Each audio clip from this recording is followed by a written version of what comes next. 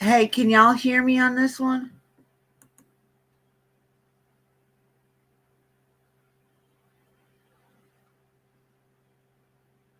Hey, can y'all hear me on this one? Obviously, I can hear myself, so I'm guessing you guys can hear me. All right, hold on. I'm sorry for that. I don't know what happened. I was trying to use my new laptop, so I'm gonna have to work on seeing why that doesn't work.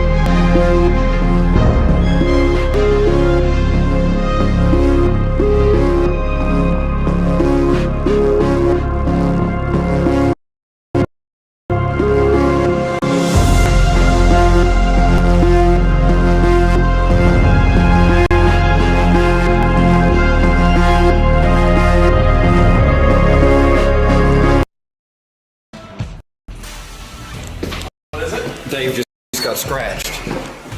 Are you okay, man?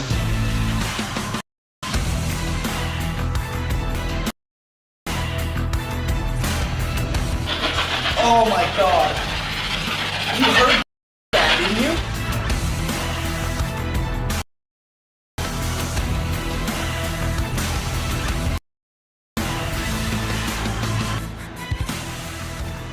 You're gonna push oppressing people. Push me. Push me down.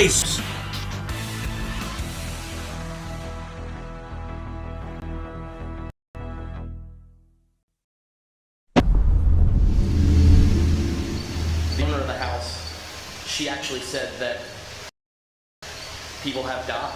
They legitimately think there's a...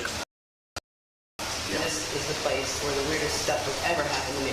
Bad stuff happens in this cabin. This cabin will try and kill you. You okay? There's scratch marks on your back. There is. Ryan, get over here, dude. You want to see this? Oh my, yeah. There's scratch marks on your back, dude. No, Is it well? With or I need the without? light. Okay. So we'll get Bring you. it. yeah. They're Is it- starting to welt. You are. Don't move, don't move, don't move. 1, 2, 3. With that, I'm just going to walk out. I'm just going to walk out of here.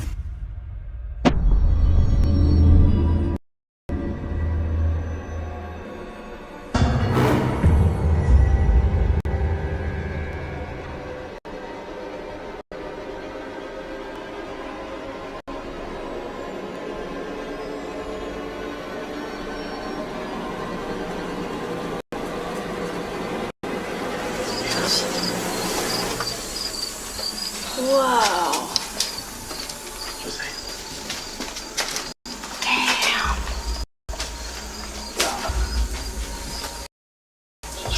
Oh my God. I did not expect this. The couch in there that they all died on. Did you see the roof in here? That was the evil room there. Yeah. Then this room. This is the room that they had all the funerals in, isn't it? Yeah.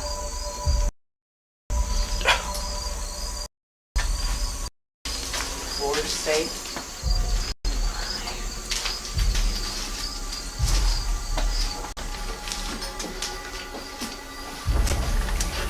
that chair. Yeah. Oh, I wish it was still the way it was.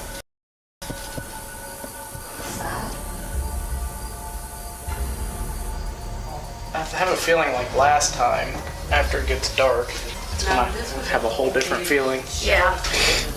Yeah, there was a lady that died in here, I believe. If I can remember that right.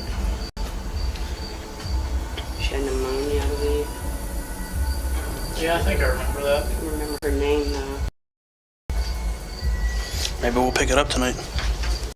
I wish this would have been in better shape for you guys. I mean, I've got this feeling in my gut, so I believe something's still here. Still yet? So we're getting ready to go into the basement here at the cabin, and so we're gonna have to actually weed eat our way there. So Jason has the weed eater and putting in the heavy work, and he's gonna be getting us over there to the basement. So you ready to get started, Jason? Hey, we're gonna do the jungle.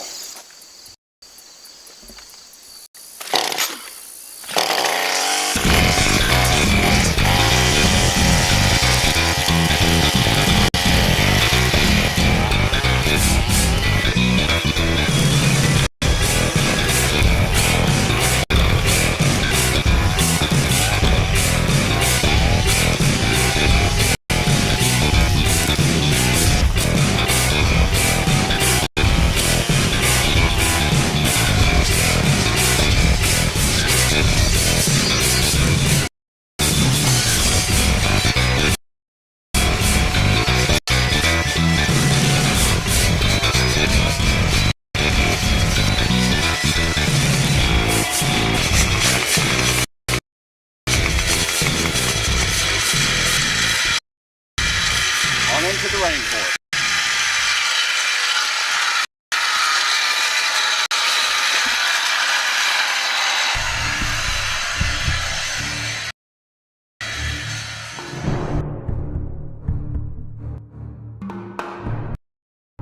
I think what we should do is from this little valley area at the cabin, walk all the way up the ridge here. If we can get some audio or video or interview or something like that from the family about all the stories and death that have happened here. Because it's been pretty crazy for them, I think, right? Yeah, I mean, there's been a lot of people who have been in this cabin here, specifically cabin, or died because they were in this cabin, they think. They think it's cursed, haunted, from what I understand. And pretty much everybody in their family that died, if they didn't die here, they had their funeral here anyway. Wow. So there's a lot of death, a lot of stuff coming through here, so I think we should go up and see if we can get them to talk a little bit about some of this stuff. Okay.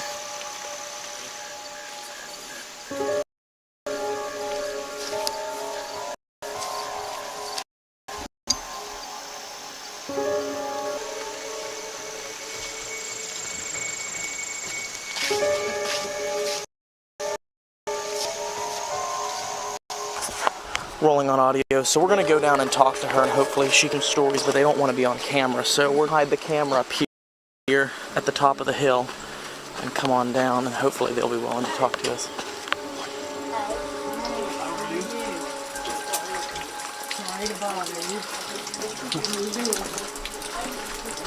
Whew.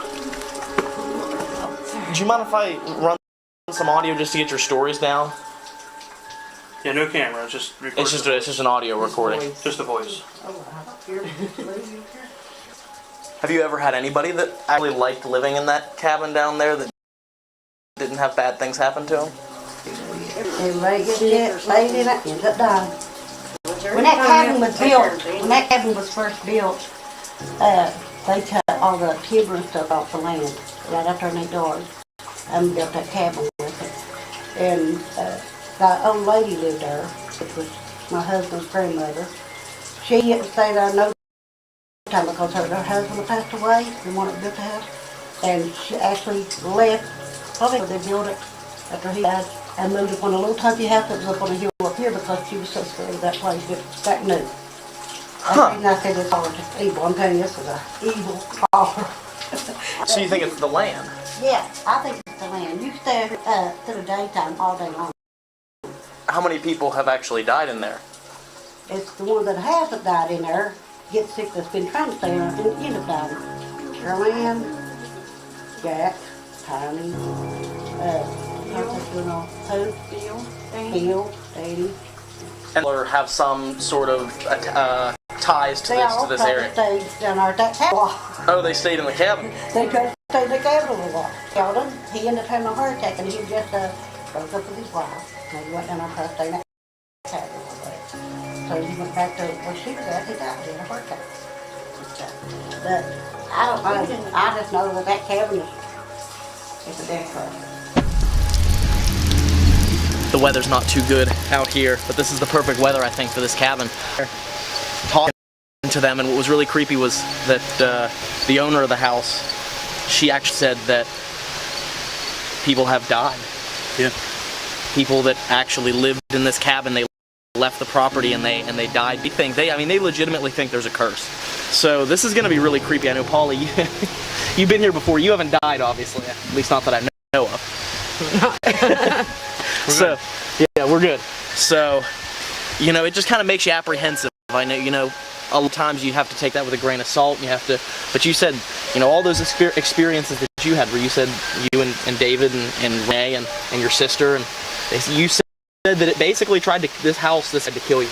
Yeah, 2 times. 2 times. So 2 nights in a row. I think we really have to be careful tonight. And It was. but yeah, Dave, I think we really should to go in there and have you all tell us what actually happened to you here, because that really, I think, would help us tonight. Absolutely. So let's head in here and see what happened. I'm ready. So this was the room that they had the funerals in, right? Yes. They would have the one guy died on the couch right over here, and the boy died of brain cancer, right? I'm not sure if I know he laid on the couch for a while, but I think that she said that he died at the hospital.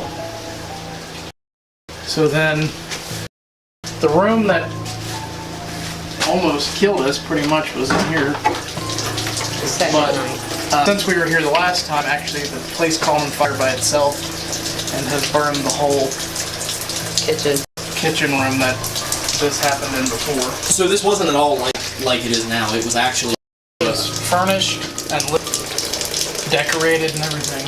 so it's really, really. I mean, you look at the condition. It's just 100% different than it was. Yeah. And the wood burner stove is over there where David is. You can see the pipe behind him where the pipe went out.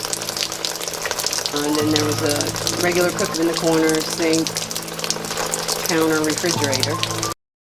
Table and chairs here, and this is where my Aunt Lucy was sitting with the dowsing rods. And she was speaking to another entity named Lucy. Well, we thought we were to do an EVP, and we were getting close to a name, and we thought the name was Lucy. We asked, "Is your name Lucy?" And then we could actually hear the shock go through the rod and into her thumb and through the rods down, and you could hear the shock, the electrical shock, on the EVP tape. And well, her name is Lucy too, my sister. Didn't she have She has little welts? scars. She has little burn scars on her thumb. So do you think there's something evil in this cabin? I do. I think that whatever was here is what burnt this kitchen. When we stayed here the second night, it was rainy. It was March. So we went out, tried to gather up some twigs and sticks to dry out on top of the wood burner, which had a rack, which was raised up off of the stove. It's a small fire in the wood stove. It wasn't even hot enough where you could put your hand on top of the stove. So we were drying up just little twigs so we could get a good fire going. So after, I don't know, 15, 20 minutes, I hear some kind of a psst, noise like that. And I'm seeing it in front of where the window was. And I look over here where the stove is, and on top of the stove where the little twigs were, a white just shoots out of the sticks, shoots out a little bit, and then like a fire extinguisher, smoke filled up this whole entire room in like 4 seconds. We all panicked. We ran and opened the door. You know, we thought we were going to die of smoke and inhalation, and then within 5 seconds the whole room cleared. Okay. Just trying to, you think, scare you out of the cabin? Right. So then later that night, because we planned on sleeping in this room because the previous night we were probably going to try to be killed in the living room, but we were going to lay down and go to sleep in here. We had a small fire in the wood stove. Everybody had to go to the bathroom, so we all got up to go together. We weren't going to be in here alone anywhere. We closed the inside heavy metal door of the wood stove after we threw the 2 sticks in, shut the outside door, and we went to the bathroom. There were 5 of us, so it took what? A couple minutes, 5 minutes, 10 minutes. We come back in here to the kitchen. The outside door of the stove is open, the inside door of the stove is open, and there's smoke coming out into that, filling up with real smoke. And that was one of those stoves where the door locked. Right. Like you latched it in. Shut it and the handle goes down and locks. So, Oh, sorry. Okay. we were just doing Polly's interview, and you came in and heard a story. What was it? Throughout the interview, I started thinking of ideas where to set up proximity meters and stuff like that, just try to plan ahead. And at one point, I thought, oh, putting the K2 meter would be a good idea, putting on the back of that couch, which left of that counter in the middle of the kitchen. But there was a soft orange glow around it, and I had seen that the REM pod had already been placed on the couch. And before I knew it, there was this older man about my height, real thin face, little to no hair. I couldn't make it out. And he kind of put his hands on the back of the couch and then looked at me and had a very, very devious, maybe malevolent smile. I can't make out what exactly the smile meant. I just felt very, very uncomfortable. I actually left. His eyes were just solid black. And he was talking to me, but I couldn't make out what he was saying. But the voice was very, very deep. Had kind of a... Here, let's go see what is going on out here. What's going on? I don't know. People are shooting guns.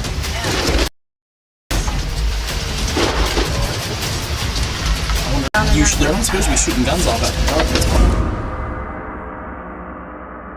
About 8 years ago, David, Renee, and I, and another friend, Josie, came down to stay again night. First night we came, the old man, owner then, he was in here, he wouldn't let us in. So we had to stay out in the tent. And so he just started screaming and yelling and screaming and yelling. And then something was screaming and yelling back. It was just a horrible sound. We thought, okay, the TV, very loud. Thought, okay, we're not going to get any sleep. We're going to have to hear this all night. And then stopped after about 2 hours of the screaming. We went next morning. He comes out. He says sorry, wouldn't let you in. And then David took him home. We can in here to set up for the next night. Look around. There's no TV, no radio, no electronics of any sort or anything at all that could have been that loud, and it's pretty weird. Yeah.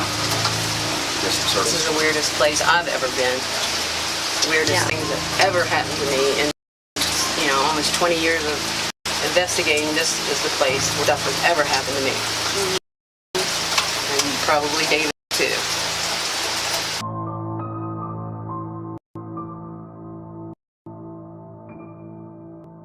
I think one thing that is very important for us, how Polly was in there and she was talking about how bad stuff, the grandfather, bad stuff starts happening in the basement.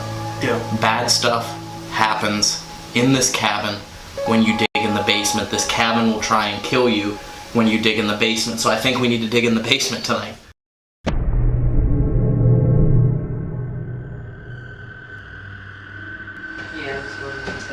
So they got the REM pod right there on the bed, and then the camera's over there, of course. And let's see, look at this can so we don't step on it. And basically, it gets everywhere from the door over to just the very edge of this door, more or less. So we are just getting started. We got down to the basement here, the cursed cabin in Logan, West Virginia. And one thing that they told us is that... There's spiders. You alright? What is it? I can't do it here. What's the matter, There's dude? something huge on the wall over there. This is what we go through. I don't do bugs. Wow, that thing's huge, man. It's all good. I don't like doing alert snakes. I've been fortunate this trip.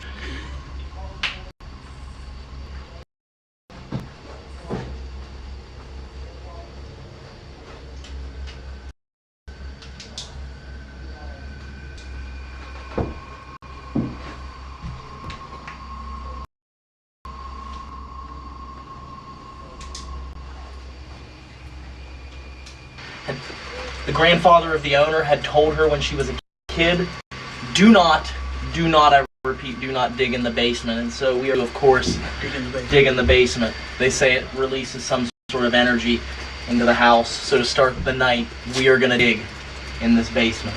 So Unfortunately, we don't have a shovel, but we have. we have a machete. We come prepared for PQ.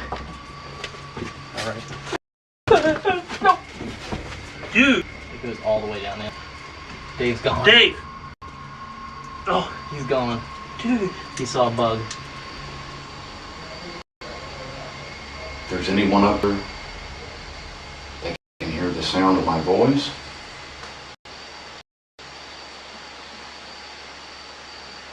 my name is Jason. This is my friend Polly and Renee. Our friends Steve, Dave, and Ryan are downstairs.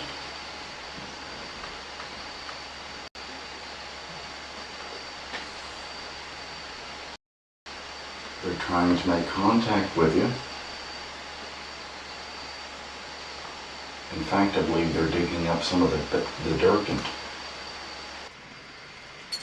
But I'm stating one thing.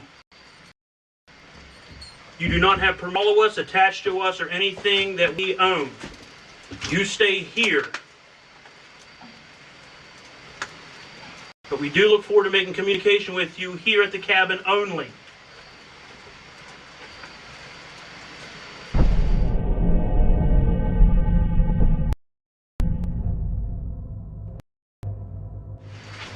About us digging in the basement down here.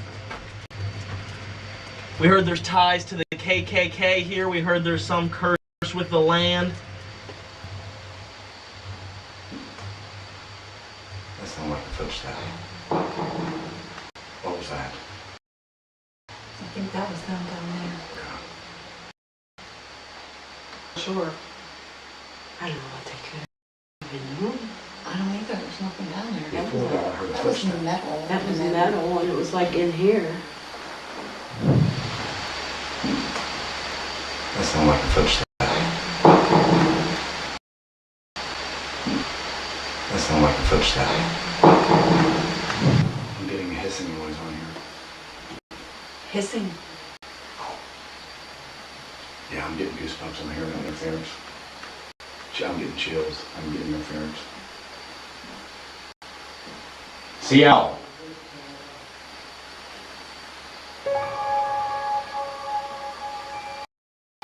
There's the hole that I dug with my hands. You can see it's a decently deep hole, just a couple feet with my fingertips. Hoping that's gonna be enough to stir something up here. Leave this running for a few down here, along with the recorder, and see if anything will happen. Bad stuff happens in this cabin when you dig in the basement. This cabin will try and kill you when you dig in the basement.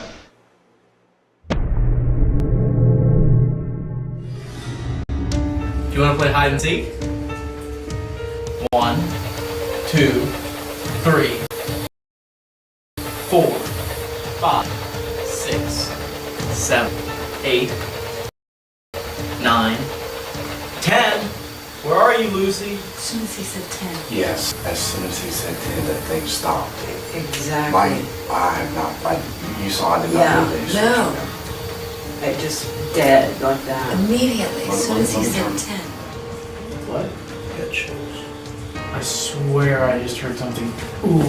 What? I swear I just heard a whisper that said, "I'm right behind you." No. I swear. Because there's scratch marks on your back. Up here? Yeah. You're Brian, get over here, dude. You want to see this? Are you? There's scratch marks on your back, dude. You know, that, like I said, that shakes, yeah, it shakes me up a little bit. I'll be completely honest, that shakes me up a little bit. Sometimes I wonder how crazy this actually can get. Because I'm here in a house, in a cabin that people have reportedly died from paranormal activity or the end are here, and I'm seriously sitting down here in the basement by myself saying "F you" directly to its face.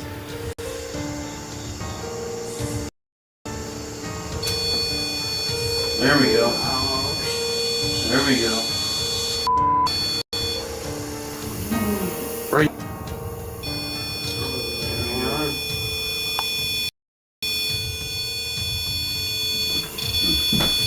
Back up now!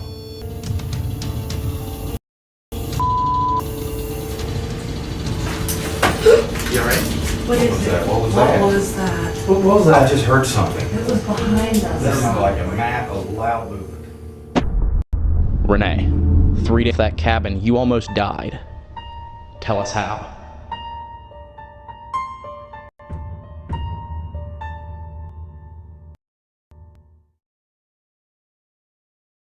The hole that was dug is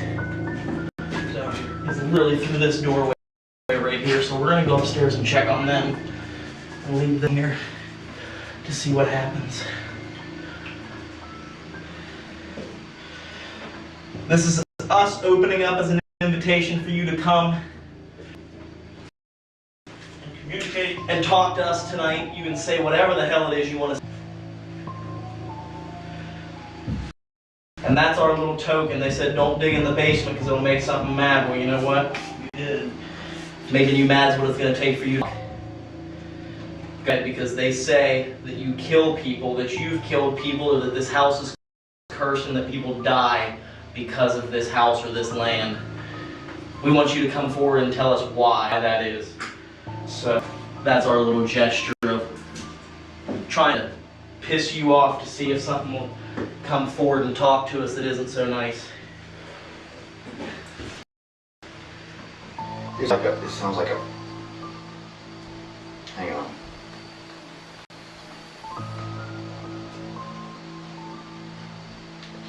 I swear it sounds like a kid on here talking. Really? Let me see here. See if you can hear this.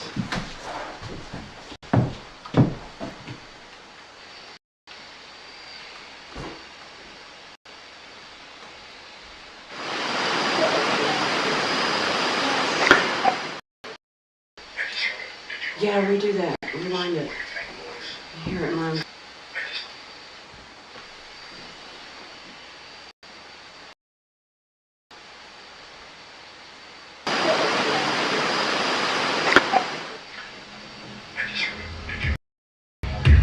I said something's like you better get out.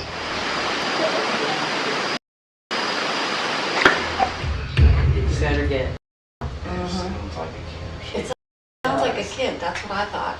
That's what I was a kid. Okay, that's a little weird.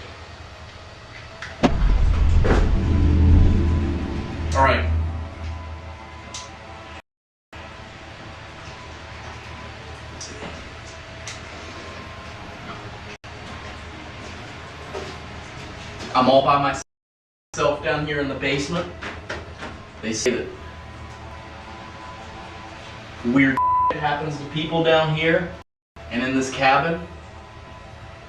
Opening myself up to you for you to do the weirdest thing possible. This is gonna be my home. I don't know if you know that. I'm moving in. Does that make you mad?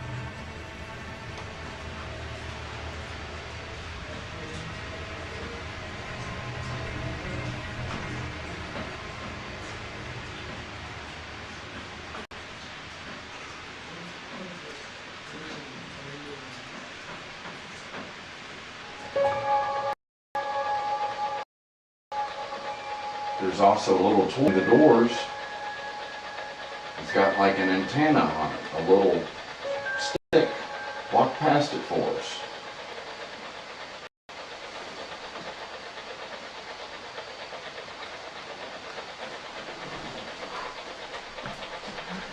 You okay? What happened?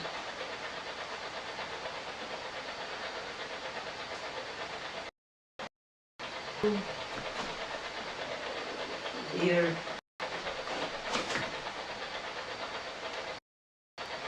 touch or bed, Yeah. right on, Oh, my. like this.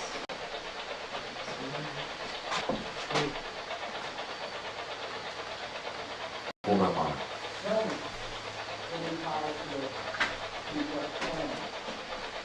I felt it move.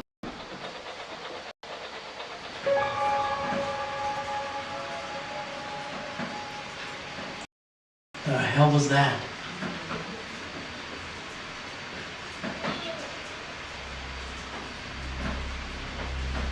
Yelling outside.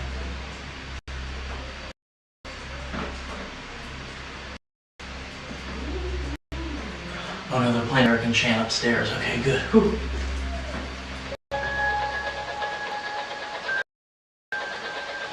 Really cold.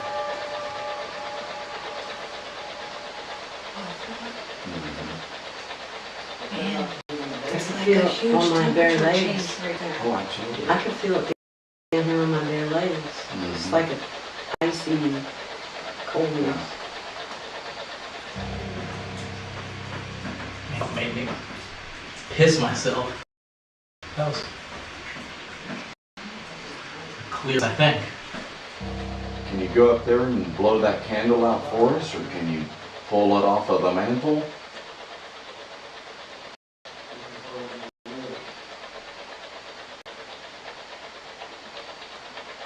Your chance to do something to me. Everybody outside, upstairs.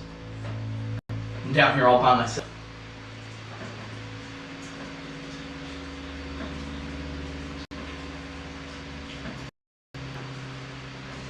And I'm standing right here in front of you saying for the Ku Klux Klan, then you.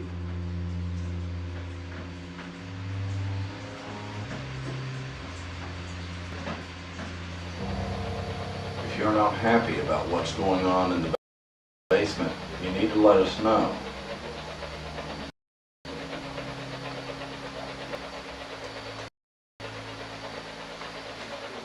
And we can stop it.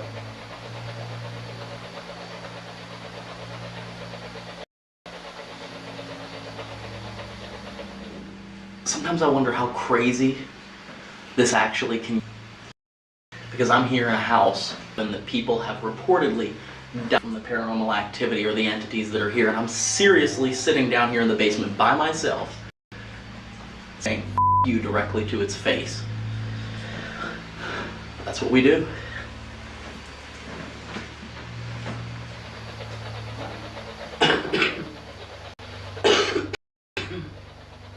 Just for the record, Steve and David just went back down basement.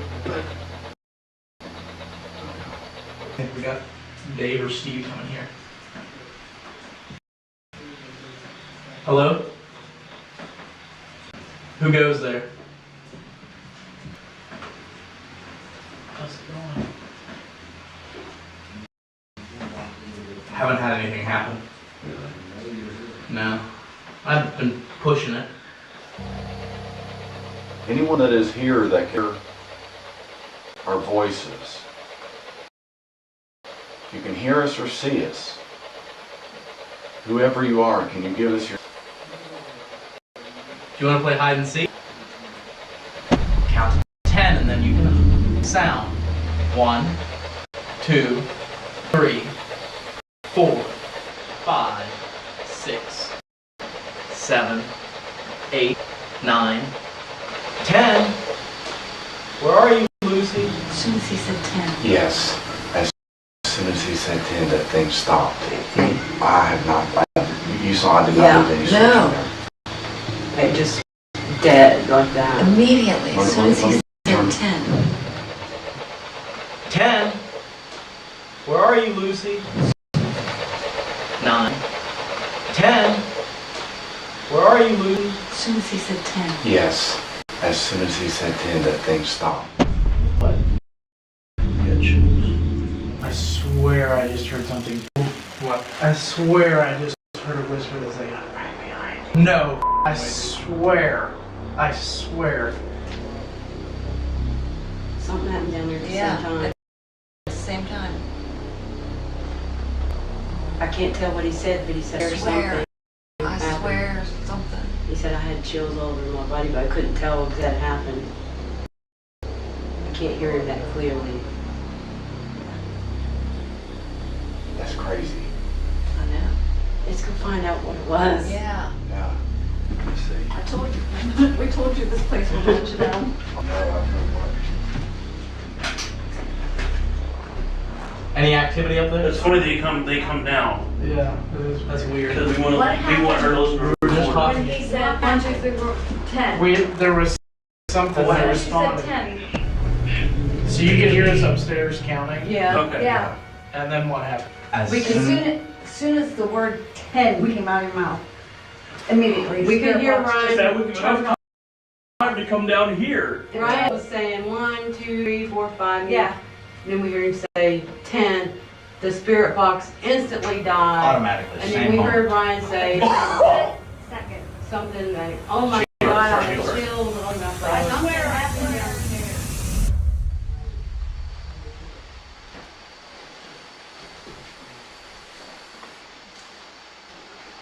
Sit in the doorway. Heard that scooching sound.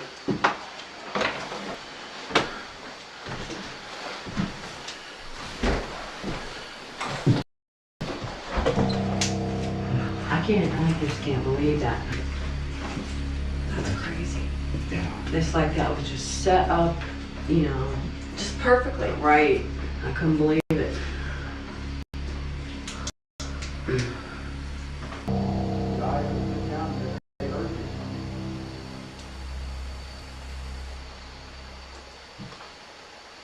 What was that? There's gotta be a drip right there. I heard a footstep. I heard that snap sound, but I heard like. Was that the kid like out there?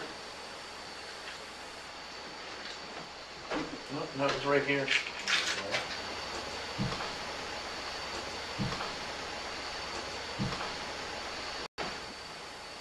We just want to make communication. You're That's not all. in trouble. No, not at all.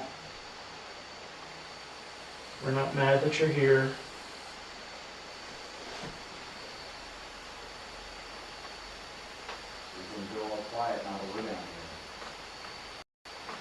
To be honest, I'm kind of jealous that you have such an amazing view of the hillside in the country. Did he kill you?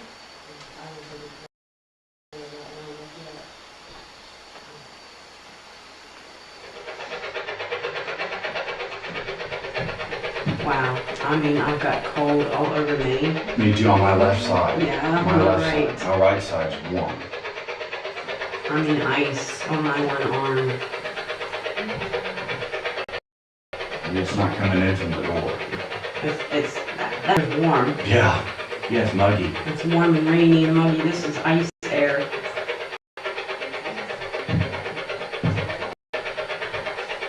Whatever you are, you just stay away from me. Go over to Jason, he's got that. This is a radio in my left hand.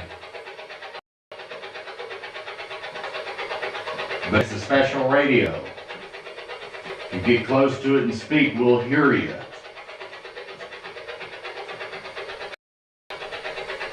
What is your name?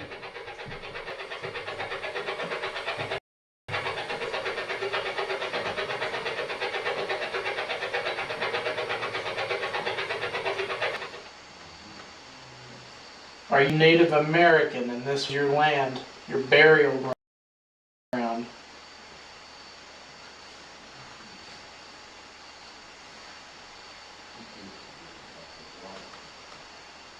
I kind of chill a little bit. My legs and my arms. Do you? Yeah. What about you, Ron? So you doing something? You just fixing your watch? Fixing my watch. No, I'm itching all over from the 80,000 mosquito bites that I have all over my body. Gotcha. So I'm just scratching my arms. Are you Cherokee? Are you from the Cherokee tribe?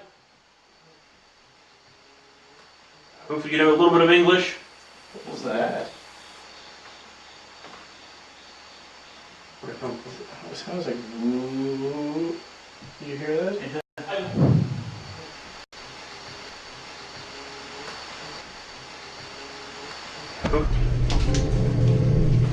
Need some help? Oh, What's that? up upstairs. No, when you were here, I thought I heard like mumbling behind you. Me? Yeah. Like, Oh, wow. I didn't hear it. Seems like chill factor. Like static.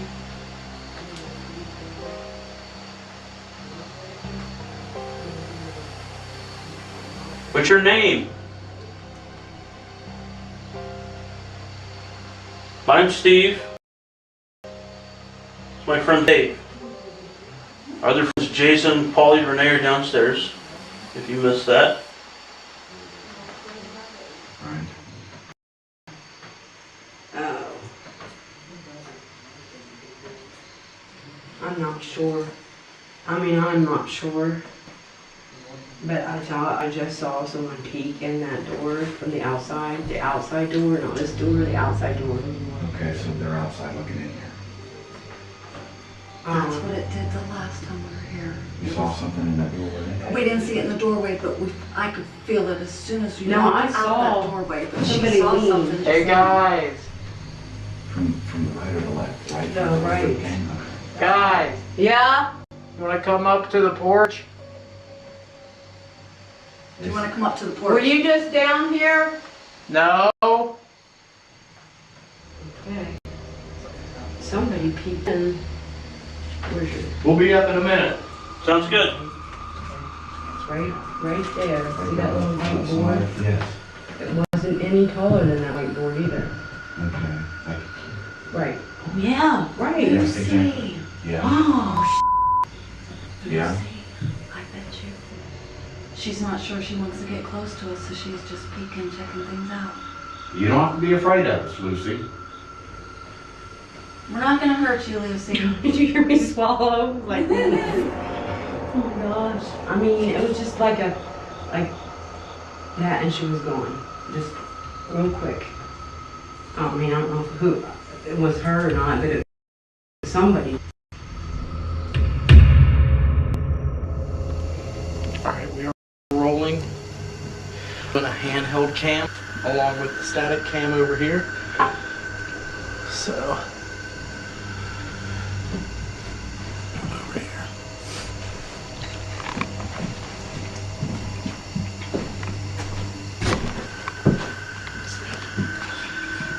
Shoot through into here.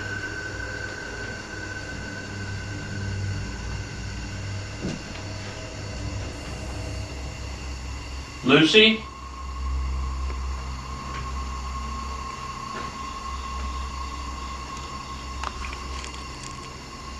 Lucy? Can you come up here?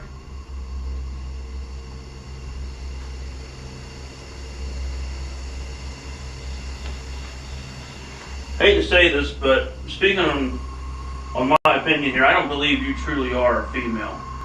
And I don't believe you really real name was Lucy.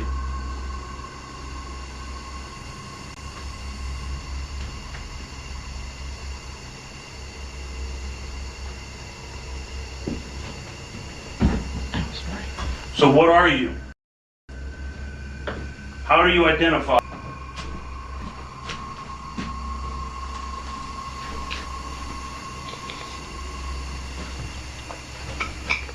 You can shout out your name. We might hear you, we might not.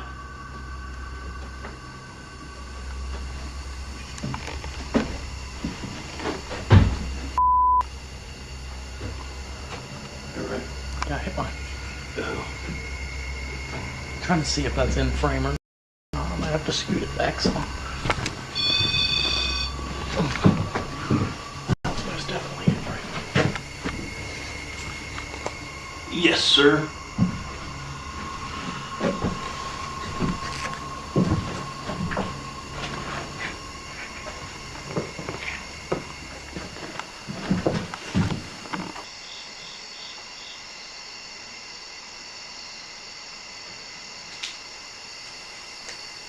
What's that? You hear that? What was it? Ryan, over here in the corner. I didn't hear anything from it. It's over here, dude. I can't see. Get a flashlight.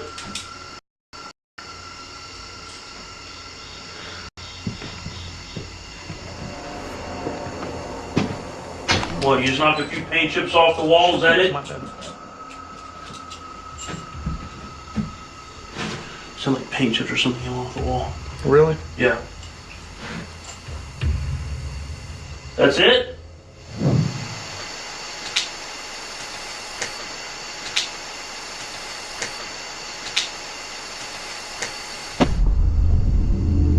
A few paint chips.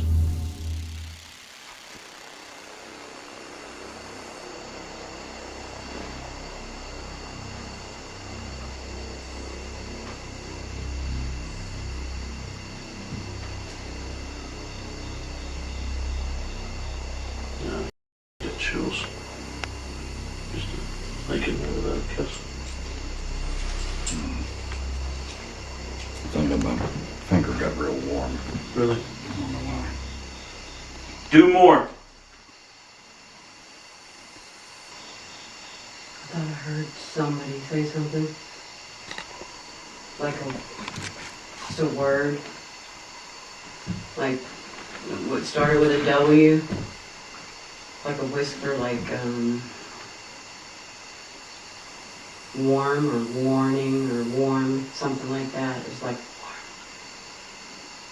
Why is it that you kill the people?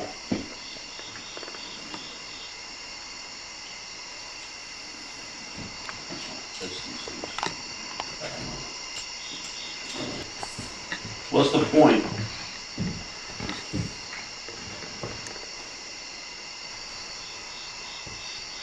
I can't walk in this room. That's weird, isn't it? Floor. Yeah.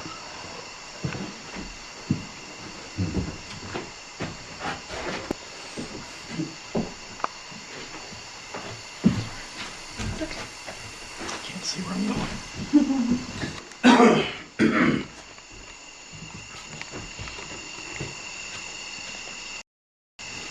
We can have all of our equipment set up. Hey, Rod, what do you think about that fire that happened in the kitchen? I think it's pretty crazy. Yeah. They say they think someone started it, but I don't know. There's no electricity hooked up here, so it couldn't possibly have been that. You know what I think?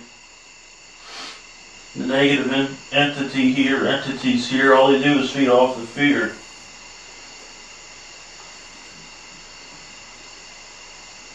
That's your energy. That's your foothold. Well, you're not getting it out of us. You can startle us, that's fine. We know you're here. You need to give us a sign of your presence. We've been hearing you earlier.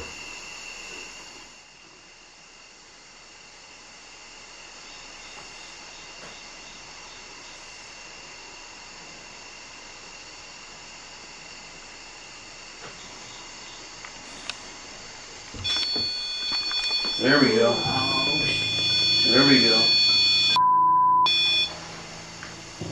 Now you figured out how to use it.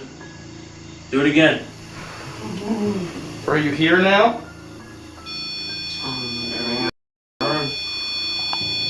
Make it hit second light. Grab a hold of that antenna. I think I just saw a light across that wall in there. Really? Yeah, that's where I did, right behind you, Ryan. Is that what it was? Come on. Grab a hold of that and use all your energy. That's it, come on. This gives me an uncomfortable feeling, to be honest with you. Yeah, chill.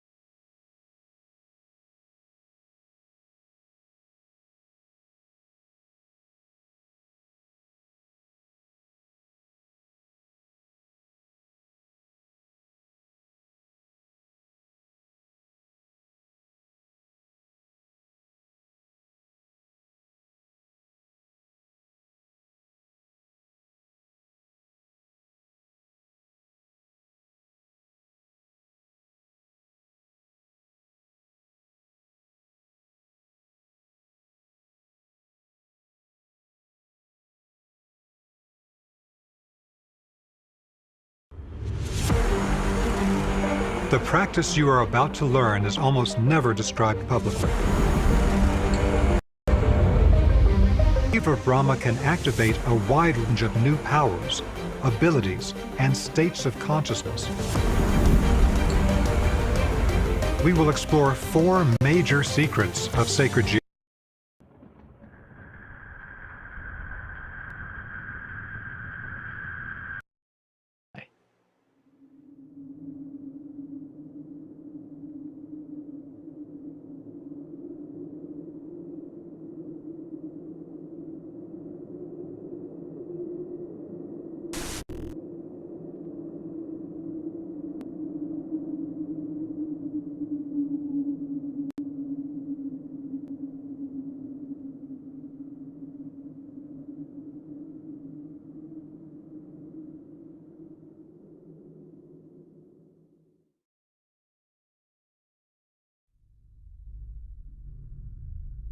When you walk in this house, you're bombarded with pain, agony, depression, defeat.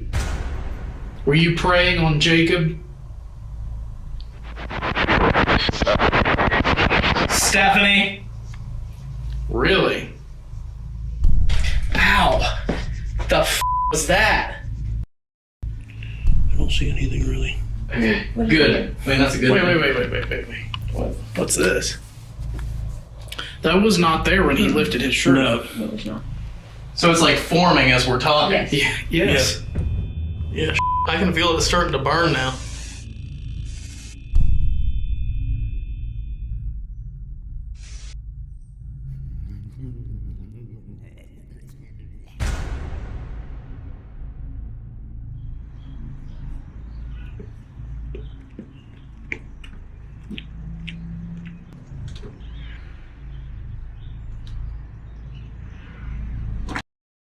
A friend of mine named Jeanette, she called me and said, I have somebody here that I think you need to talk to.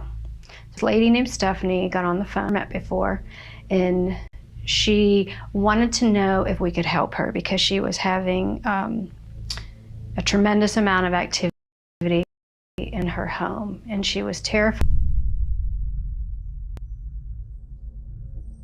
Tell me a little bit about what you've been experiencing inside the house. Okay, you see people. Things happen, dishes move, they move things around here. You hear them. They make, inside of your head, they make you know what's going on. You know what I mean? Like, so, creature man is left with my ex-boyfriend. The creature man, for some reason, self to him, crazy. My brother became suicidal in here just last night. He's only 2 months. Happy kid. He's overwhelmed with depression. There's a lot of sadness in here. Everybody's sad. There's a lot of depression in here. What exactly do you think is causing the activity in here? Do you have any idea? Have you seen anything that leads you to believe what might be happening? I've seen a lot of things, so it's hard to distinguish sometimes what's real and what's not, because they make you see things, they make you hear things, they tell you things inside of your head where you're talking to yourself, and you'll find yourself, you'll answer out loud to their questions. When exactly did you notice that stuff started to happen? The first week, I moved in here April 1st of 2020. The first week I was here, I seen the man in the basement with the boots. The man in the basement, he has a long beard, and he was just all black with these, all I noticed was these boots. Super huge boots, like old time boots. He caught me out of my peripheral vision, and I seen him, and he was just gone. The lady that's in here, she will be in this room. The kitchen is her area. If you don't like who's in the kitchen, pans are moving, plates are moving, things break. So you've had things actually fly around? Absolutely. The cast iron pan in the drain tray fell off, nicked the wall, went straight down. In the kitchen over there? In the kitchen. And have you ever felt like when stuff flies around that it's actually flying at you? Yes. Like something actually is throwing it at you? Mm-hmm. So you think whoever is here might be angry with you? The fact that you're here? I think they're angry with anybody who's here. Nobody's been able to live here longer than a year without something tragic or drastic happening, like going insane, and the man that used to live here beat his woman almost to death. Oh my God.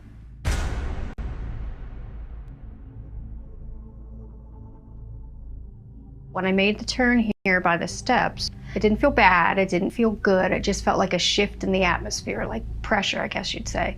And I had my K2 with me, and the K2 indicated high readings.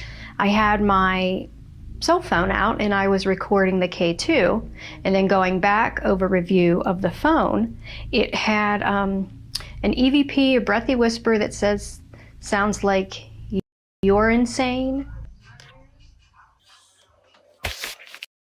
Meet Philo TV, the $25 a month way to bring friends, and with 70 plus channels of live and on-demand TV, there's something for everyone. So you can spend less on your TV bill and focus on more important things, like watching your favorite laugh till you cry sitcoms. Why are you laughing? Because my dream is dead. Finally, an edge-of-your-seat thriller, warning the characters to watch out, or squeezing in one late-night snack before bedtime.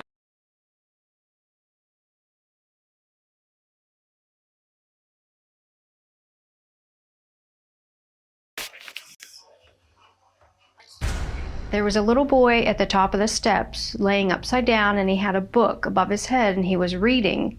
And it almost sounds like after the EVP, the little boy says the same thing.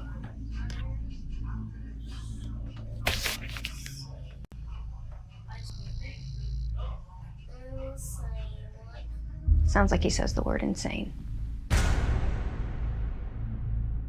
When you walk in this house, there's so much pressure. It's just like, you're bombarded with pain, agony, depression, defeat. It's overwhelming. Like my brother, like for some reason, like yesterday, when he was doing his suicide bit, he was like, I don't know what's wrong with me. I don't know why I feel this way. I don't know why. That they try to, put it onto me, because I'm the one that they mess with the most. I'm the one who sees the most in here. There's things, but in here they don't. You can go from being the happiest person in the world to like, I can't do this no more. And when you can't figure out why you can't do it no more. It's just telling you you're not happy and maybe you should end it. When did you decide that enough was enough and that you were going to leave? When Demetrius left, when I saw a man crawling up the stairs, he took my breath away. I just grabbed my ex-boyfriend Demetrius, and I couldn't get no words out. I just grabbed him. I woke him up out of a sleep. He seen him, I seen him. He looked back at us, the guy on the steps, and just was gone. Describe him to me. How was he crawling? He looked like a wet log, is what he looked like. And all I can remember is it looked like branches, just like this. And he was crawling up the steps. And when he got to the top steps, his hands was out like this, and he was just down like this. That doesn't sound like it is anything human. I mean, it didn't look human. wasn't. No, it wasn't human. And it's so crazy because he was black, but you could see the eyes, the white of the eyes.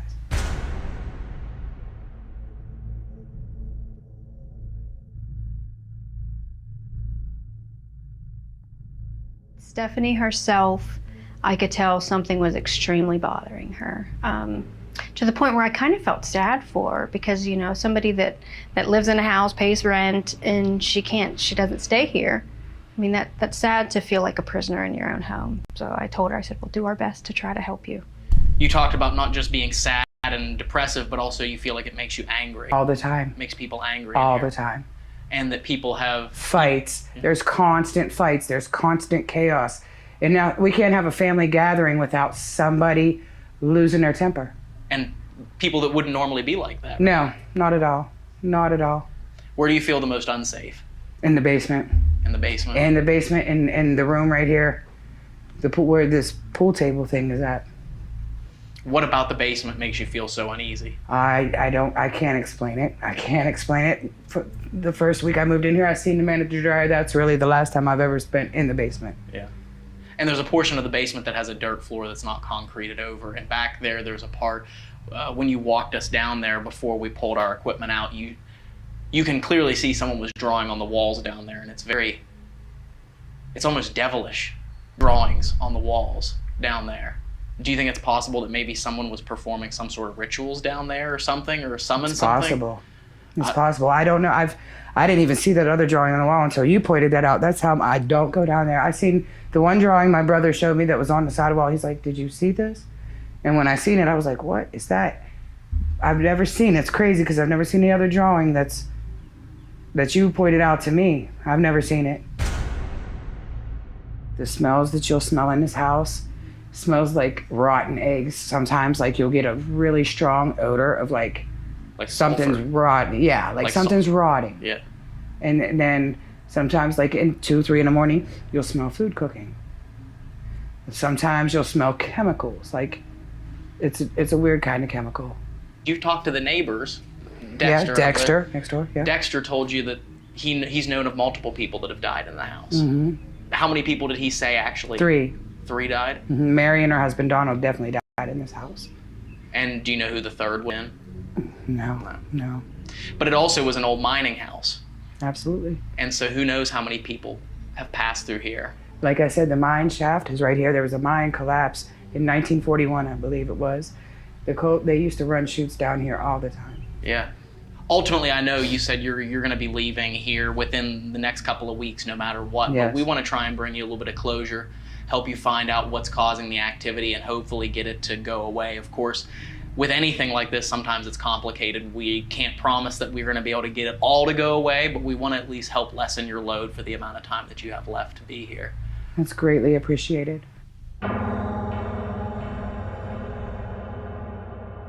Okay, so we're here at a private residence in Etnaville, Ohio, just outside of Martins Ferry. And it's myself, Ryan, and we've got Pam right over here.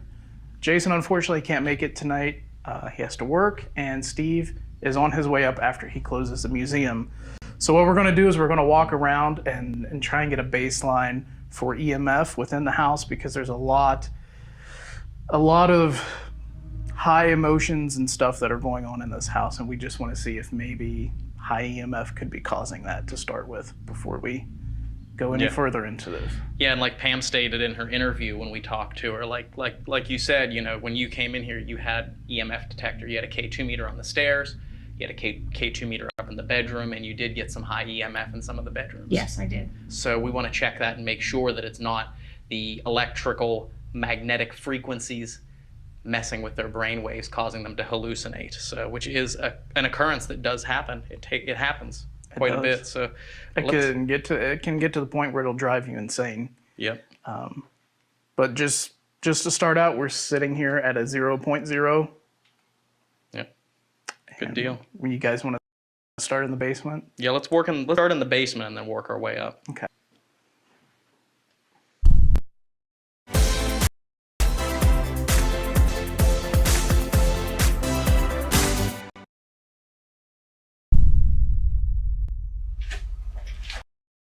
Now, when I came down here the first time to meet her initially, I got no EMF readings around the hot water tank. Okay. No.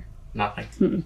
I'm gonna walk over to the panel box here and see what kind of a reading gives. Now that I did not go near. 8.1, 7. And that's outside the box, but that's the closest to the source where the electricity enters the house. 18. 18, there you go. 2.0. Okay. So back up. But once you're standing right there, what do you get? It's readjust to a 0. To a 0 out here. Okay. So, which is what it should be. Which that, makes sense. So we'll walk back in here, and when on earlier, we noticed there's an old filled-in well, but you never know, that could play into some of this. Yeah, and that's right down here on the floor. Furnace. And the other thing that bothers her is that back there behind Dave. The painting, yeah. She is really bothered by, and actually when after I sat down and interviewed Stephanie, came back down here again without any cameras just to talk privately. And she actually said that the eyes of that painting remind her of the eyes of that figure that was crawling up the stairs at her. Well, strange enough, when I came over here, it bumped up to a 0.3, and then it went back out. Oh, that's weird. So you got an EMF spike right there by that painting. Right by its face. There, I think. That was strange. But then over here behind Pam, there's another one. Ew. Nothing. Nothing? Mm-mm.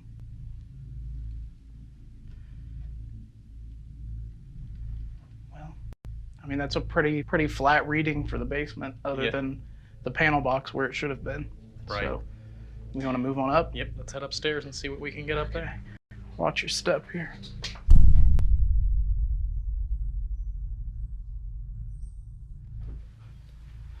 So this would be right around where that panel box is down there. Did you hear that? We're getting nothing. Did you hear that? Yeah, what was that? In the basement. The basement?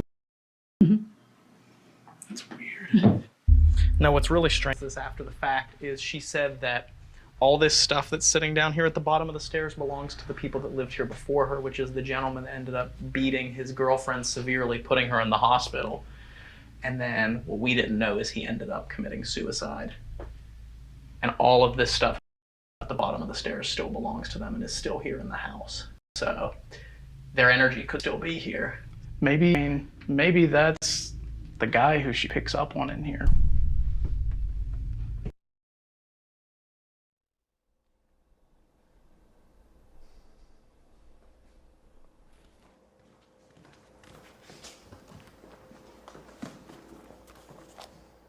Scene 1, take 1, marker.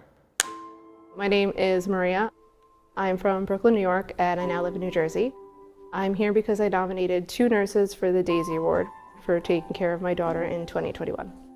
I had a complicated pregnancy. I gave birth to twin girls very prematurely. One of them that passed. The other one, Sophia, has a congenital heart defect. So again, this is where a few days ago, Pam did an initial sweep through the house, and she had high readings here on the steps.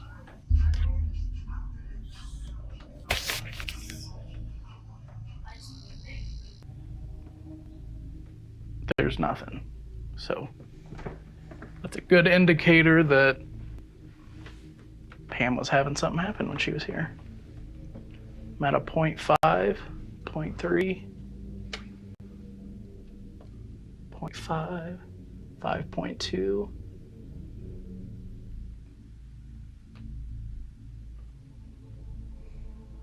$12. Really?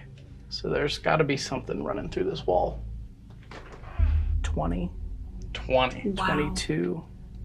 So there's definitely something in this wall here that's...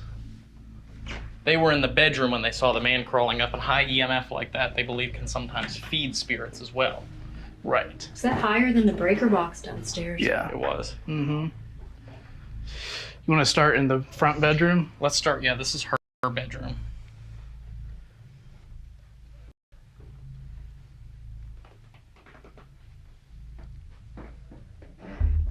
Nothing off any of this.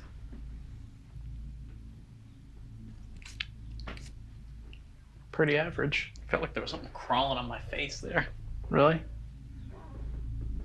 Or something touching my face.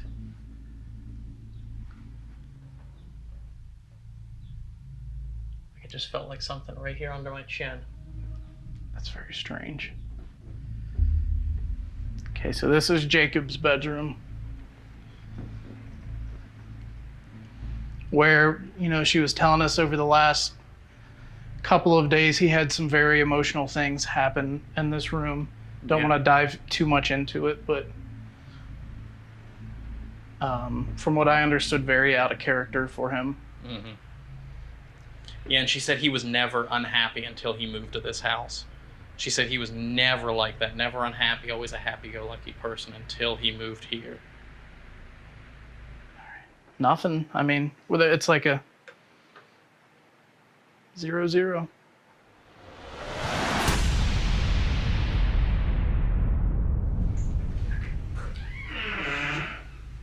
Got everything you need? My wallet's in the car.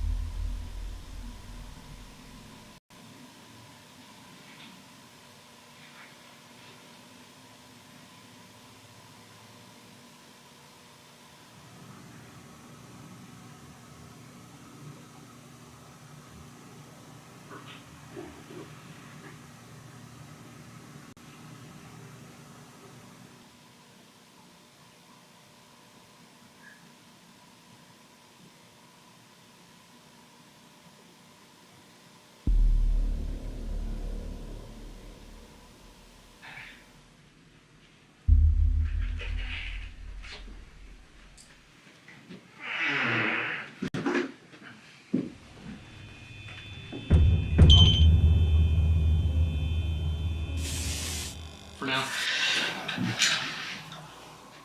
Wasn't me. I was setting up the SLS camera for us to take it upstairs and do a sweep with it, and we heard it. It was a loud, loud bang upstairs.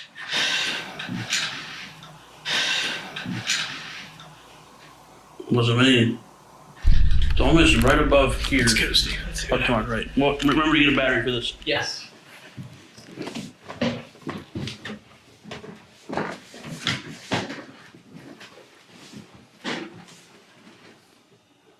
Who's up here making noise?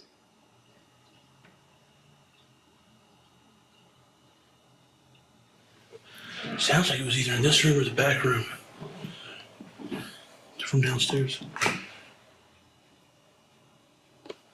Nothing here on the floor that looks out of place. Stephanie told me that you can't stand me.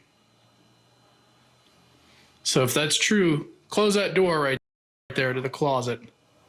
Man, Close it. I got pain right in my stomach.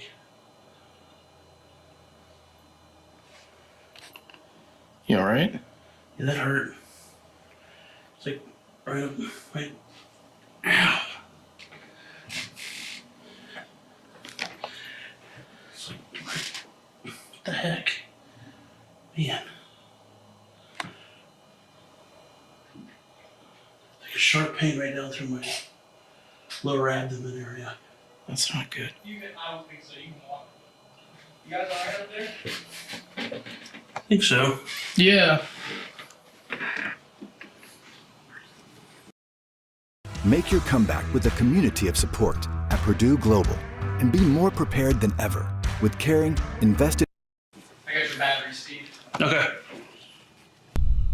He's causing all the activity up here, making everyone feel uncomfortable.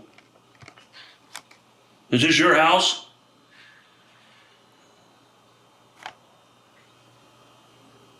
You say someone likes to crawl up the steps? Yeah.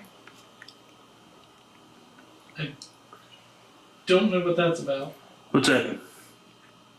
She calls it the creature man. Is that what she refers to, the creature man? She calls it the creature man. I panned over here towards the... That was like full on coming at me, like full screen, like the full screen was mapping as a stick figure. That's strange. Yeah. Right when we said creature man? Right when you started talking about the creature man. You say someone likes to crawl up the steps? Yeah. I don't know what that's about. What's that?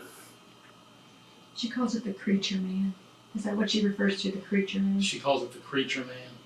And she said it was giant, had long hands and fingers. I've got pins and needles right now. And it's hot in this house. Like, I feel chills right now. Yeah. In this doorway. Come on, make yourself known. Who is or what is the creature man? Who crawls up these steps?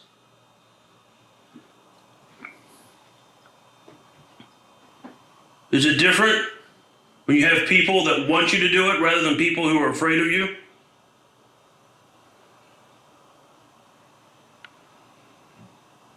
What was that? What was that? What was that? It's not the furnace pumping the air conditioner's off. There's nothing running in this house. Mm-mm.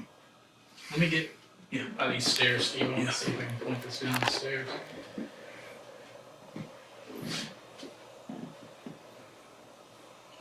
All right, we're standing at the top now.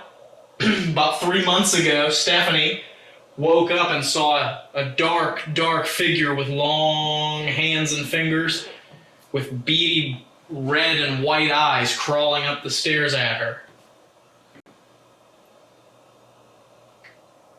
Can you show yourself on these stairs for us?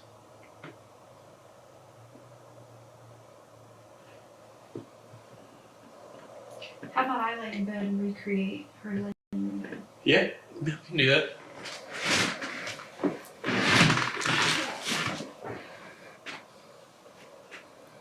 Can you show yourself to me like you did Stephanie, coming up the stairs? Whoa. You got something? Something mapped right down here on the stairs. Come on, get up here! Well, that was weird. I got chills because I did not move the camera at all, and that figure just popped up there. Can you show yourself to me like you did Stephanie, coming up the stairs?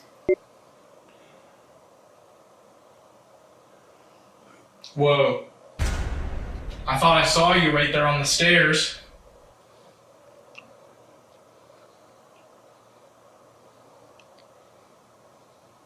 Can you walk out towards us so we can see you?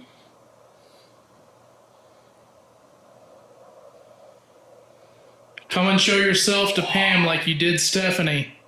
What was that? Did you hear that? Yeah. That was you guys? on the stairs right in front of me. So I heard out of my left ear. That was creepy. That wasn't you guys? No. No, it was like a growl. Yes, I heard that. That wasn't you? No, it was on the stairs right in front of me. Come and show yourself to Pam like you did Stephanie. Come and show yourself to Pam like you did Stephanie. What was that? Did you hear that? Yeah. Ooh, that gave me chills. Yeah, pins and needles, dude. That was weird. How much more can you do? I want to ask you or whoever it was just a little bit ago, something caused very sharp pains in my lower abdomen area. Who did that?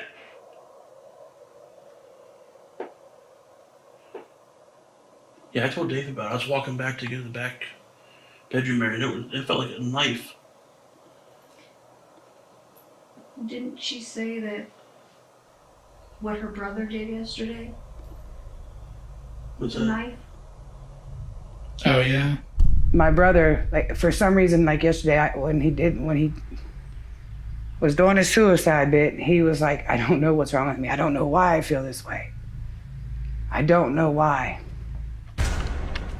Was that you that we heard growl a couple minutes ago?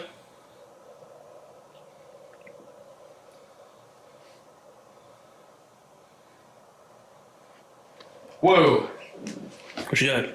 On the stairs. It just disappeared. Are you coming up towards us? Do you mean to do us harm? Do you mean to do Stephanie harm? Do you mean to do Jacob harm?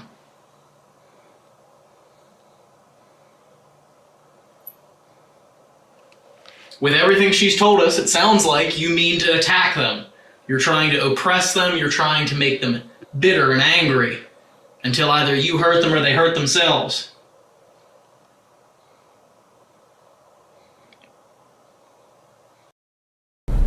This isn't the place, but we do need to talk. They will fight you. They will fight dirty. Is there any other way? This is a declaration of war. We're already at war. Yellowstone. Catch up on demand.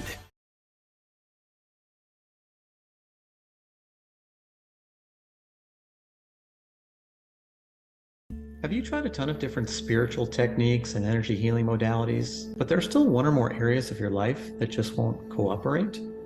Are you stuck with regards to your health, relationships, financial life, your purpose alignment and access to your gifts?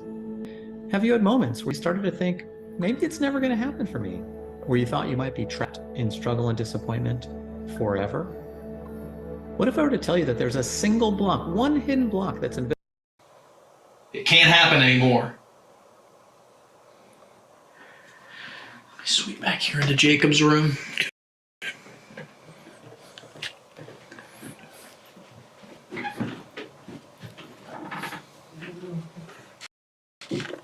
What was that?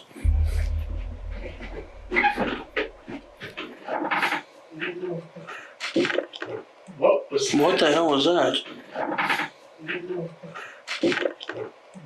What the hell was that? Sounded pretty eerie, didn't it? It did.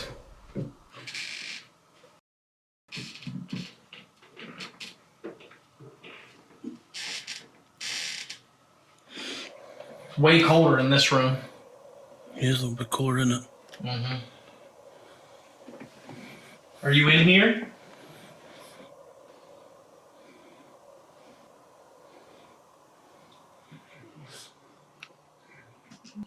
Whoa, what was that? Something just moved right Just there. walk around in a circle. Just... Can you step over that a little bit? Something on that mattress just moved. Yeah. Just wanted to make sure. Yep. Guys. Yeah. Did you hear me? Yeah. Something on this mattress, on this air mattress, just moved in here. I'm gonna walk down. Steve's camera would have had to have picked up that Oh, it was sound. loud. Like there was echo to it. Yeah.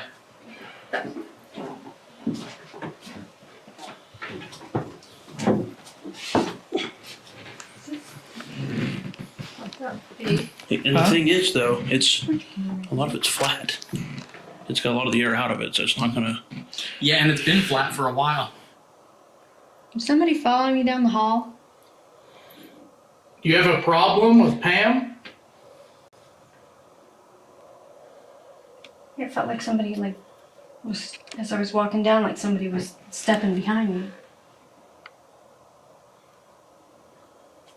And then we heard that noise. If you don't want us in this house, close the door to that bedroom. And we'll leave.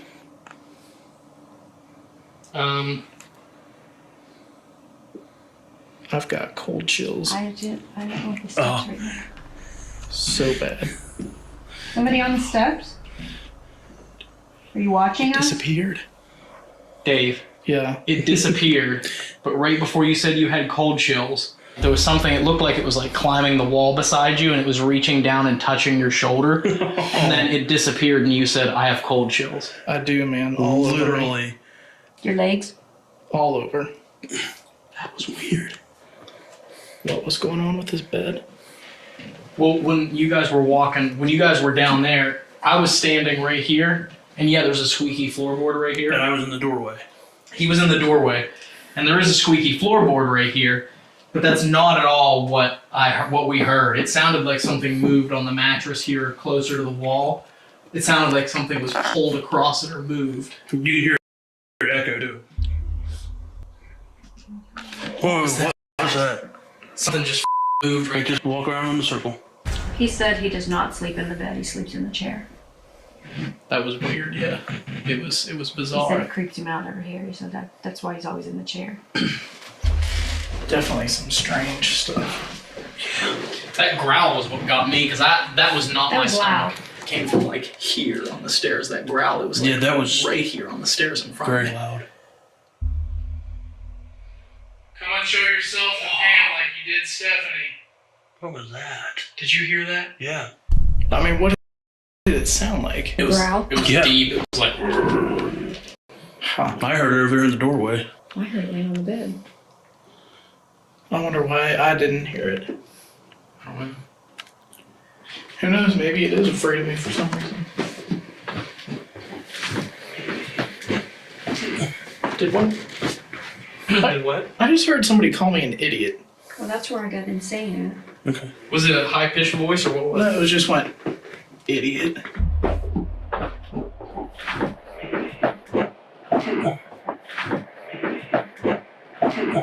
Did one? Did what? I just heard somebody call me an idiot. I'll have to listen back to that audio. Very bizarre. Yeah, I'm right here. Yeah, and if Two anything, cameras right here should have picked it up.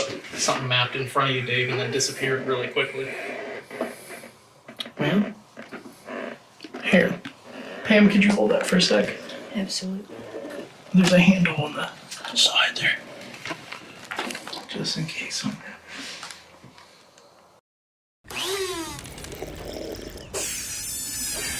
Those empty calories just leave you feeling empty. This summer, treat yourself to the Extreme Watermelon Smoothie, made with a watermelon juice blend, coconut water, and sweetened strawberries. Only at Smoothie King. Okay, so earlier Stephanie said that you were telling her to her face that you didn't like me and that you were standing behind me saying that you didn't like me. And then I heard somebody call me an idiot. Was that you? Dave, Yes. I want to say this just for the record. It's something I've been thinking about for the past about 5-10 minutes. Mhm. Whatever that doesn't like Dave, I really feel him doing a solo at some point tonight in here. Yeah. Whatever it is that doesn't like Dave might come out when it's only him. Yeah, it could be. You okay? Smelling like a foul odor. Like I had chills. My legs. like that sulfur smell that you get. The smells that you'll smell in this house, Smells like rotten eggs. Sometimes like you'll get a really strong odor of like something's sulfur. rotten. Yeah, like something's rotting. Yeah. She literally told me, Dave, you weren't even in the room, but because when we filmed that interview, for 95% of it, it was just Stephanie and I. I was rolling on the cameras, they were on tripods. Dave was walking around the house taking pictures. He didn't hear that. She told me that on the interview, that she gets that a lot in here. She told me on the phone too. She gets sulfur smells, she gets foul smells in here. That's not good. Really? Yeah. That's not good at all. All right, so I am now down in the basement by myself. The guys are upstairs getting ready to turn their cameras on. They're getting set, getting ready. We're gonna try an experiment here. We always do the Estes method, which is where I'm gonna listen to the spirit box through a set of headphones and then call out the answers to questions that are asked around me. But this time I'm gonna be by myself down here in the basement while the guys are upstairs on the floor above asking the questions. So what I'll do when I hear a response, I'll yell it out to them so that they can hear me upstairs, hopefully hearing the answers to the questions being asked. And then at that point, I'm going to actually be recording the spirit box as it's coming into my headphones so that you all at home can hear what I'm hearing in the moment. So if I hear a voice and I call it out, you know I'm not lying. You know I heard it because it's going to be captured on the recorder for you all to hear. But hopefully we're going to be able to use this as a way to come in contact with some of the negative energies that I believe originate in this basement. So here they come. We're coming down to start recording. They're going to sync up the cameras for upstairs, and then we're going to get going. All right, here we go. Ready? Sync up all the cameras. And got it. That camera got it. Okay. Sure. All right. Well, we'll leave you to it there, Mr. Ryan. Yes, okay, so they're headed back upstairs now that the cameras are synced up.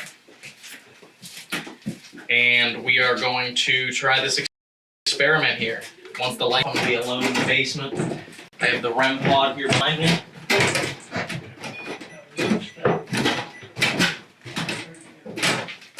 Of course, most of the time I'm going to have my eyes closed, so even I won't know when that goes off. Ready? Okay. Gotcha. All right, I'm getting ready to start sweeping. And I'm sweeping. Which entity is in the house? Go down and talk to Ryan.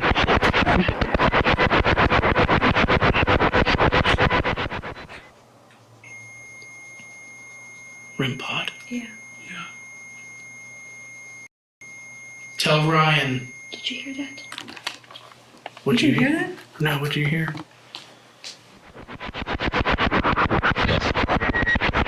Yes.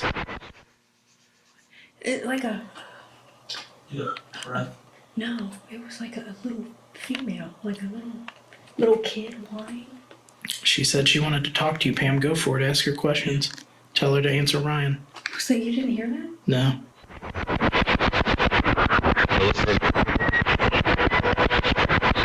Closer. Are you wanting to talk to Pam? Pam's right over here.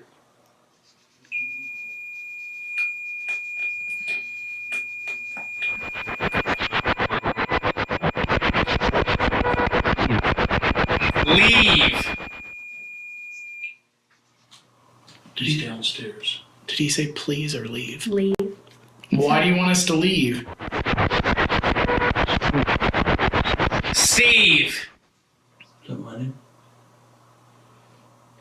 My name's Steve. Is there another Steve here?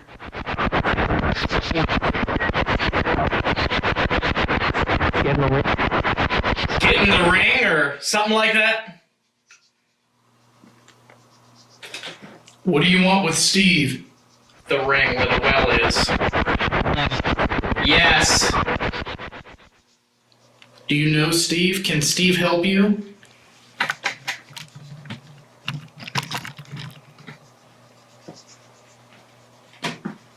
What was that?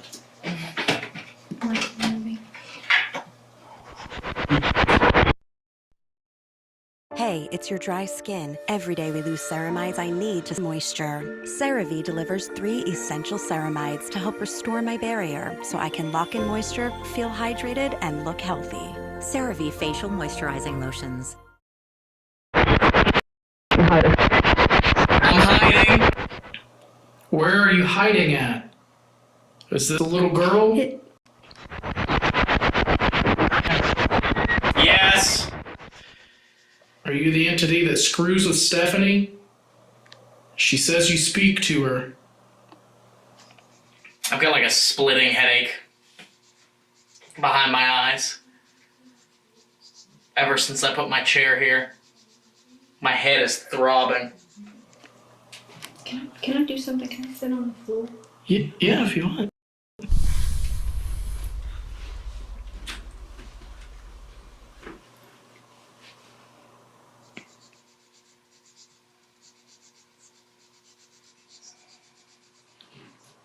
There's a little girl here. Tell me what your name is.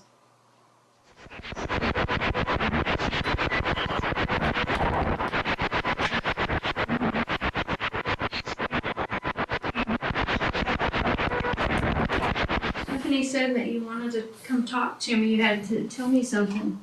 That was your chance. Okay, I feel better now. I don't know what that was. That was a lot.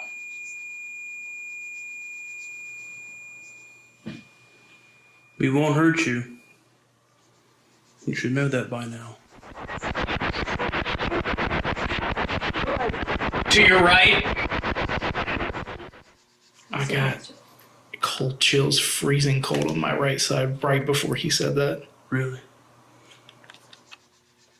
If you guys can hear me, I just wanted to make a note and say I am not alone down here. If you're down there with Ryan. Yes. Behind you. Tell him your name now.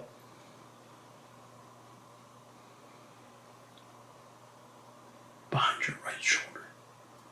You felt those chills. I did.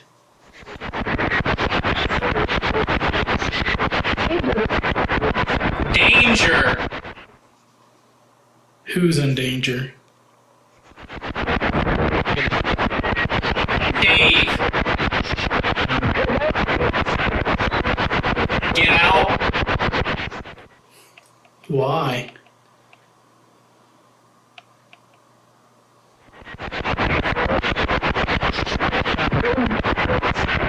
Back door? Ooh, that was a creepy laugh. Are you standing right here beside me? By this door?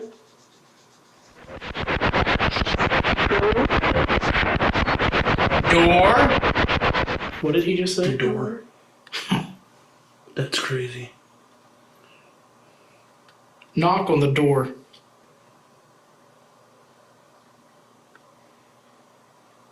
If you want me out of this house right now, knock on the door and I'll leave. Right here.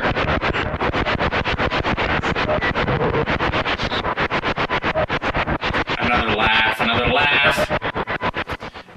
I thought I felt something touch my right arm. Is there one person in this house controlling all the other spirits? Please, again.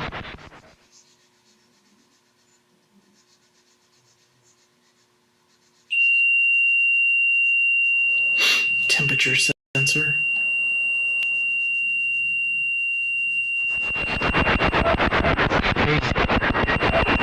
Dave! Get him out! What are you gonna do about it? You gonna do something about it? Actually, last time I heard, Dave said he kind of liked this place. He might be the next tenant moving in. Sure. Oh, we might all just move in.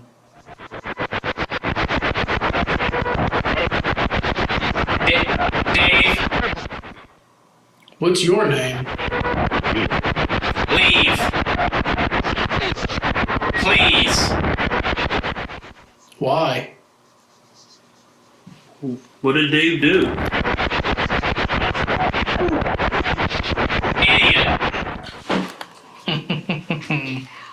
I told you I heard it. Yeah. That was weird. That's what Dave heard. That's what Dave heard on the stairs. Right.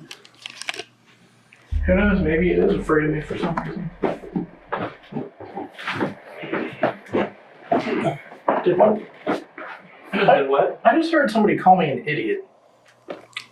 Are you appearing to Stephanie as a little girl? That headache's coming back again. Oh, yeah. It's like, oh, I just got pins and needles behind me. Me too. All over me. You alright? Huh? What did he just say? You all right? Come on. All right. Dave.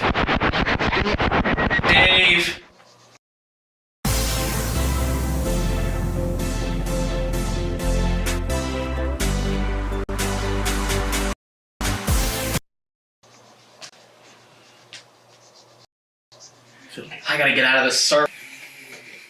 To that's been terrorizing the people in this household. Making my head throb.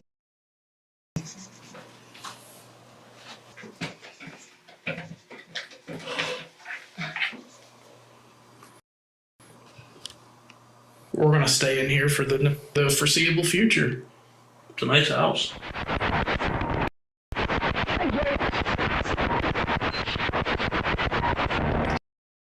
Danger! Are you the devil?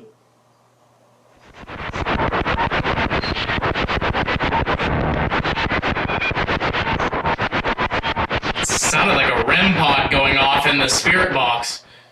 In the name of Jesus Christ, I command you, what is your name? Who is that? Are you a demon? Answer him now. Yes. Yeah. I feel like something's draining me. You're torturing the people that live. That's me. You get enjoyment out of that?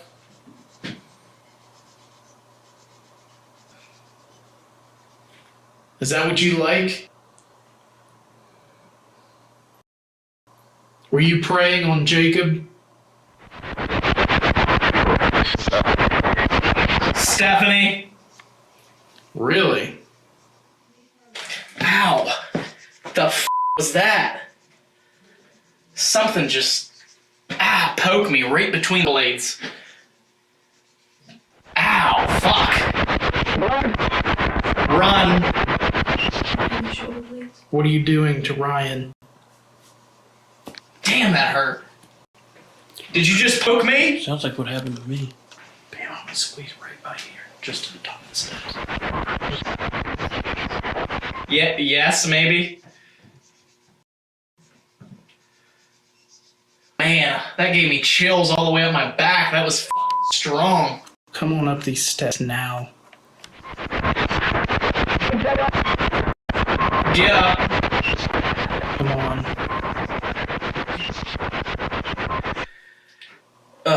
Guys, I gotta shut that off.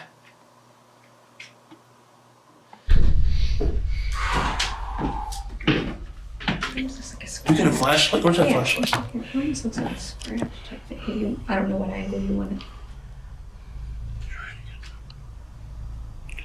I don't see anything really.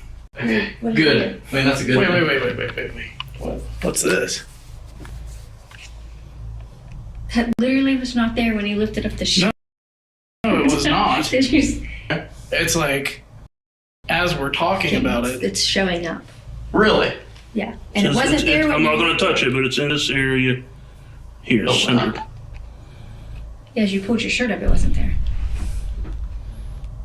That was not there when he lifted his shirt up. No, it was not. So it's like forming as we're talking. Yes. Yes. It looks like it's getting dark, doesn't it? Yeah, it's starting to burn now. Here, look. I can feel it. It's getting a long one like right about here. 2, 3, 4. Yeah. I can feel it starting to burn now. Yeah, get somewhere, man. But which is interesting because where that happened and where I thought like ask Dave about buckled me over was right here, same height. You all right? Yeah, that hurt. It's like right up, right. After receiving some intelligent responses through the spirit box, even when I was a full floor below, You a demon. Yes. combined with the sharp pain and mysterious marks that had appeared on my back, Ow. The f. It looks like it's getting darker too, doesn't it? yeah, it's starting to burn now. Here, look. I can feel it. We believe this house was infested with a very dark entity. It spoke to us.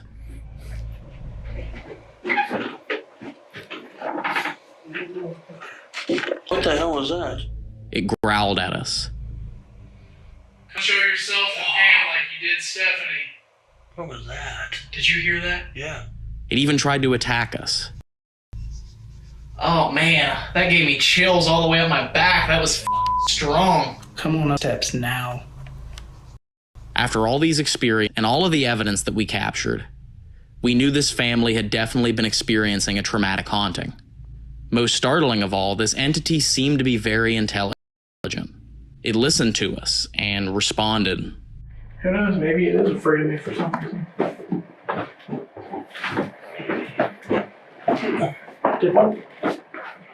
What? I just heard somebody call me an idiot. So when all the paranormal activity inside the home stopped, we could only think of one action. Could it be that this dark spirit had figured out that it wasn't going to be able to scare us out of the house?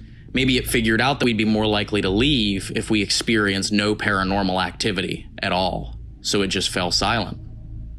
And we tried our hardest to get more evidence. It does seem like the energy started to subside in here since over the past little bit of time. Yeah, it does. For nearly 3 hours we investigated. You cannot go on terrorizing the members of the household here, nor any new ones coming in. Even leaving Dave alone in the house to draw out whatever spirit didn't like him. I am here by myself in the house. Come and speak with me. The practice you are about to learn is almost never described publicly. The Cave of Brahma can activate a wide range of new powers, abilities, and states of consciousness. We will explore 4 major secrets of sacred geometry. These secrets will guide us into learning a very powerful method which can activate any energy center in your body or energy field. You'll learn how to apply this method to activate the most important energy center in the human head.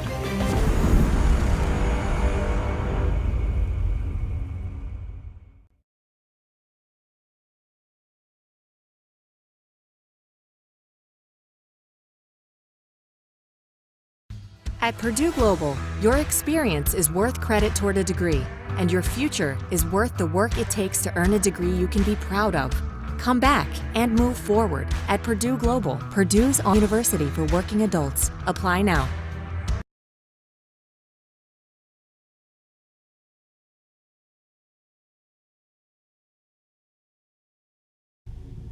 Let's have a conversation.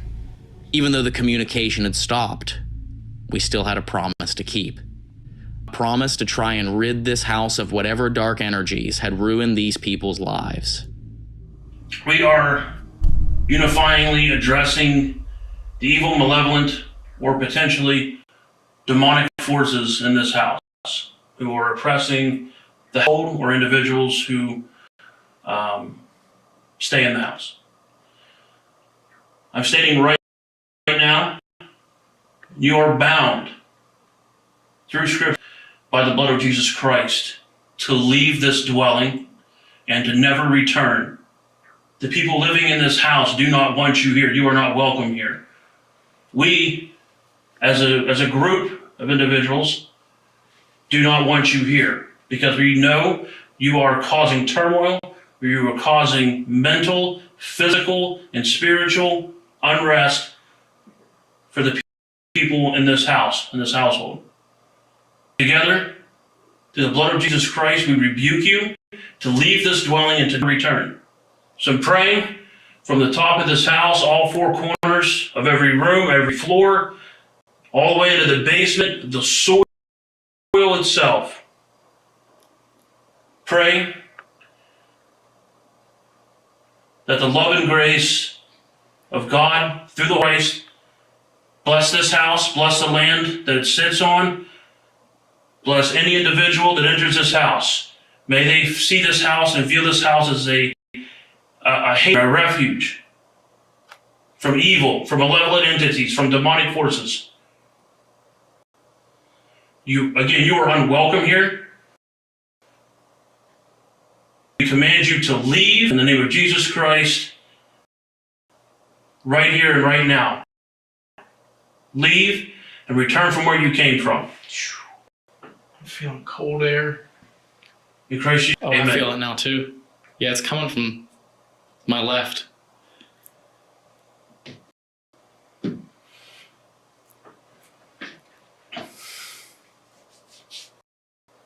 That was strange.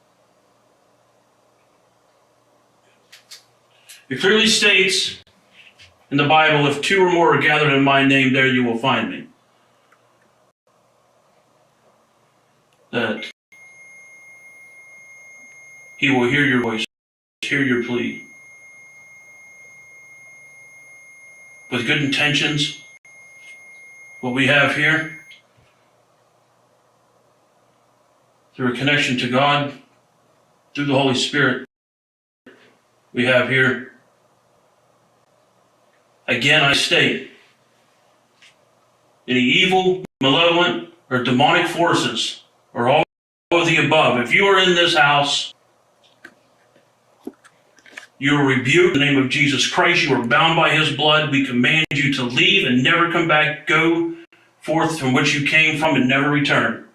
You have no authority over us. You have no right to attach to us, follow us home, nor our family, nor any of our belongings. We rebuke you. Leave.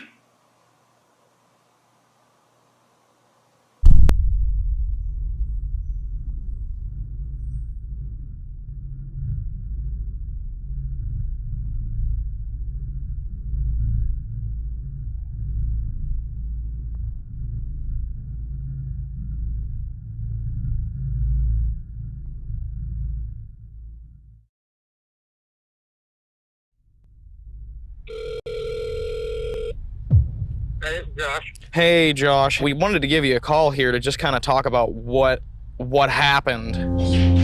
Oh, Jesus Christ. How dangerous is this house? It's a playground. I know this case affected us for weeks afterward. In the body of Christ! I can tell you to leave her!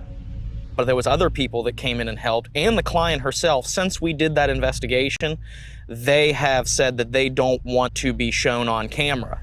Like she said, we could be putting all of us in danger.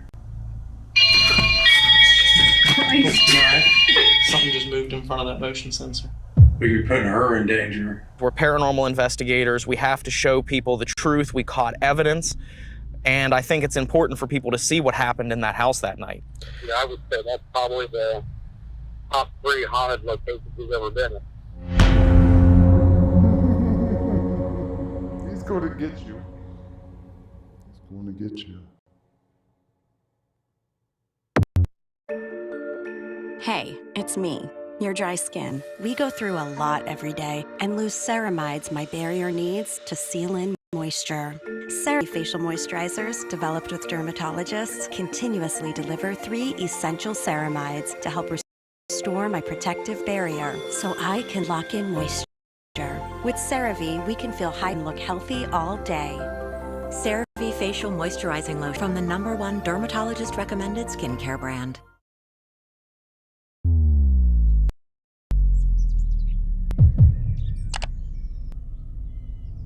Dave, Pam, we are back in the house. One of our most intense cases that we have investigated, probably ever since we started investigating. Are you a demon? Answer him now. Yes. We found out on our first investigation that there was something evil tormenting her in this house. He looked like a wet log, is what he looked like. And all I can remember is it looked like branches, just like this, and he was crawling up the steps. When he got to the top steps, his hands was out like this, and he was just down like this. Something that drove her friends and her family to violence and anger. You're bombarded with pain, aggression, defeat. Secluded her in this house and made her feel insane. You can go from being the happiest person in the world to I can't do this no more. You can't figure out why you can't do it no more. It's just telling you you're not happy and maybe you should end it. We came in and we investigated, and Steve did a blessing. Any evil, malevolent, or demonic forces, or all of the above, if you are in this house, you are rebuked in the name of Jesus. Bound by his blood, we command you to leave and never come back. Go forth from which you came from and never return. But whatever was here is back, and it's back stronger. And we literally just got here. We haven't walked through the house yet. We're gonna walk through and we're gonna go over what we captured on the first investigation. Wait until you get on these stairs, you can feel it. Yeah. Yeah. I mean, we had a lot of activity right on the stairwell last time. Yes.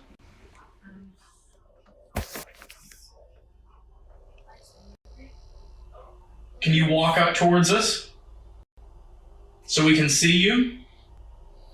Come and show yourself to Pam like you did.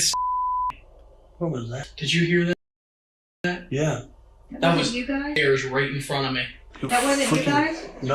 No, it was like a girl. Yes, I heard that. That wasn't you? No, it was on the stairs right in front of me. Come and show yourself to Pam like you did. Come and show yourself to Pam like you did. What was that? Did you hear that? Yeah. Was that you that we heard growl a couple minutes ago? Whoa. On the stairs. It just disappeared.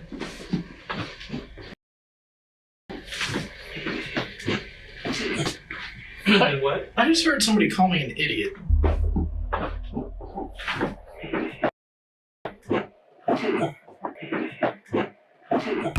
This stairwell was charged with paranormal activity, and that makes sense. It's also where the client saw the inhuman apparition crawling toward her. He took my breath away. I just grabbed my ex-boyfriend Demetrius, and I couldn't get no words out. I just grabbed him. I woke him up out of his sleep. He seen him. I seen him. He looked back at us, the guy on the steps, and just was gone. But the whole second floor was active. In the bedroom at the end of me, a figure showed up on the SLS camera, right beside Dave. And what happened when this figure appeared to touch him shocked me.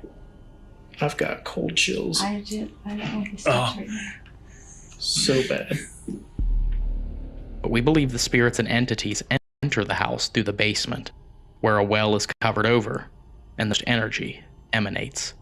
This is definitely there's a strange vibe down here.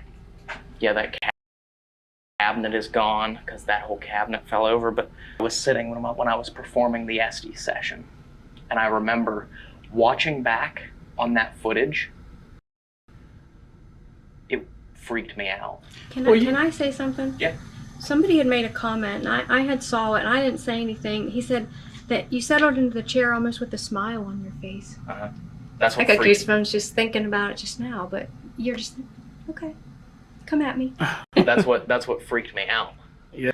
When I saw myself and how comfortable I was, even though I was in the basement, which the well being right here, which they believe might have been the apex of the act and the negative energy, sitting right beside of it, by myself in a chair.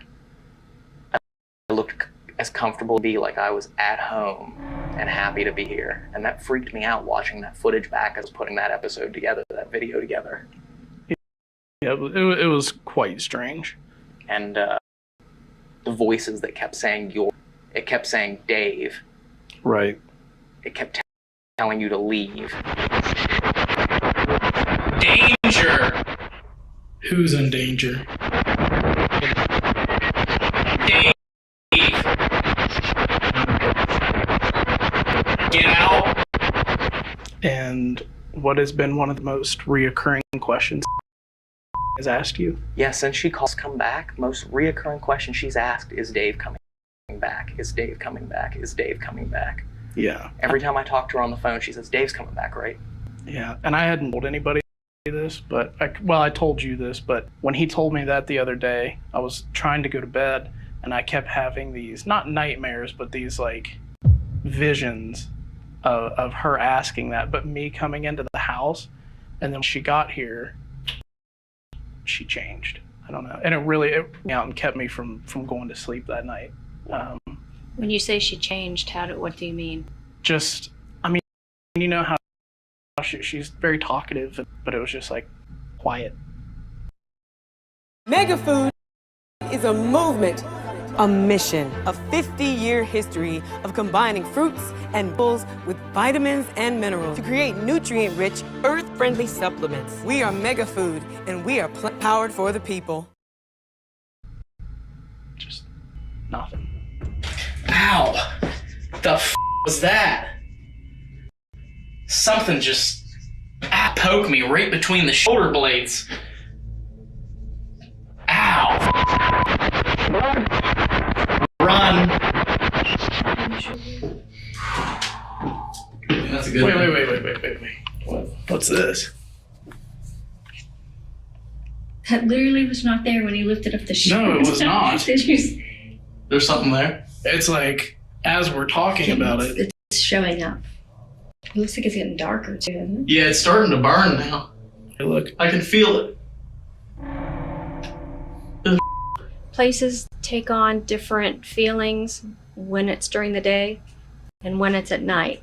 But this feels like right now, as the day, as the sun's out, it almost seems like it's the same as what it was when we were here at night the last time. Almost like if we're feeling this way when the sun's out, what's it going to feel like when the sun goes down? Are you getting that vibe though? Oh yeah. There's something different about this house, I think.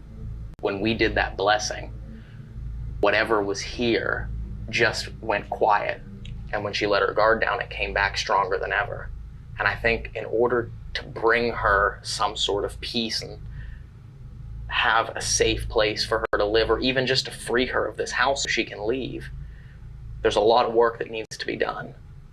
And in order to do that work, I don't think we can do it on our own. No. So we called in reinforcements.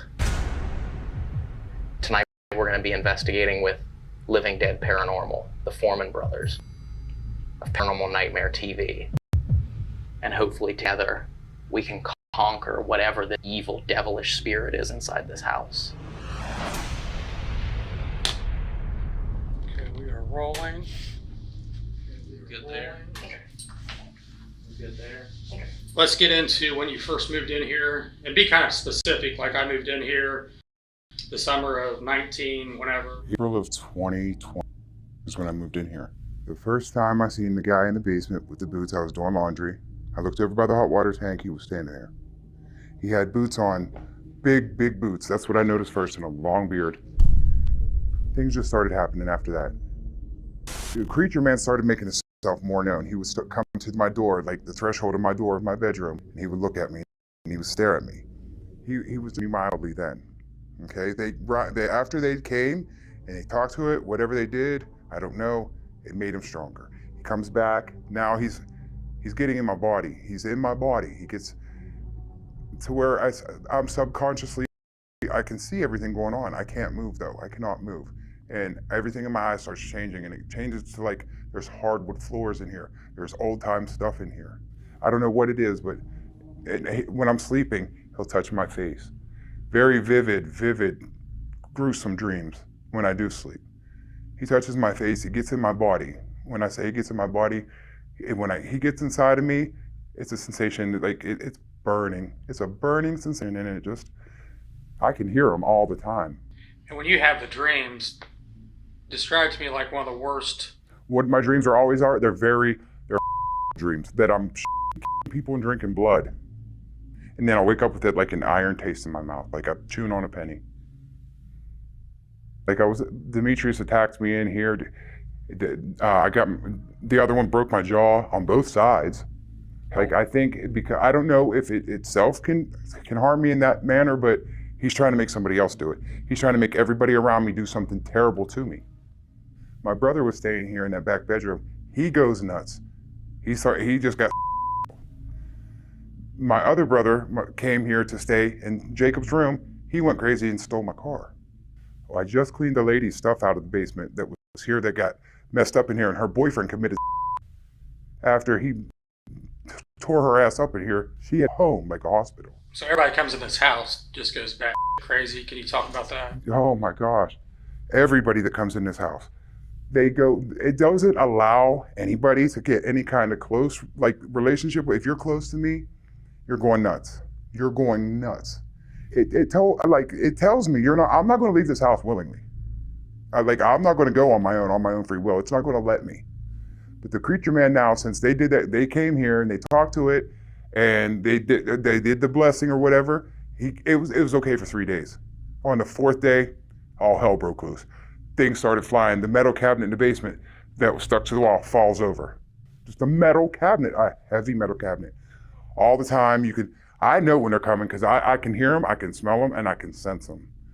The creature, and I can't even say it's a man, I can't genderize it, but it's strong, whatever it is. The smell to him is just repugnant. It's disgusting. It smells like rotting flesh, is what it smells like. New drops, half price.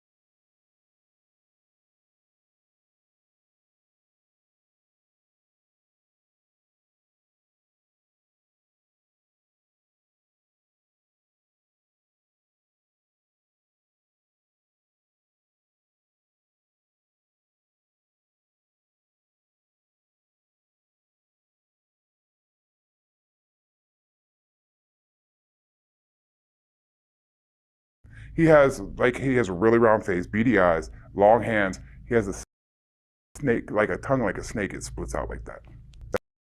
That's the creature man. There's a well in the basement that they've covered in. This is an old miner's house. This house used to be connected to the neighbor's house. There was a mine collapse right here at the end of my alley, 100 feet from my house, where 81 miners died. And it's just so crazy. I'm thinking maybe somebody performed some satanic rituals, opened a portal that they had no clue what they were doing in this house. The drawings on the basement wall, the demonic drawings, all of that, it's much for me. I don't know how. I'm the only person that lives in this house. Nobody else will live here with me, and I can't get out. I've sold everything in this house. I've got rid of everything just to get out. I've had my clothes, car. Got a call. It fell through. Some random old man that I know, he looked like the Poltergeist man. He's like of that age. Came to my door, didn't even know this guy, knocked on my door, and he was like, somebody came to me in my dream. He keeps coming to me, telling me I gotta pay your rent. I gotta pay your rent. I've never seen a guy before. I shut the door in his face. My landlord calls me and is like, well, thanks for the payments, you're 3 months ahead. It's to the point I haven't left my bedroom in 3 months. I go from my bedroom to the bathroom. I don't come down here for nothing. I got a brand new washer and dryer downstairs in the basement. I won't do laundry. I'll pay somebody to come and do laundry. Because I can't do it.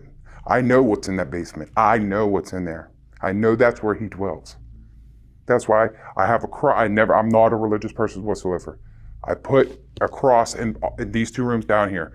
That way, so if a portal to the basement or whatever in here so he don't come up the stairs. That don't stop it. The little girl is always, she'll run down the steps or she'll run down and she'll like this with her hand, just like a wave like this. It's creepy. They tell me in my head, like Dave's situation, he's glad Dave's here. He likes to screw with Dave. I don't know why. He said the word is manipulate. When I said that earlier, I said, "Oh, you want to manipulate?" Let me ask you this, because when you were sitting over there getting ready to come over, it looked like you were getting very angry or irritated or upset. What was going through your mind and what were you thinking about whenever you were getting upset? What the are they doing here? What is this in my thoughts? Get the out. Period. That's what was going on, and that's what I'm saying. Anger all the time overtakes me. All the time overtakes me. And who is that anger directed toward? Anybody, I don't want nobody in this house but me. It's creepy, and every time I leave this house, I have that feeling and I have the urge, get back to the house because it's on fire. And I mean, not just a regular fire, like engulfed in flames shooting 20 feet high. And it's always that feeling, your house is on fire, your house is on fire. And this ain't even my house. I rent this place. I mean, the reality of it is just, this might be just one crazy ass house that nobody can fix. And you may have to move out of the house. You see what I'm saying? Yeah, but every time I do it, something happens. Do you think that he is trying to drive people away from you, or do you think he's trying to drive these people to hurt you?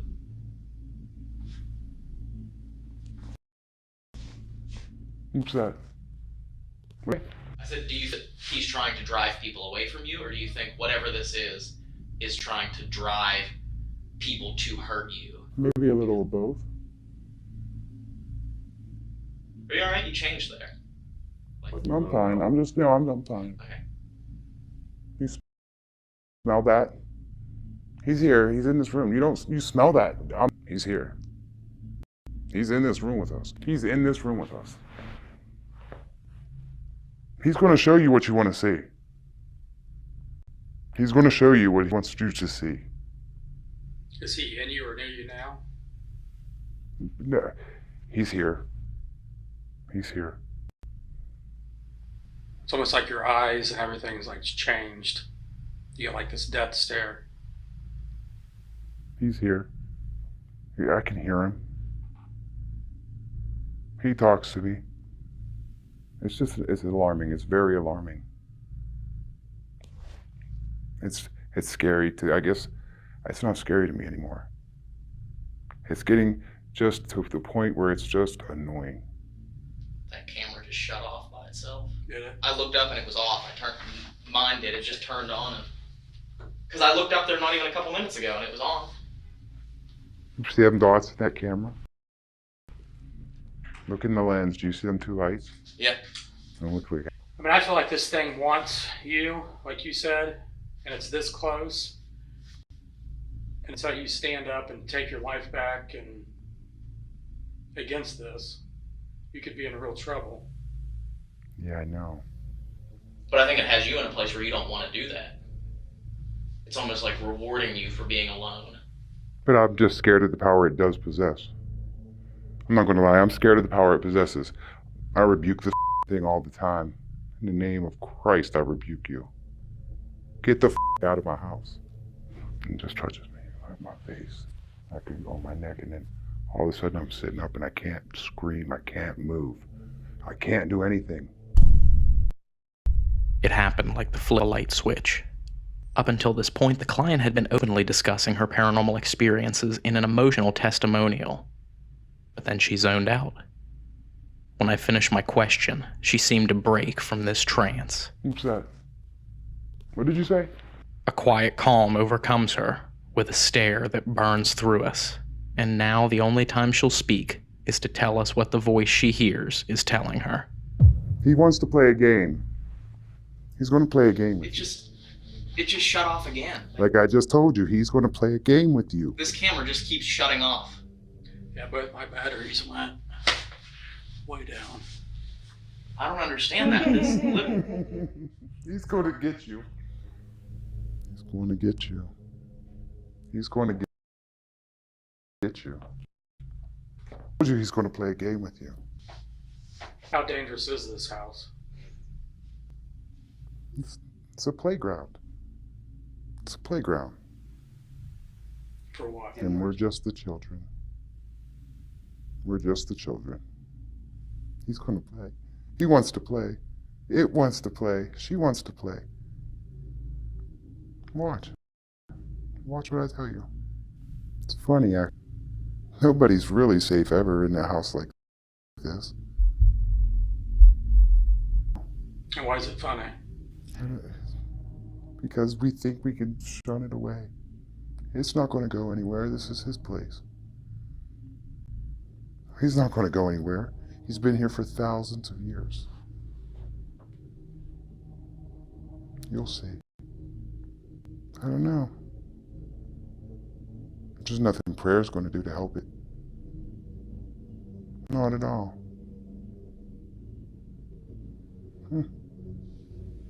What do you think? Prayer's not going to work?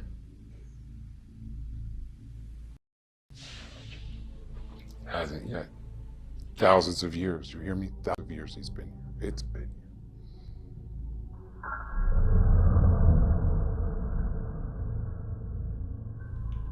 I think I should go to my room now. Why is that? I just feel I think I should go to my room right now. Can we come with you? Sure. I don't know. If you want to. Can you carry that microphone with you? By your chair? Yeah.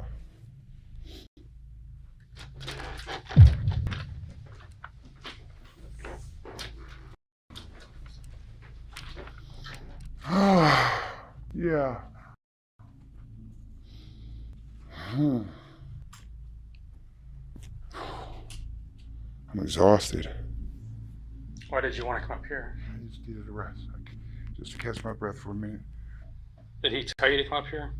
Yeah, we should go to my room. We should be in my room. I should be in my room. I should be in here. I'm safe here. I'm safe here. I definitely am. I told you, he comes to me, he gets in my body to where I can't move. I can't breathe. The problem is, he order and you listen to it. And I don't think you have any control over the situation.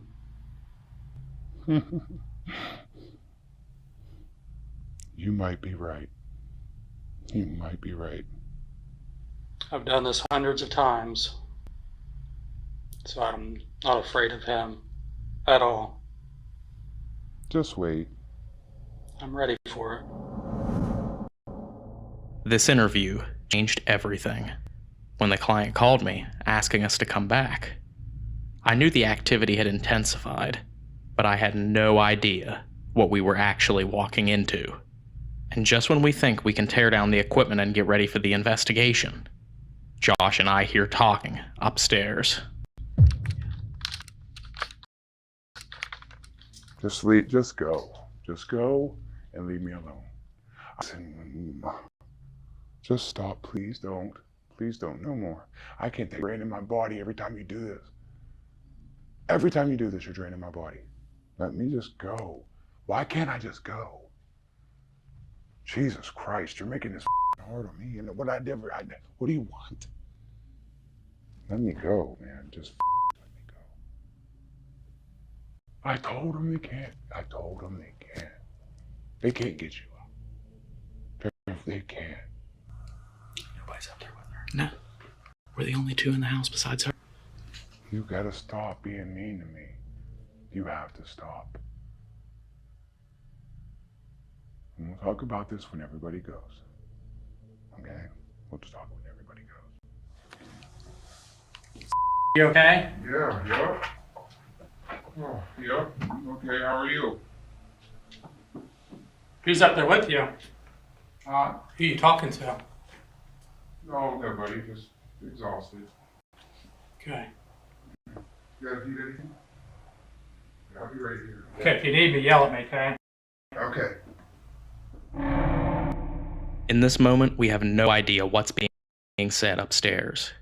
But the client obviously knew the microphone was still on her shirt and was still working. Let's just assume that this fact had no influence on what she was saying. The sentence that stood out to me was, "I told them they can't. They can't get you out." If that's true and she knew we couldn't cleanse the house, then why ask us to come back in the first place? What was the motive for getting us here, inside this house? Did he tell you that he's not going to hurt anybody? I made him promise. What? It's me. Yeah, but why? I don't know. He needs my body. See, that's not... We came here to help you. We're not worried about us. At all, you know? Whether he has some purpose for us or not, we're here to help you. That's the whole reason that we came here. And a lot of people here that are pulling for you. And we're ready to stand up and fight this thing if you are. Putting that aside, the fight to be free of whatever is haunting her has to start with her. So I recruited a friend to help, someone who has become almost an expert in banishing evil and in spiritual protection. Her name is Kim, but she's asked that her voice and image be withheld from this video. Hey, Ryan. Hey, I was just giving you a call to catch up with what your plans were and if you were going to be heading, or really what time you were going to be heading over here. I was putting my shoes on right now and I was getting ready to call you. Fantastic. We interviewed her, Josh and I interviewed her, and she is in a bad way, so I was going to see if you could come over here and see if you could help her out a little bit. She's like, I don't know, this thing has a hold of her or something. Yeah, I'm just I'm getting some frankincense and myrrh, and I'm getting some supplies because I'm going to give them to her. Is Steve with you? No, he is not. Couldn't make it. Yeah, I've got everything. I'm going to get one more thing, and then I'll be on my way.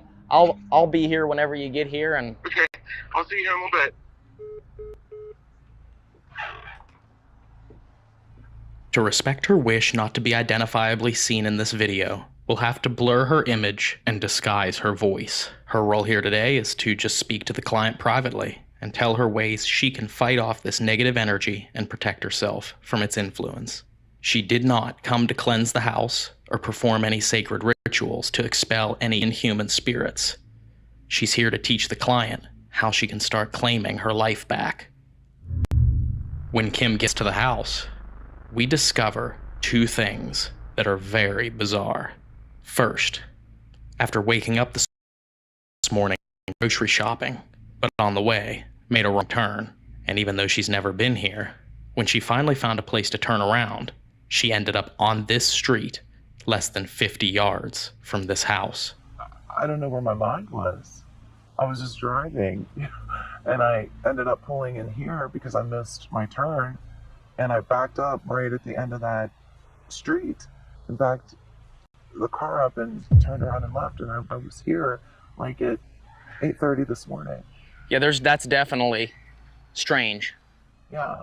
Secondly, before she left her house, as she was gathering supplies, she realized that she didn't have any lasher petals, a sacred flower that represents Saint Michael the Archangel, and apparently a powerful tool of protection.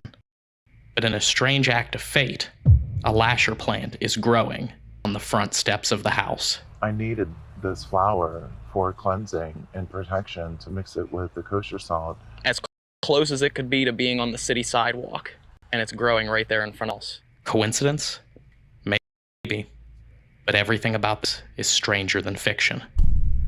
When we go inside, Kim and the client talk for almost an hour, discussing spiritual protection and ways to expel negativity from your body.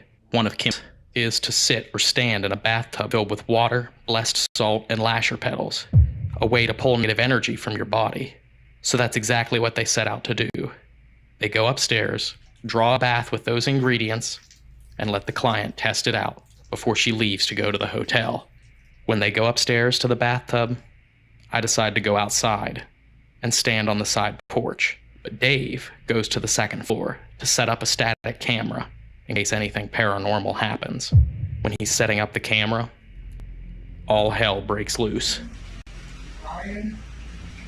Ryan? Yeah. Yes? Don't do that. Don't do that. Don't do that. Ryan, now. Where you at? Come with me. Come on. I need you to come with me. Don't do that.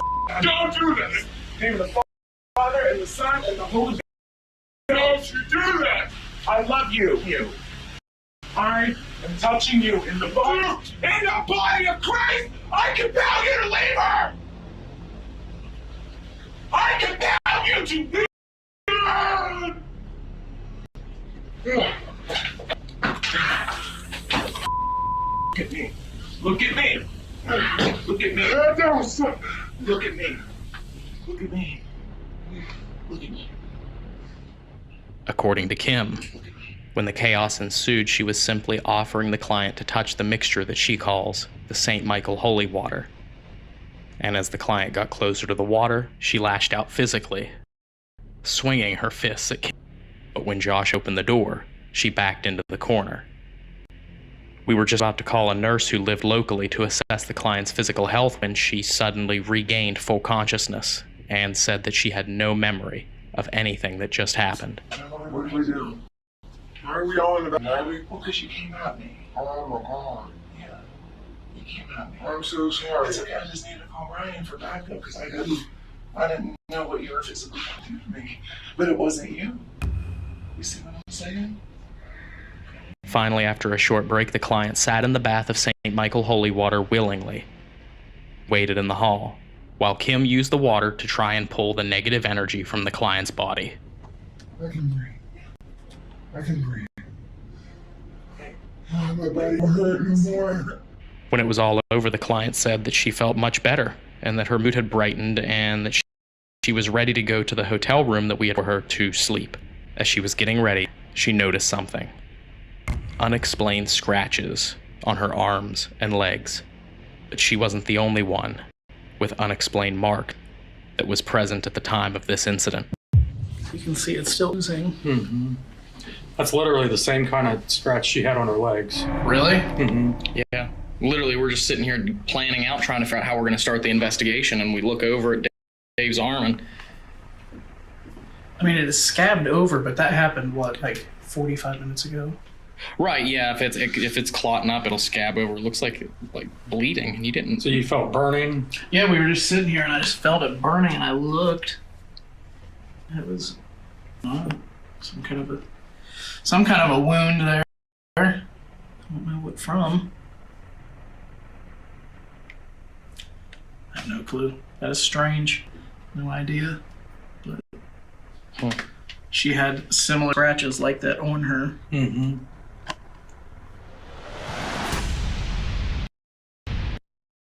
Nobody's really like this. To start off the night, Josh, Rocky, and Sean will get the house to themselves.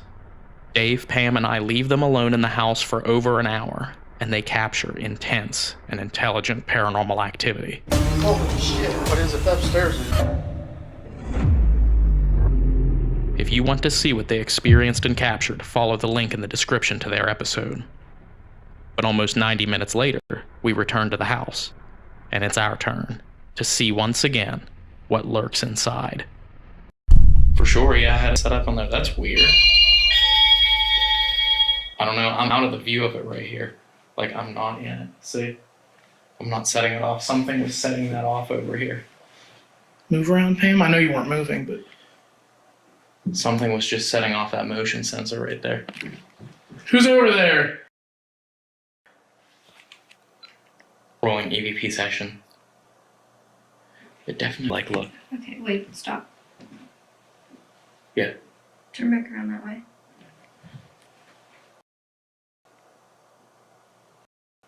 Are you seeing a shadow right here? No, it's on the floor. I don't know if it's you moving.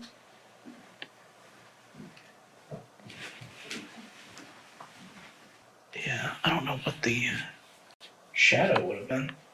If it moves down there. Whoa, whoa, whoa, whoa. Something just moved in here in our equipment room. If it moves down there. Whoa, whoa, whoa, whoa. Whoa, whoa, whoa, whoa. Come on now, you've been begging and begging and begging for Dave to come back. You really want to see Dave. You want Dave back in this house. Well, Dave's back, I'm back, and Pam's back. It's time for you to come out and show yourself. If that was you setting off that motion sensor, can you set something else off in the house to let us know that you're here?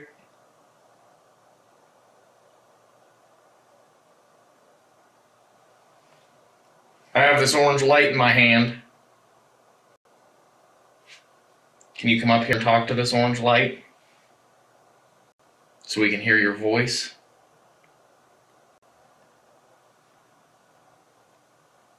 You talk to you got in her head. Why don't you talk to this? If you're so powerful, you're in charge if this is your house.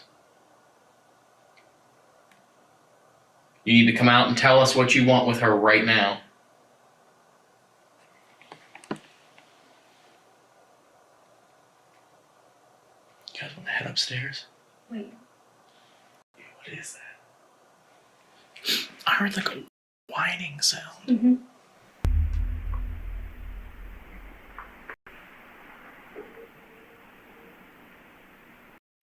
You guys want to head upstairs? Wait. What is that? Alright, we're coming up! Do me a favor. Can I go between you? Yes. Wait. Christ.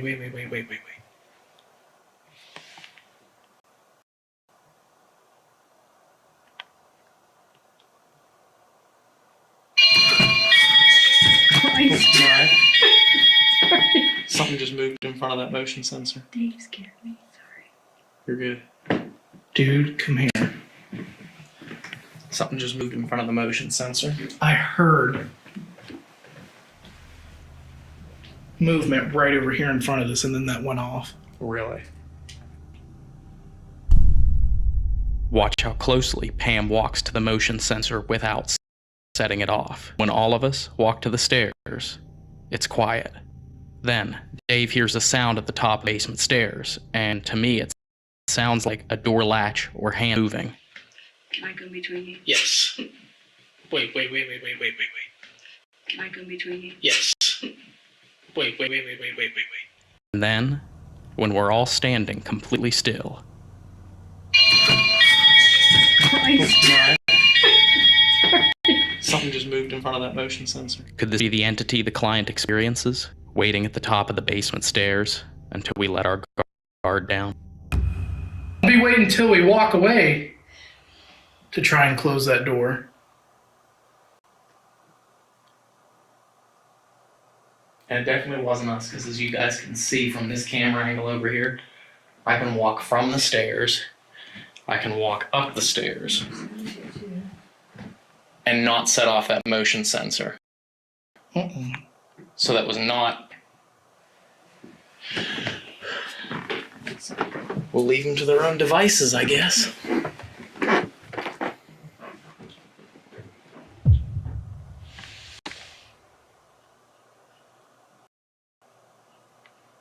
What is that noise? Hear someone talking.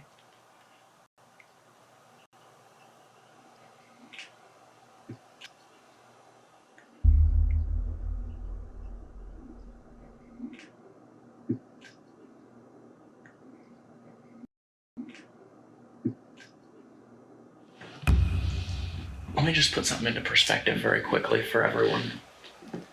We bought those motion sensors 6 months ago.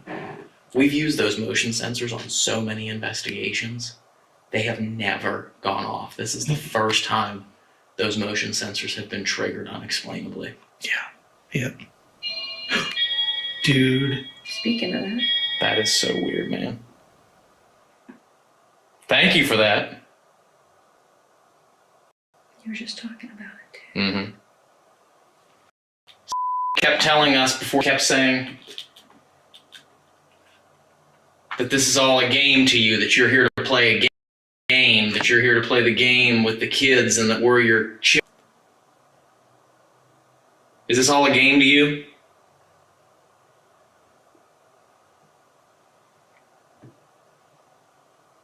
Is this all a game to you?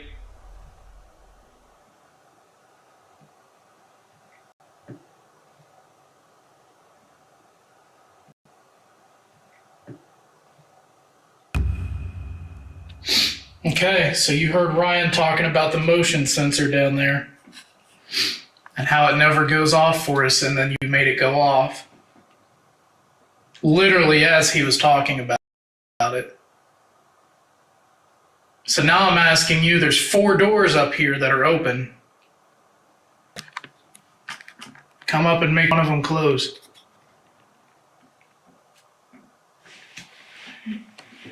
All right, I've got my back to the door here.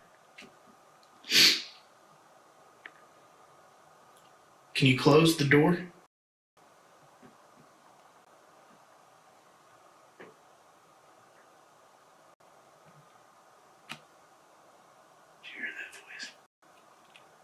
I didn't hear a voice. I just heard it sounded like something went, no.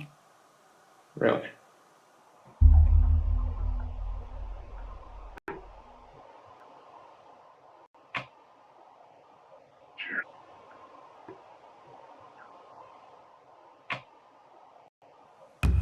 You know, last time Ryan was standing right here in this same spot, and we heard you growl, and we picked that up. Come on, show yourself and Pam like you did. Come on, show yourself and Pam like you did. What was that? Did you hear that? Yeah. I feel like I'm about to vomit.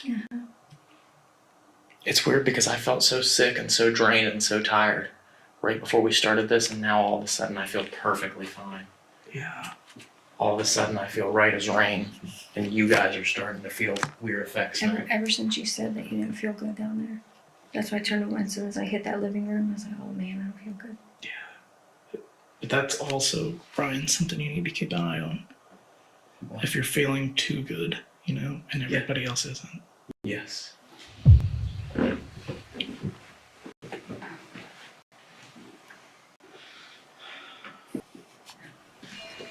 There it goes again. Dude.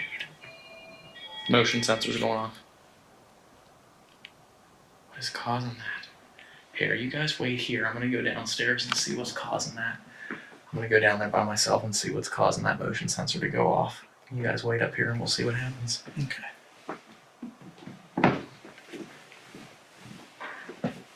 I'm coming down.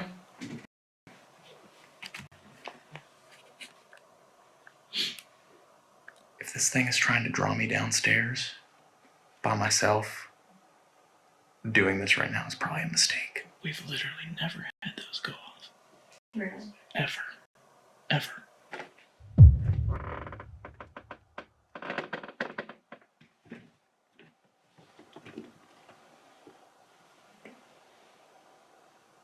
Hello? Are you beckoning me down here? She always said she saw a little girl beckoning her downstairs.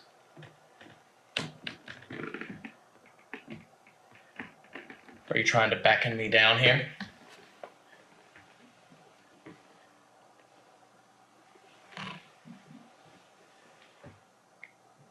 I'm down here by myself. Can you shut that door, please? Why don't you move something or make something happen? Slam that door. Shut it. We're here to play your game. So let's play your game. Give us answers right now. Show us that you're here.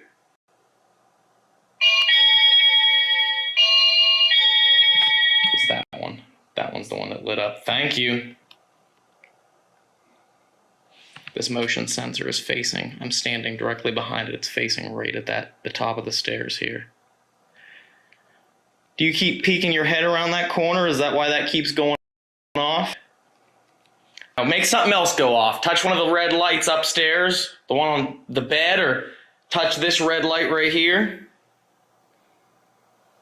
It just seems very isolated in here. To me. I don't know why, but Like a tad from the rest of the house. a little bit. All right, then I'm going back upstairs.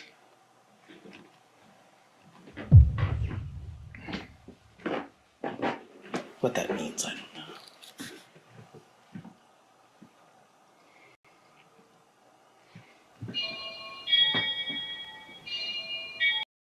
Come on. Follow him upstairs. Let's go. Get upstairs.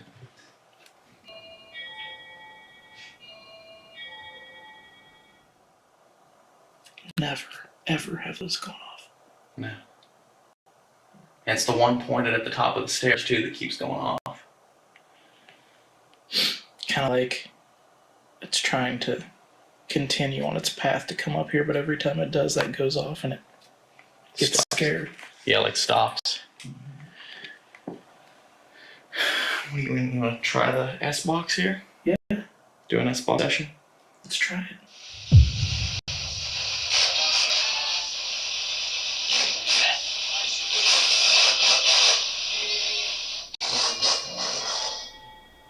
Third one again.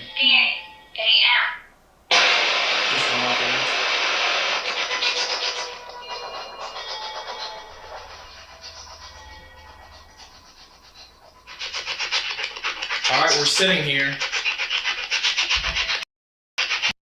Walk this back. That was loud. There it goes again. What the dude? I don't know. Do you remember they said they heard that loud bang? Yes. It like shook the floor. Alright, we're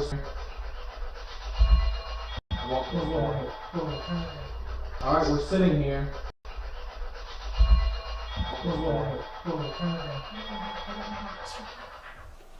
I don't know, this is weird. There it goes again. Why is it going on? I don't know. There has to be something physically moving in front of it to get that motion sensor to go off. What, you want us to go down to the basement or some? Is that where you're trying to draw us?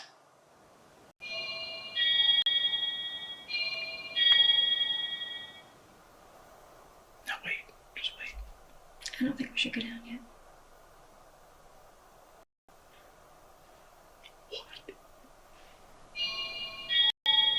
That was footsteps. Yeah. Is my K2 going off? No. There it goes again. What in the actual...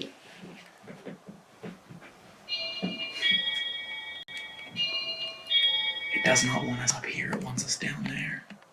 That's why I said I don't think we should go down yet.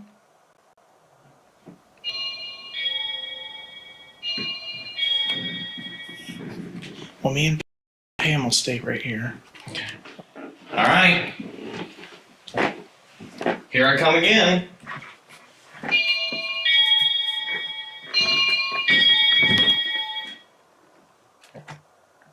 Hello? And it stopped. Wait for it. I'll give it a few minutes. You really want us in that basement, don't you?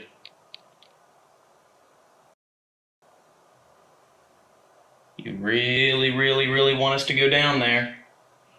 We'll turn that box on again when we go down and see if we can get some answers from you. How about that? Are you wanting just one of us to go to the basement?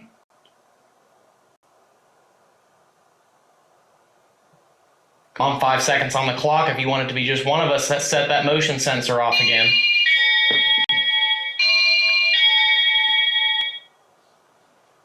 Huh.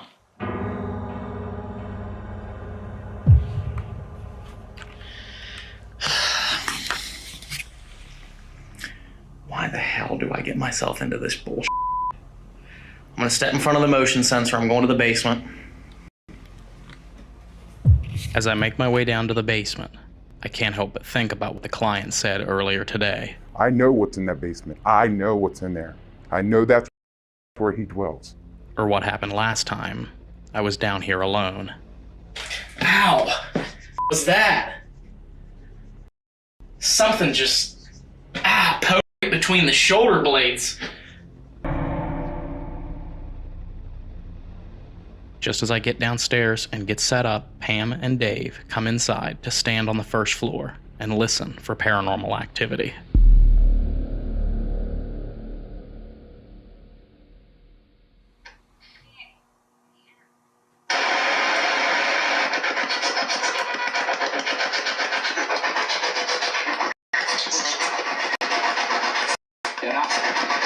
Oh, get out, huh? As soon as I turn it on, I get out. That's funny. If you want all of us to get out, make all 3 of these go off right now. I'm down here. What did you want? I don't know why it was going off, but Or did it move down to where he's at now or something? maybe. Pam and Dave make a good point. Because since I came down to the basement, the motion sensor hasn't alarmed once. It's puzzling because it was alarming frequently and on command when we were upstairs. Is that because whatever was setting it off is now in the basement with me?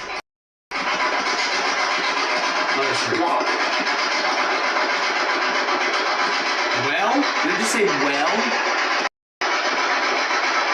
The well right here is the problem? Is this where the spirits come in? Is this where the creature man, the evil spirit comes in?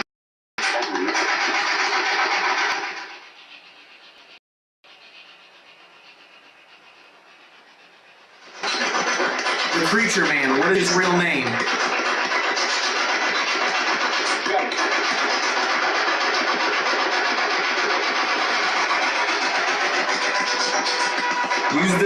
Use this box to talk. What is the creature? Whoa, that was cold.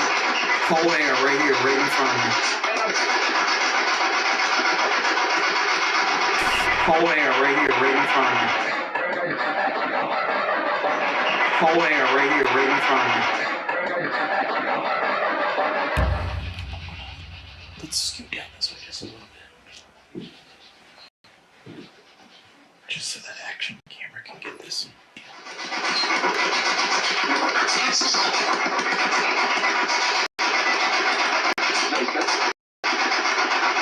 Can you tell me my name?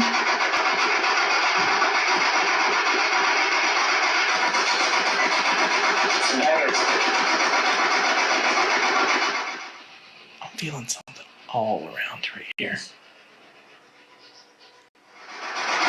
What was your plan to do? What were you going to do to her?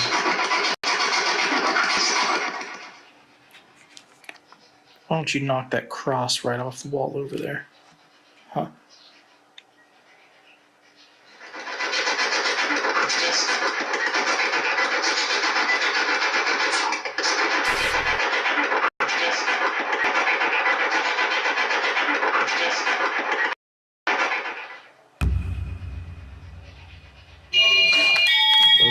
Whoa.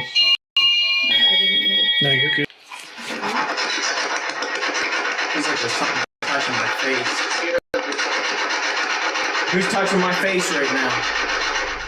It's only once the footage from my camera and the cameras upstairs synced that I realized the relevancy of this voice. For the first time since we started this session, the motion sensor at the top of the basement stairs alarms, startling Dave and Pam. Whoa. No, you're good. Then, through the spirit box, a voice says, "Scared you." Who's touching my face right now? Was the client right? Is this just a game to this entity? I told you he's going to play a game with you. How dangerous is this house? It's a playground. As it gets later, we need to get Josh, Rocky, and Sean back in the house to investigate together. I mean, if you just look at everything that we've had today, pretty crazy. Yeah.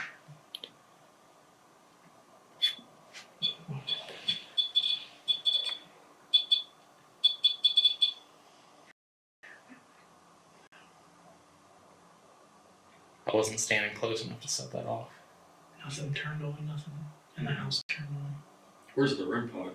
Still in bed where you guys left it. You walk back over to the device. You got us all in here now. Did you hear that? Yeah. What'd you hear? It's like a male voice. Walk back over to the device. You got us all in here now.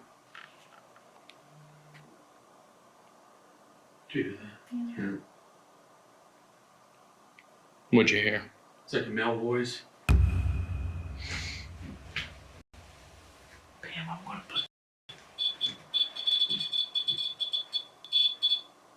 Are you touching that again?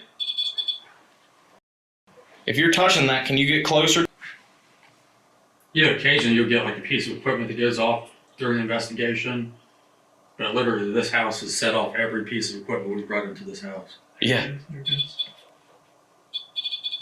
It's like alternating. Can you do the one upstairs?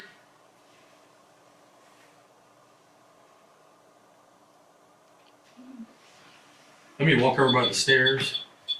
Why does it keep alternating like that? It's just like going from a piece of equipment to a piece of equipment. And what did she say before she left? Remember during the interview? Mm-hmm. She said, this thing's going to play with you tonight. Mm-hmm. Which is creepy. We got an alarm up in her bedroom. Can you set that off for me? Sound like something said no. We heard that earlier. Did you? Mm-hmm. Can you set that off for me?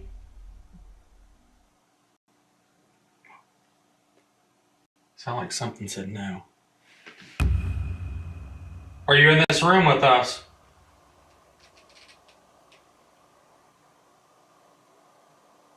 We're not hiding. So why are you hiding? Who's in the basement? You gonna come up and talk to us?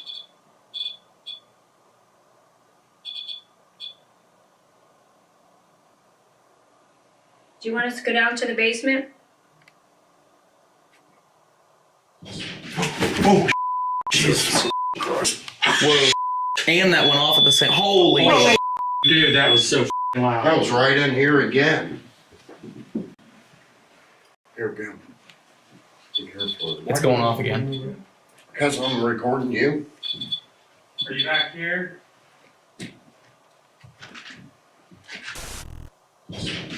Oh, Jesus Christ. Oh, Jesus Christ. Whoa. And that went off at the same. Holy shit. Dude, that was so loud. That was right in here again. Sorry, Ryan. Yeah, it's alright. Well, you should have seen what I did earlier. I wrapped myself around his leg and I probably I cried his arm. I don't know, that was loud. You just have to get used to Sean pushing you in the way. Yeah. I grabbed his freaking arm. I was like, hey, get over here. I mean, to me, it sounds like it's like trying to freaking go through a damn door. But it wasn't like that, but earlier, it was the whole house that shook. But you got to think too, when this thing does stuff, what do people normally do? Run. They get the hell out of the house. We haven't left. Yeah.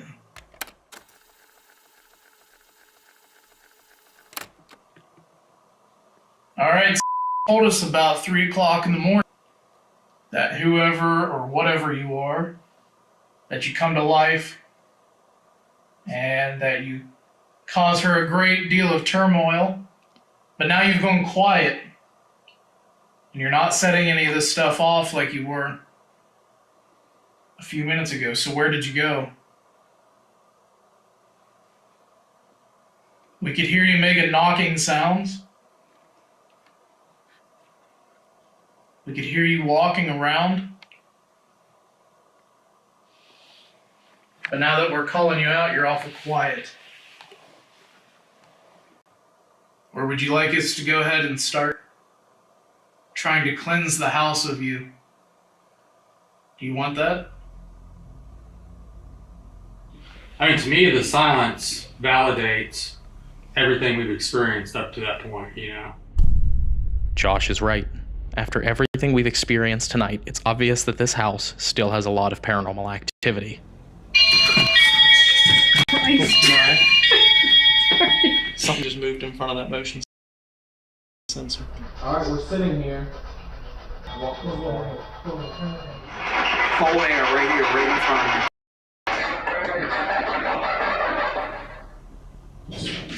Oh, Jesus Christ. And it's clear the client believes that it's an entity or evil force that's ruining her life. The question is, are we capable of cleansing this house? Josh reaches out to a friend that he trusts for advice, and they tell him, what's needed to rid this house of the demonic infestation is not something that we're ready for or capable of doing. If this was just like a normal haunting, I would have no problem just doing the cleansing. But this is like a normal haunting. Like she said, we could be putting all of us in danger. We could be putting her in danger. I don't know. What do you guys, I'll do whatever you guys want, but. Considering we had no idea what we were stepping into when we arrived at this house today, we don't want to attempt something that could make things worse for the client when she returns. But as we pack up our equipment to leave, I'm committed to returning as soon as possible to do this correctly. And when I wake up a few hours later, I may go back to the house the next day with the proper tools and people who have experience expelling demonic forces. And then I have to sit back and watch that plan blow up in my face.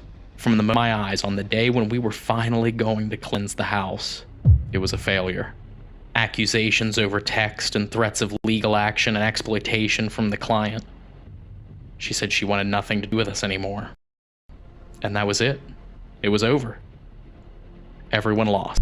Everyone except that house. It really does seem like after all is said and done that maybe she really didn't want the help, or maybe something was telling her not to accept the help.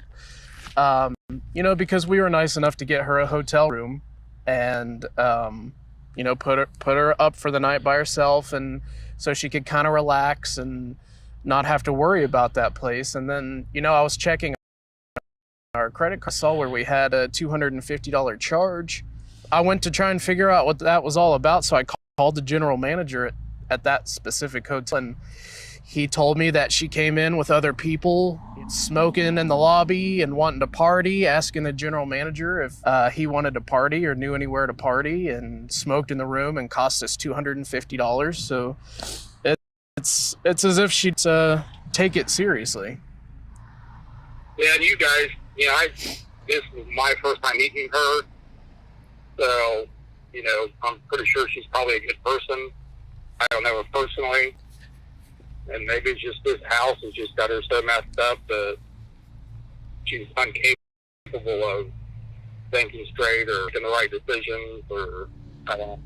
Yeah, and in the end, it's like, you know, like you said, chalk it up to a learning experience. Whatever happened that night, and we can look back on the evidence and say that we tried our best to help this woman. Yeah, and that's what, you know, I've always said is, you know, with each investigation, you gain knowledge and wisdom, you know, whether you win the battle or you lose it. And I kind of regret not doing the cleansing that night, but I don't think just like a normal house cleansing was good enough. Mm-hmm. I think you would have to bring people in that specialize in, you know, doing exorcisms and stuff like that. So it was just a conflict of making the situation worse or letting somebody that's better capable of dealing with that situation come in and handle it. Yeah. And ultimately, she decided to decline so there's not much we can do. We wish her this, and we hope she finds out how she can change her life to make things better, and we hope that, you know, one day she finds the peace that she deserves in her life. But it's tough walking away from cases that there's just a couple of times away from the case just for your own sanity and your own safety. You know, I think we did all that we could do. I know you guys did all that you could do. Whatever demonic presence may be inside that house, I'm sure the road will face it again.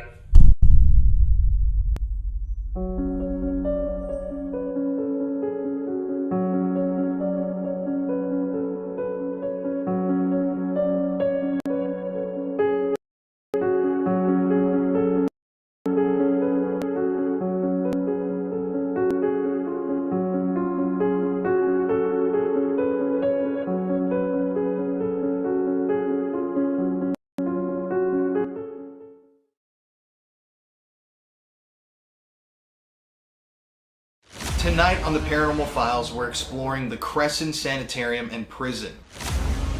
This place saw an estimated 30,000 to 40,000 deaths We've heard door slamming and footsteps and all kinds of disembodied voices in this basement.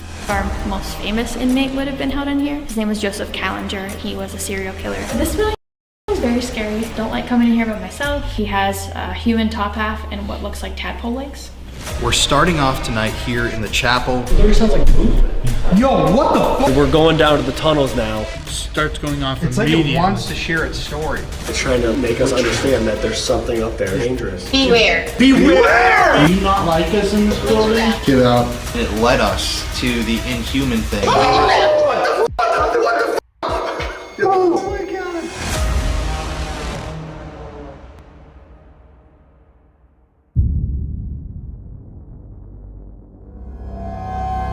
Tonight on the Paranormal Files, we're exploring the Crescent Sanitarium and Prison, one of the newest haunted location states that you can investigate, and in my experience, one of the scariest. This place saw an estimated 30 to 40,000 deaths, from tuberculosis patients to inmates and all other sorts of freaks and murders. In tonight's episode, we explored most of the complex and investigated a lot of land. And at the end of this video, you're going to see that we uncovered a very dark secret behind this property that up until this point wasn't known or discovered. You're watching the Paranormal Files. Buckle in, this is a scary ride. I'm Connor Shannon. I've been ghost hunting with Colin for probably about 2 months now, but we've been on and off on investigations for a little while now. First off, I have to say this is definitely one of the scariest places I have ever been in my whole life, and you're about to see why. So Crescent Sanitarium and Prison, I've wanted to visit this place for a long time now. I was actually supposed to shoot here back in July. Josh, Seth Borden, Kalani, it would have been a team up of a bunch of people that have been on the channel lately, but it's a 4-hour drive from Philadelphia where we live, so we didn't choose to head way out there at the time. But when we came back this last week, it was snowing, it was a blizzard, it was about 18-20 degrees out there at night, so I kind of wish we would have filmed there back in the summertime. But I don't know, there's something about investigations in the cold that's just different, the way that the property feels. It's almost like the paranormal activity is amplified, and as you're about to see in this video, it definitely was for us. So driving up to the sanitarium was, it's an experience of its own. I mean, the place is tucked way back into the woods. At this point, Connor and I had just driven 4 hours from Philadelphia to get there that night, and yeah, we hadn't seen the place yet. We didn't know what to expect, and as you're gonna see in this footage, the place is absolutely massive. Okay everybody, so we're here at the Crescent Sanatorium and Prison. We're driving in. It is a snowy, ice cold night. And I have to say, it is fucking creepy out here. I love this.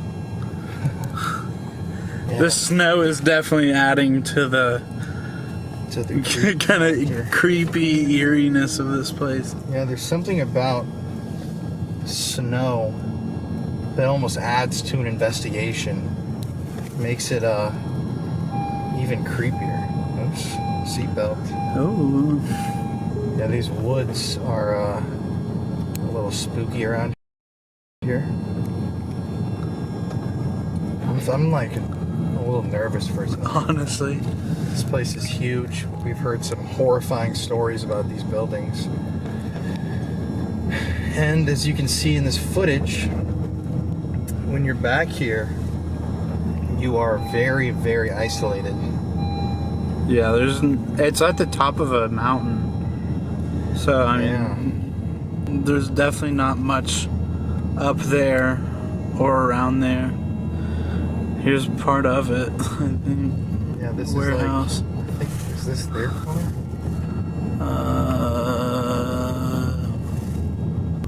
Not 100% sure. I think this is them up there. Oh, yes. Jeez, this place is massive. Holy shit, man. There's still like the high fences. Wow, bro. This is unlike anything we've ever done. Honestly. These are like straight up prison fences around this place. I was just blasting with my light. Oh shit. Don't get fucking stuck in there. Maybe pound that snow a little bit. Imagine we get stuck up here. This. Okay, here we are. Lovely. So we started out our night at Crescent with a tour from Rachel, who's worked at the property for a long time now. She's really well versed in the history, and I mean, this place is absolutely massive. Over 20 buildings, acres and acres of land, and yeah, there's a lot of ground to cover there, so we were barely able to even touch on a third of the history because we would need to do a 6-hour long history tour. But that's one of the more interesting things about this location and this haunting in specific. Since Crescent, the actual prison, just closed back in 2016, and a lot of documents from its early days were lost or they can't find them. There's a lot of mystery surrounding the property. They still don't know a lot of the names of the people who died there. They don't know if there are burial grounds on site that have yet to be discovered. They think that there are. They don't know a lot about this complex, and they especially don't know a lot about one entity in particular that we're gonna be focusing on in this video. We're going to talk about it in a second. But that's our job as paranormal investigators, not only to capture evidence of the paranormal, but to try determine what happened at a location that living people don't know about, the history of a place that has yet to be told. And that was our goal during this investigation, is to find the history that has yet to be discovered at Crescent. And yeah, we discovered something. Hi, my name is Rachel Rochella, and I am the guide here at Crescent Sanatorium and Prison. And welcome. This is a massive facility, 34 acres and 17 buildings that you can explore tonight, and it's going to be a really good time. Okay, take us away. All right. Into building 1 first. That would be easier.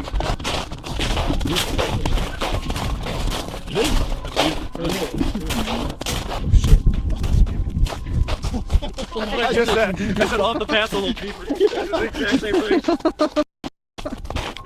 And then you veer off the sidewalk, you're going to the snow. Yep, learned that the hard way. Yeah.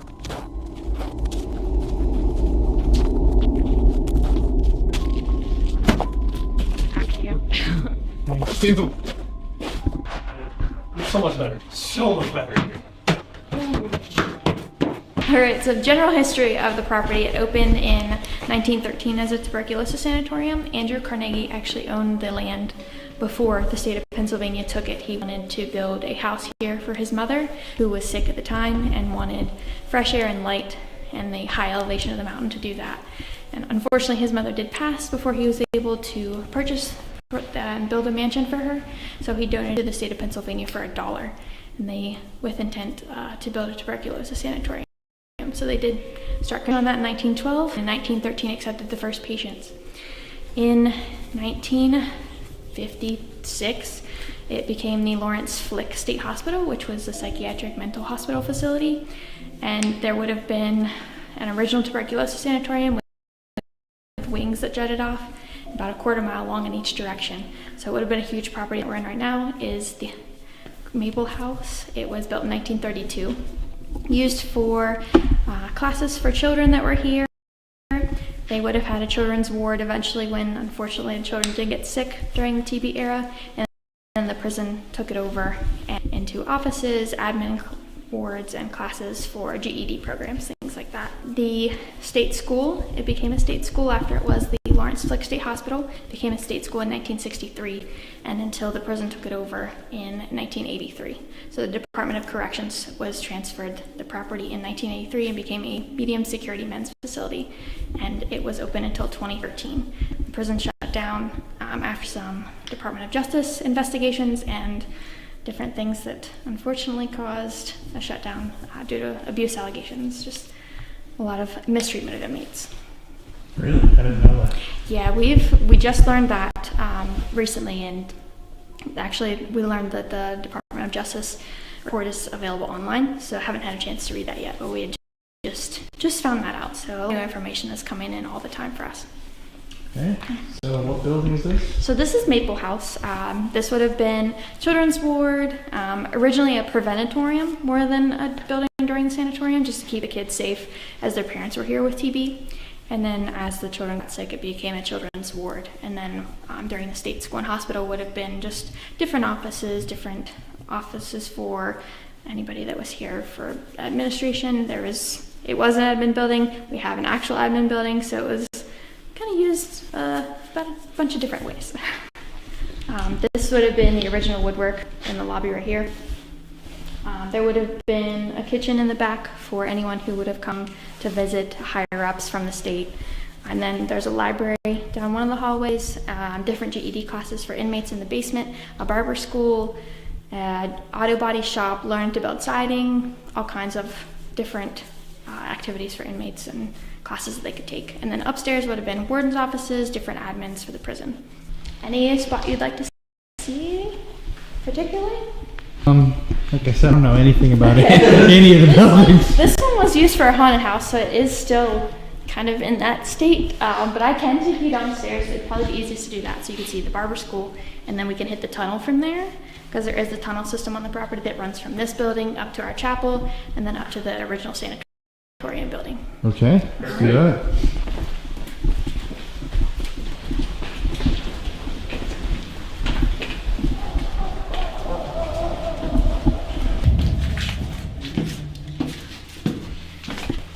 This would have been the machine shop here. Just a lot of, not much left, obviously. So different. They would have had tools. You can see tools on the wall there. They have these throughout the prison, so every tool had to be accounted for when an inmate was using it, so that they drew diagrams on the wall, numbered them, so that if a tool went missing, they knew exactly who had it. That way there wasn't any shanking or any incidents with the tools. Wow, that's smart. Yeah, you'll see them everywhere. Different areas, even in the kitchen. They accounted for every kitchen utensil, ladle, spoon, everything. Nice. Another shop there with remnants of tables. And not really sure what they did in here specifically, other than I think they worked on some siding building in here, just from what we've gathered from what's inside the room itself.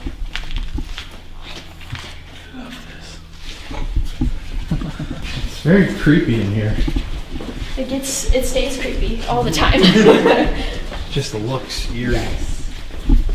There was a staff gymnasium actually down here, so there's two gyms on the property. There's a staff one in this building, and then an inmate gym up at the top of the property.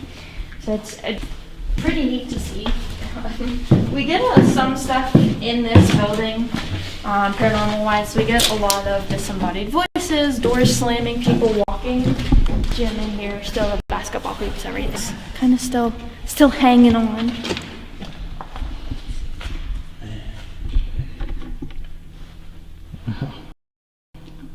A lot of peeling paint. It's abandoned for about 6 years before the current owners bought it. So it would have been abandoned from 2013 to 2019 up on the top of the property. They had a maintenance crew come in until 2016 and then just let the prison go. So unfortunately, a lot of people came in and didn't really take too much, just broke a lot of glass. So that's the main thing you'll see. Yeah, unfortunate. There's something about glass. Yeah. We get a lot, specifically in the basement of this building, more than I guess any of the other floors. We've had people come in and say that they've heard girls talking, screaming, kids in this building, because it obviously was a children's ward when it was a tuberculosis sanatorium. Yeah, so this is one of the original from the prison to Mr. Weldon, I guess, barber school. Still have it. So we actually learned that the inmates they were working in the barber school and guards could come get their hair cut by an inmate for $1. Really? Yeah. So that was one thing that we learned, and it's really interesting to know. So all the sinks, there's actually some terminology there from the barber school on the chalkboard. So this is always a neat place to come into. Nothing paranormal wise that I've found here, but just this whole basement. Basements are always creepy. Yes. Absolutely, especially in a tunnel. Mm-hmm. Yeah, tunnel basement Yeah, is tunnel very basement, creepy. yeah. Or you'll be getting lost later. Yeah, of course. I feel like I've seen this in a horror movie. I'll point out exactly where you're gonna get lost. perfect. You'll know in advance. So, y'all know where to find me. Yeah. Tunnel is 6. basement 6.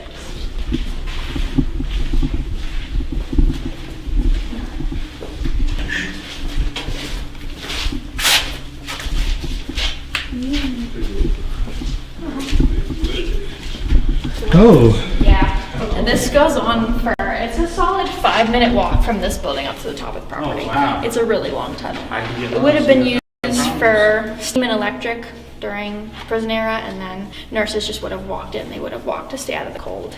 Basically, it would have been for staff use only. Yeah. Yeah, that's what I do myself. Not very high clearance down here. No, I don't have that problem. Yeah. These are pretty low, but the prison would have put these in to reinforce the tunnel just to make sure structurally. Yeah, this definitely gives me a horror movie. This one is a weird, I was walking one morning actually up from building 1 up to the chapel and felt so strongly that someone was walking behind me that I had to duck out at the chapel. I didn't even continue walking the tunnel. Down here? Yes, in this section right here we're walking. We get a lot of footsteps in here. We have disembodied voices coming from either end, and we actually had a former employee get screamed at in the tunnel. Oh. Yeah, and had a guest on in public overnight get screamed at about 3 weeks ago too. Oh. Someone's kind of angry down here. Yes, we have on record that there was an electrician during the prison era that got electrocuted down here, but didn't pass. So I don't know if it's just residual from that traumatic experience he went through. Don't know his name or anything. He got the shock therapy. Yes, the unfortunate kind. There used to be more tunnels when it was the tuberculosis sanatorium. Tunnels would have connected all the way to the wings, and the prison actually collapsed a section of the tunnel up at the top of the property. They had to build a prison block over it. Oh. Yeah, I know. So this is where you went when someone was found? Yes, I popped out here so fast and accidentally scared a woman that was coming into the chapel because I just popped out in the dark. That door was actually made by inmates, so the Iron Cross door was a project of theirs when they were here. This is Grace Chapel. It was built in 1914, and the back section that we just came through would have been added on in 1949. So it wasn't originally connected to the tunnels. They didn't connect till about 19. We get a lot in here, paranormal-wise. Shadow figures are very prominent in here. EVPs, different hits on REM devices in the back part, not really in the front too much. I've had knocks on the pews where I'd be sitting on one side and the knock would come from the other side of the pew. That's horrifying. Yeah, no thank you. I jumped out the back door one day because that happened, because it was just, and they really don't like you in here. You get cussed out the most in the chapel. No other place on the property. We don't get cussed. Anything spirit boxes here is just cussing you up one side and down the other. Lovely. Yeah. Interesting. A chapel. Yes. A place of all that's places. supposed to be peaceful and you know, light energy. And we had weddings in here during the sanatorium era. The prison inmates felt they were most normal in the chapel because they really weren't constricted by anything. They were able to just have their freedom of religion, but not sure why there's kind of some anger in the chapel. And we don't allow anybody up on the balcony up there, just structural reasons right now, but we've seen so many shadow figures block out that window, just kind of walking back and forth. And when we ask who's up there, it says priest through any of the word devices that we get. Wow. We also got, in this doorway right here, there was a shadow figure one day, watched it, and it walked straight into the wall, and then a couple minutes later came out the other side, and when we asked, you know, who that was, it said priest in the wall. So a lot of really intelligence in here too. Don't know if I like that there's a priest in the wall, don't know what he's doing in the wall. But we also have on the property, we have a creeper crawler, whichever you prefer to call it. I call it the creeper. And he's been spotted in this building as well as building F. A fellow investigator saw him crawl out of the doorway up onto the ceiling and then onto the roof as they went outside. I think there's also seen like Hat Man. Yeah, we have, in the fog typically, if you walk out of the chapel and walk up towards the top of the property, there's a man in the fog that we've seen with a bowler hat on. Obviously it's not someone from this era, and usually the entire group is together, so not sure who's hanging out in the fog with us other than Hat Man, which is terrifying. Yeah, that is a little creepy. Yeah. Damn. We get a lot with that. Yeah, we have a lot of of weird like people that you see outside of the buildings, and when you go up to them, they just disappear. Outside, priest in the wall inside. I don't know what's worse. I don't know. I don't sit with my feet on the floor in this chapel. I don't know why. It's just a really strong feeling. I've never sat with my feet on the floor. I felt like someone was going to grab my ankles. The one day that I put my feet down, something smashed on the pew next to me. Just knocked so hard. And that's why I just kind of bolted. Huh. But came back in and apologized because I felt bad. So, yeah, sorry I ran. Well, that does make sense. That sounds very scary. Yeah, we've had a lot happen in here, and just being in here by yourself, it's a really odd feeling. Usually when the sun goes down on the property, it's just totally different. Uh-oh. Sun's down. Yep, sun's real calm. So moonlight, usually when there's no moon, it's also completely different. So there's not really a moon tonight, so good luck. She says good luck. Great. Sorry. At least it's warm out. No power on the property, no running water. The light, we actually had another investigator in here. The piano was on this side, and that light flashed one night. Just one single light, and the group that was in here had no idea that there was no power.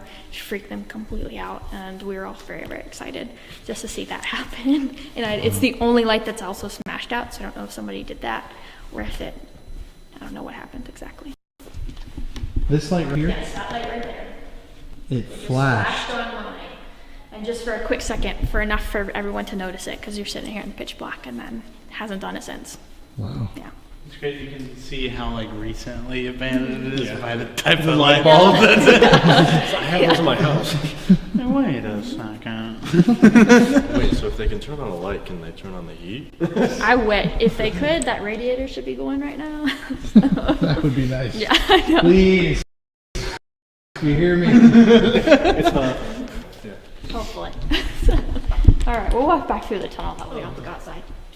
With this, you can actually see the original, which would have been the back of the chapel before they added this addition on in 1949. Oh, wow. So, it's really pretty.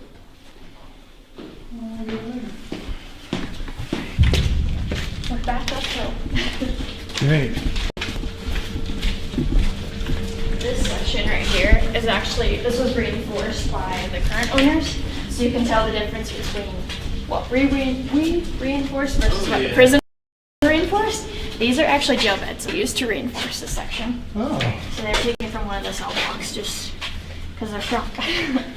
I was actually standing in this section when you can hear my voice echoing that way, but we were silent and heard voices coming from building 5 and then footsteps coming from the other way towards us. Surrounded perfectly. Yeah. Perfect. Yeah. It's common here. You were here. You were here. That's a great night.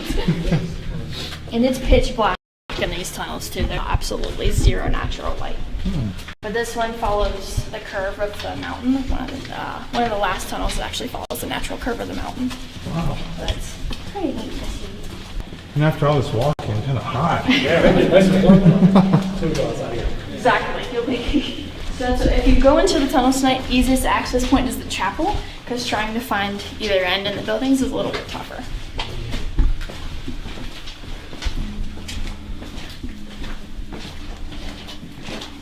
Pitch black. So we're in building 5 right now, which is the original sanatorium building. And then prison changed it into admin offices, dining hall, and then this would have been kitchen storage, so freezers, different things like that. We get a lot down here, actually. We just started getting a whole bunch of activity. We thought people were talking in the tunnels, walked over, no one was here. We've heard doors slamming, steps, and all kinds of disembodied voices in this basement. As you can see, this is where you will get lost, I'm sorry. It's okay. Yeah. You're doomed, buddy. I mean, it's what usually happens. Yeah, So. it's just what it is, what it is. Walk this way. Yeah, and throughout. This is a bunch of cereal bowls. The prison left they just kind of left with some things. So there's just a bunch of cereal bowls on the floor in there. Wow. Yeah.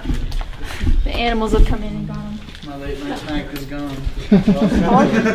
So all these are freezers down this hallway. I was actually down this way with a group of 2 on a public overnight, and we were standing down here and heard a bunch of noises coming from this way and then people talking coming from the way we just came. We came up, no one was here. We were the only 2 people in the basement. The rest of my tour was down taking a break. So there was no one even up at the top of the property in this building at all. We're still learning a lot about this specific area, so voices are we get the most right now, as well as footsteps. So it goes for a pretty good ways that way. Down that way, you can go this way, you can go that way. This is where most people get lost. It's kind of a labyrinth down in the basement. So don't be here by myself. If you go that way, you'll actually end up finding a staircase. You can go upstairs to dining, so at least you'll find your way out. Somehow. We shall see. Yeah. if I can remember to do that. You made it sound so easy. Also, if you keep walking that way, you'll find a door outside eventually too. Yeah, there's a door or a staircase. Yeah. You'll find the Batman out there. Oh yeah. Batman keeps me warm. I'll show you in. Yeah. Boy, are your ears cold? So there's 4 buildings that are connected. So buildings 5, 6, I, and 4. So they're kind of the biggest part of the campus. Wow. So we're heading to building right now through building 6. Okay. This is kind of one of our, I call it our Winchester mystery house. So we have a staircase on top of a staircase that leads to nowhere. It actually would have gone to the 2nd floor of the original tuberculosis wing. But when the prison cut them down, they just left it. So you can see it too from this angle where it just goes up to the ceiling. Oh. So, yeah. Interesting. Let's all got inside. These your footsteps? I don't That's not know. Josh Murray. Okay, good. Hopefully. Hopefully. This is like a. So this side of the gate goes to medical, and then the other side goes to the original restricted housing unit. This gate actually slammed shut on us in May. Yeah, we weren't up here. Obviously, that wind can't blow that gate shut because it's mesh. So yeah, it's a great. It was very loud. It was extremely loud. It's pretty great. It's horrible. I get it, because it's great. It's pretty heavy too, so it's. You said like half hour to figure it out. Yeah. So this would have been the original restricted housing unit. The prison actually built a new restricted housing unit when they ran out of space in here. So there's only 12 cells on one side, 12 cells on the other. It would have been more for inmates that needed protective custody on one side versus disciplinary actions on the other. So we've gone from the sanitarium to the prison now. Yes. Yeah, they're kind of intertwined. And you can tell by the style of buildings. The prison used red brick, and then the sanatorium was more Tudor revival style. And then you can obviously tell by just the interior. So this would have been where, when the prison built the new restricted housing unit building, which is building J, they turned this into a secure special needs unit, so inmates with intellectual disabilities.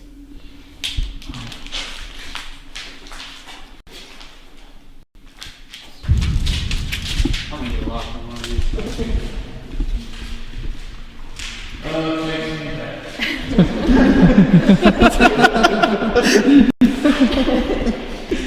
So this one would have been for protective custody. A lot of the not great inmates in here. The boxes that you see on cells 1 and cell 6 would have been no contact inmates. So everything that they would have been fed or handed would have been complete through that box. They was 23 hours a day in their cells here and had 1 hour of yard time. And we do have our most famous inmate would have been held in here. He would have been in cell 6 over there. It's got a clear door, so he needed constant supervision. His name was Joseph Callinger, and he was a serial killer that was imprisoned here. He killed 3 people, tortured a bunch of others, all in conjunction with his 12-year-old son, unfortunately. He was in cell, we actually just learned that a few weeks ago. He was in cell 6, and then he was transferred to building F, which would have been the mental health unit, and he did pass here in 1996. Oh, no way. Yeah. He actually died, not from anything that you would think, but he died by choking on his blanket, because he used to rip his prison blanket and eat it. So, of all things. Yeah. Of all things. So that's actually why prisons made the unrippable blankets, is because of him. Yeah. So his cell has a concrete bed, a concrete table, and you can actually see the restraint point still on the bed where the rebar is. Can we walk over Absolutely. there? It's really uncomfortable. It would have been a Is that 7. his pillow? I'm not sure. It's been here for quite a while. Make yourself up. Yeah. 7-point restraint on the bed. Jeez. And then concrete table and concrete chairs as well. So you're more than welcome if you want to walk in there. So serial killer was in the cell. Yes, absolutely. And he died here. He did. Not in this specific cell, but he did die on the property. Yeah. Wow. Yeah. So and then obviously he would have been fed everything that he needed to at this point. So it would have been passed through, and then he would have had the opportunity to open it on the other side. That would suck. Yeah. They were more worried about inmates like biting and Yeah. spitting on them. So. Makes sense. Yeah. It's pretty. There was a lot of mistreatment of just different things, especially when it became the secure special needs unit as well. Just, you know, inmates with intellectual disability and disabilities anyway, and mental health was not treated well here. Like abuse from guards to inmates? Yes. That we only know a little bit here and there, but yes, we do know that there was some abuse. Is there like a specific area that you can talk more about that? Or It would have been in Building J. I do have a little bit of information, not too much, but yeah, I can touch on that when we get there. Okay, awesome. Yeah. Do we have to go outside now? We can walk through Building 6 if you, or we could go outside. Yeah, I'm burning up. I need that cold air. Yeah, it seems refreshing. And go to the bathroom, never come back. So this would have been medical building. So x-ray machine, dentist chair, anything that inmates needed medically. Nursing treatment room, there's a couple exam tables. So this is a pretty good facility for anybody that needs treatment. The x-ray table is actually still here, as well as the dentist chair. Paranormal wise, we get a lot of batteries drained in this building. So it's a little bit of that. I actually saw a shadow figure in this building during the day once, just passed right by the doorway down there. Otherwise, it's not too active, but more battery drains than anything. So just be careful while you're in here. Take extra batteries if you come in here at night. Do they know how many people died on the complex? We do. We have about 30 to 40,000 deaths on the property. Oh, God. What? Yeah, we have a lot. Just 30 to 40,000? And it was 100 years. So it was 2013 is when it closed and it opened in 19. That is absolutely. I was just at the prison and they were like 1,000. I'm like, whoa. Oh no, with 30 to 40,000. There's actually a cemetery in town called Union Cemetery, and they exhumed the bodies from the on-site from there. And Are there any bodies still left here? Probably, but we don't know for sure. We're assuming mass grave just from TB era. So we don't actually have any markers or anything. I'm assuming in the woods behind the building. It used to be in the morgue, but it's still. There was so much here, and the razor wire wasn't here either when it was the TB sanatorium, so they could just then throw them in the woods if they needed to. Holy shit, that's dark. TB era, you know, you have incinerators, you have ashes. They're just gonna do it to get them out of the way. So this would have been one of the treatment rooms. It would have been 4 people in that room. And we actually had an inmate who knew somebody who was in this room, and he unfortunately passed away here on the property, just medical reasons. So from the building, just not sure exactly what from. But yeah, that's what I was going to say, since it's like that kind of hospital area, Yeah. more deaths here than other buildings. Yeah, most likely because this was the original TB building as well, during that era, so a lot of deaths in this area. Wow. Smells kind of funky. Smell that? Nurses station here. This would have been just general treatment rooms all throughout this hallway. That's the room I saw. So yeah, x-ray table would be in there. Oh, here it is. I'm going to look up. Oops.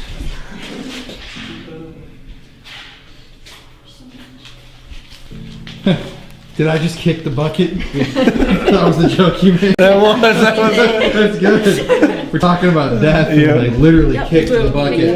That's I funny. can take you through the bath. I'll be nice. Ah, they're so refreshing. Just for 1 second.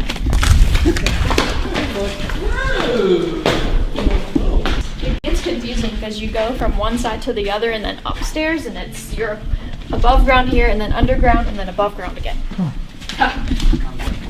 It took me forever to learn this property, so don't worry about it now.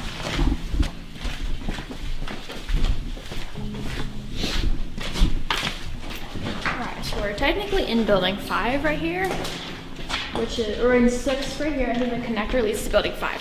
So this would have been original tuberculosis sanatorium hospital. The room here would have been tuberculosis, all patient staff dining. And then when the prison took in, they obviously couldn't fit as many people, so they had to build new dining. So that's what's behind us, is dining hall and commissary. It would have, not too much, at least in this area specifically. People get stuff in the kitchen. There's still some old equipment in there, rotisserie, bread machine. So we get a lot more in that area than specifically in this area. Yeah, wait a minute, she's lost. No. Another room of tools on the wall. Just for things, different slotted spoons and all that. It's pretty common. I would get very, very lost. Oh yeah, it takes a long time. Even for me, now I can go underground from building 1 all the way up and come out at medical. But we get more in here. There was an inmate who passed away unloading a delivery truck, so we know that's for sure in this area. Like something fell on him? Not sure. I didn't get details about how he passed away, just that he did. So I'm not sure what happened, but we haven't specifically made contact with him, but just we've had a lot of activity in that area. But every building has activity here, it's just levels of activity and type of activity is different.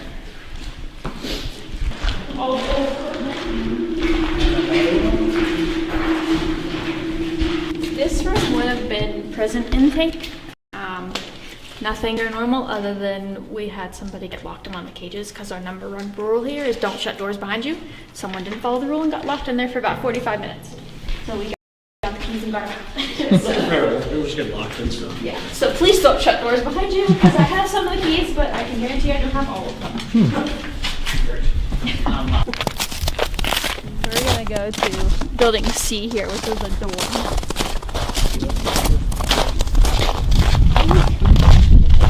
So when the tour guide Rachel was bringing us through all the different buildings, it's a very interesting time during the investigation process of getting kind of a feel out of what the energy place is going to be like while we're walking from building to building, and it being so like bone-chillingly cold outside.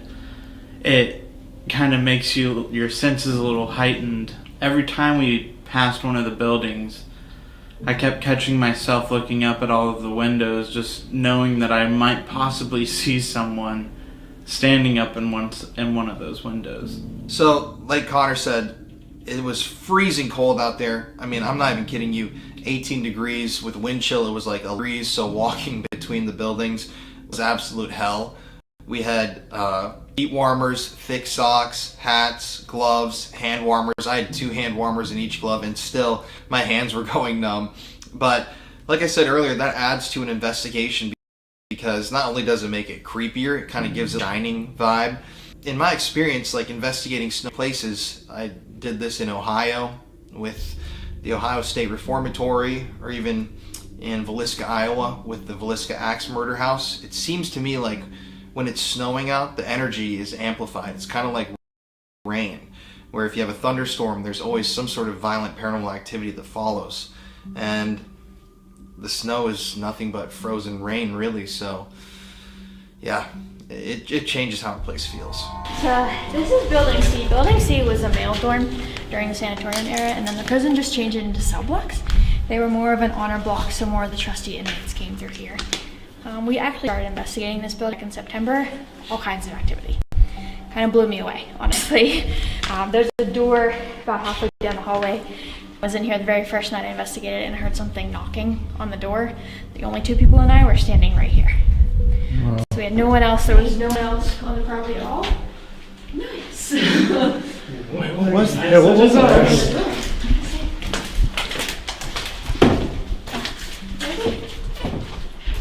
I wouldn't, but it should not be open. Was it that? I couldn't. It sounded like. It's locked. I don't know. The window's open in there. It sounded more wooden almost than metal, you know? Yeah. They're just starting to get used to us in this building, so they're coming out more and more the more that we come in here. We actually had, so there's obviously no power. We had what sounded like a computer noise. So like a computer turning on came down from the hallway one night too. And that was first night in here. I was like, oh, this is good. We've had a lot of just bangs more than anything. And then we've heard some disembodied voices coming from the upper floor while we're down here on the bottom floor. Wow. So this one's a good one to check out. Definitely feels different in here. Yeah. It's when you're in here without lights, it's completely different. It's really an eerie feeling. I don't like coming in here unless I've got people with me. So just, oh, it's great to hear. Yeah, just a different vibe.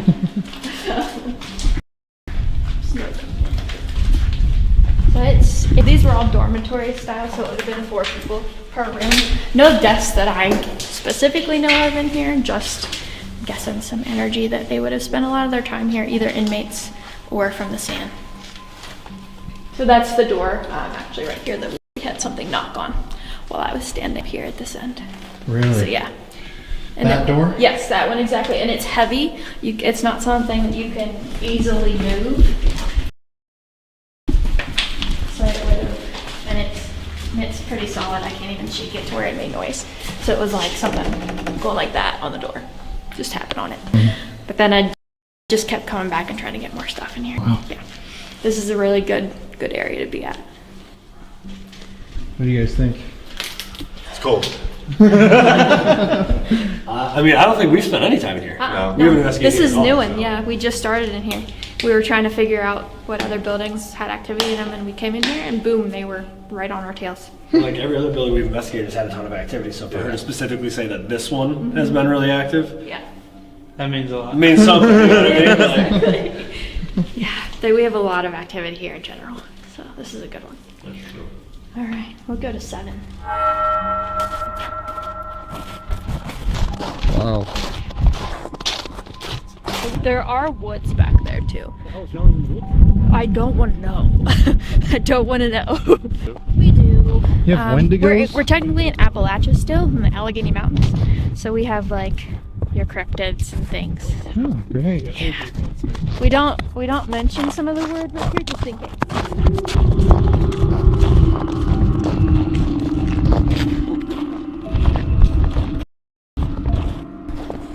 Wow.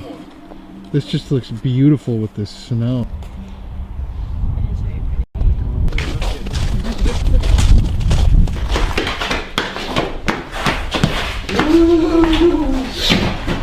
We'll go downstairs because upstairs is as exciting.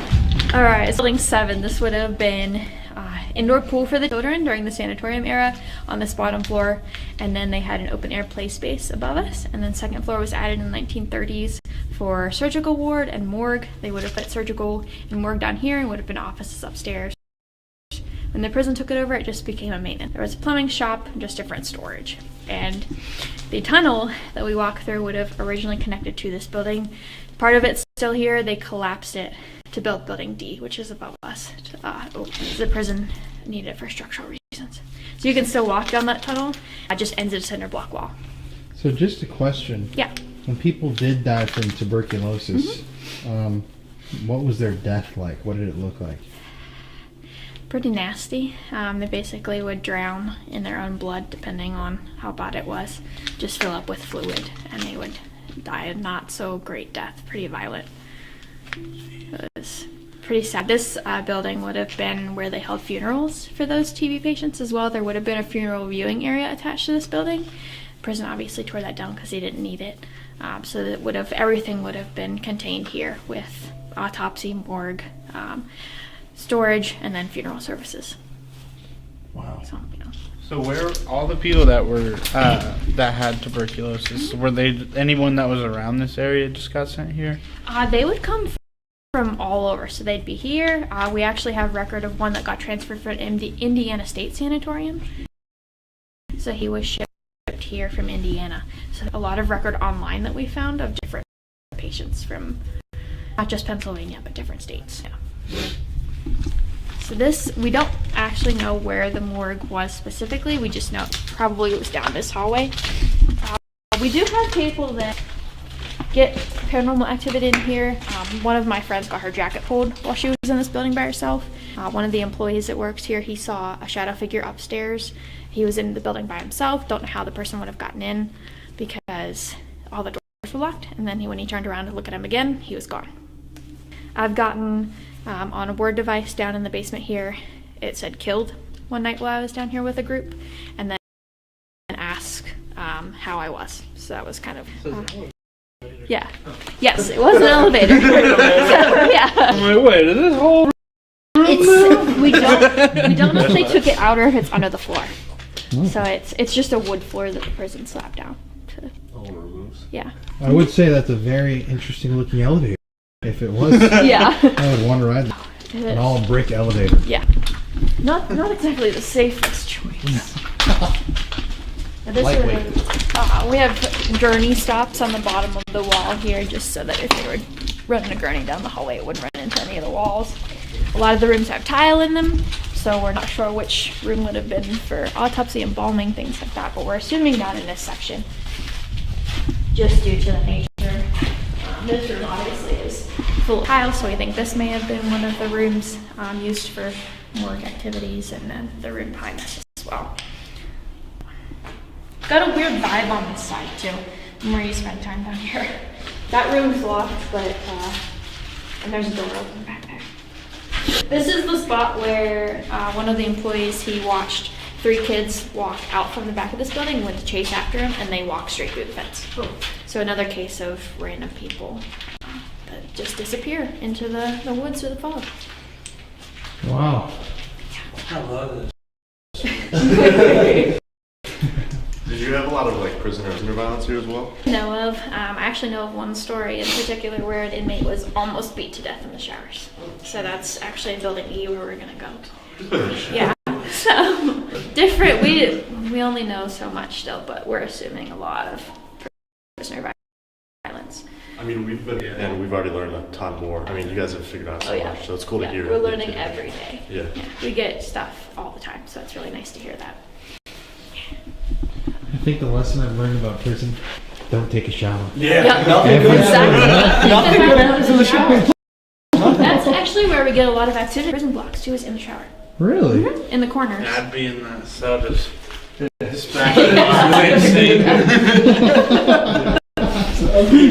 head there now. We'll head to the part where they got beat to death.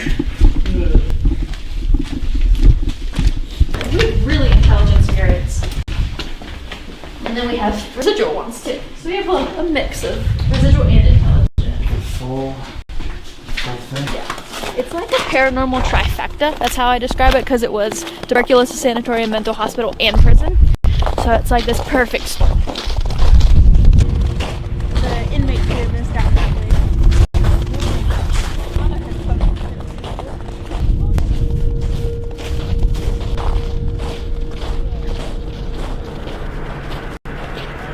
So one of the big things about Crescent is that it was a running prison for quite a long time, and when prisons are open that long, obviously you have a lot of inmates coming in and out of that prison, and a lot of violent inmates coming in that prison as well. So knowing that there's a lot of violence and just a lot of like hateful, mean energy coming in and out of those buildings, and then becoming silent and abandoned years later, I mean, it's a crazy thing to witness, walking into a room like that and seeing all these empty cells and tables that all these people who were committing crimes were sitting at one point in their life. So we're in building E right now. This is one of the high security cell blocks, one of the more modern for the prison. This is actually our most active cell block. Don't know why, because there wasn't really any specific death here. Nothing sat here for the sanatorium. I think just a lot of inmate energy and all men hanging out and doing whatever they're doing during prison times. I actually had my experience and my biggest experience in this building. In cell 27 with my back facing into the cell my first night here, and felt a tingle on the back of my leg, which eventually formed into a whole hand that was grabbing my butt. So that's my biggest thing, and we've had a lot of other women have the same thing happen, where they feel like someone's touching their butt in this building. So we have a butt-touching ghost, which is kind of weird. But it was, I mean, a solid 2 minutes of this feeling that it just felt like a full hand, pressure and everything. Yeah. Wait a minute. I was terrified. I was standing there and I was just frozen. It was like, I don't know what to do. Yeah, right. But we get a lot of shadow figures in here, footsteps, some whistling, knocking on the cells. Sounds like people shutting doors on the cells. Steve has a big experience with our big friend, Big Willie, in the corner. Big friend, Big Willie. What's your experience in here? So we were all in here, sitting down here by the tables, and we were watching a shadow move up in that top corner, and there's like a window over there, so I was like, oh, maybe it's, you know, a branch or something blowing in the wind. So I was like, I'll go up there and stand, kind of see where it is, and I'll move back and forth. So I walked up there, we figured out where it was, and I was moving back and forth. Obviously, there was nothing. So I figured, hey, I'll stay up here, and you guys stay down there and watch. Let me know if you see it again, because I'm standing right here. So I went to back up so I could lean against one of the columns, and I took a couple steps, and my foot hit what I thought was the column. I mean, you could hear it. They all heard my foot hit something and just stop. So I reached out to put my hand on the column, and I missed, and I turned around and looked, and I was still like 5 or 6 feet from it, and there was nothing behind me. I have no idea what I backed into. So I said, hey, I just bumped into something that's not here. There's nothing behind me. She goes, oh, that's just Big Willie. Which did not make it any better, obviously, at that point in time. But it was pretty crazy. I mean, it was a solid something. I didn't see anything because it was behind me, but it stopped my foot dead in its tracks. Solid Willie. Yeah, solid. So much worse. So who is Big Willie? Not entirely sure. We do know that there was an inmate here by the name, they called him Big Will. And he was up in that corner cell specifically, allowed to paint his cell. So that cell's painted, looks like a rug. And he painted the bookshelf and the desk that he had. So that was the one name that we knew from that corner. And that's why we said it. They called him Big Will. So that was the only thing that we really could make a connection with in that specific corner. And we still see it all the time. It still blocks out the door or the window constantly. Yeah. And they're really active in the cells too, where you'll just be sitting and watching and you'll see a head just block out the window. And it's constant. What was that? Something moving over there.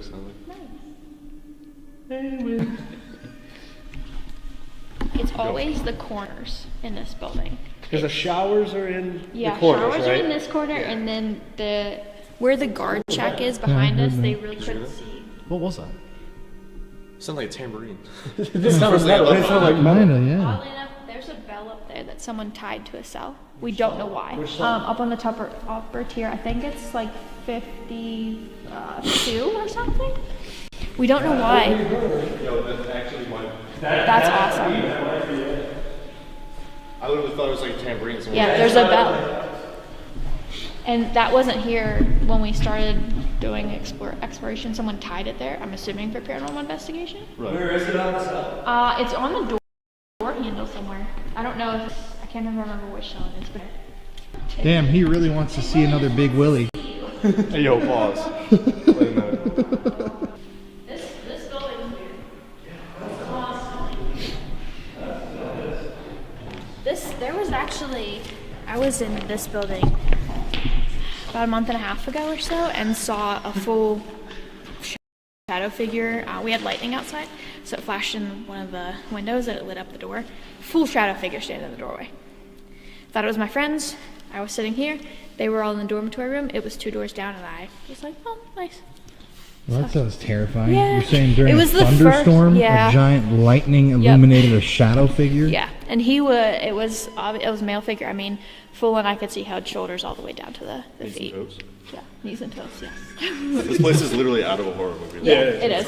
Uh-huh. But like, you have so many different layers too, right? Like you have Yeah. the hospital, the Yep. psych hospital, and then the prison. Sanatorium. You don't know who you're going to be interacting No. with in each area. Wait, just move your light. Did you just move your light? I literally just saw it. I thought it was you casting the light. It looked like a head that way. Which cell? It went right in front of 29. Right that way. That's the cell. Remember when we thought Mark walked into that cell and it wasn't Mark? Oh, yeah. Yeah.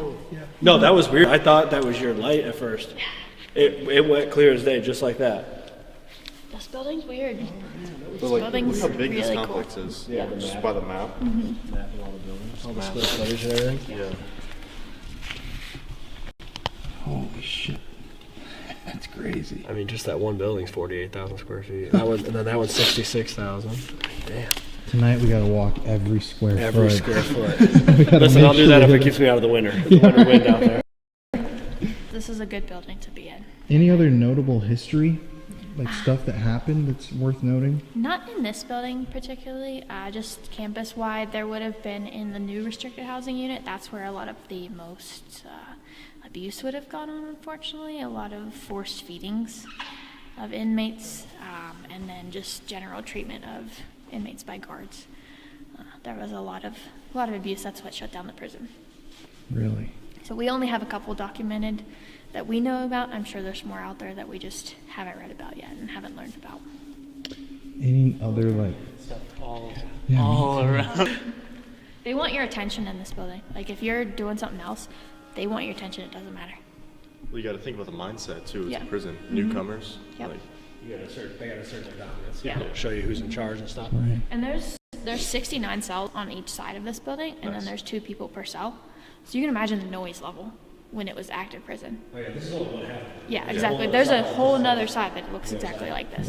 And when prisons get overpopulated, they tend to put mattresses and stuff. That's why out here there's as well. actually a room here that was a dormitory style room because they didn't have enough room for inmates. It was overcrowded at times, so they had to put sick mates in that room. that's crazy. Yeah. Oh yeah, absolutely. We had a lot of overcrowding issues when it was open. Oh. Dope. Yeah, it sounded like it.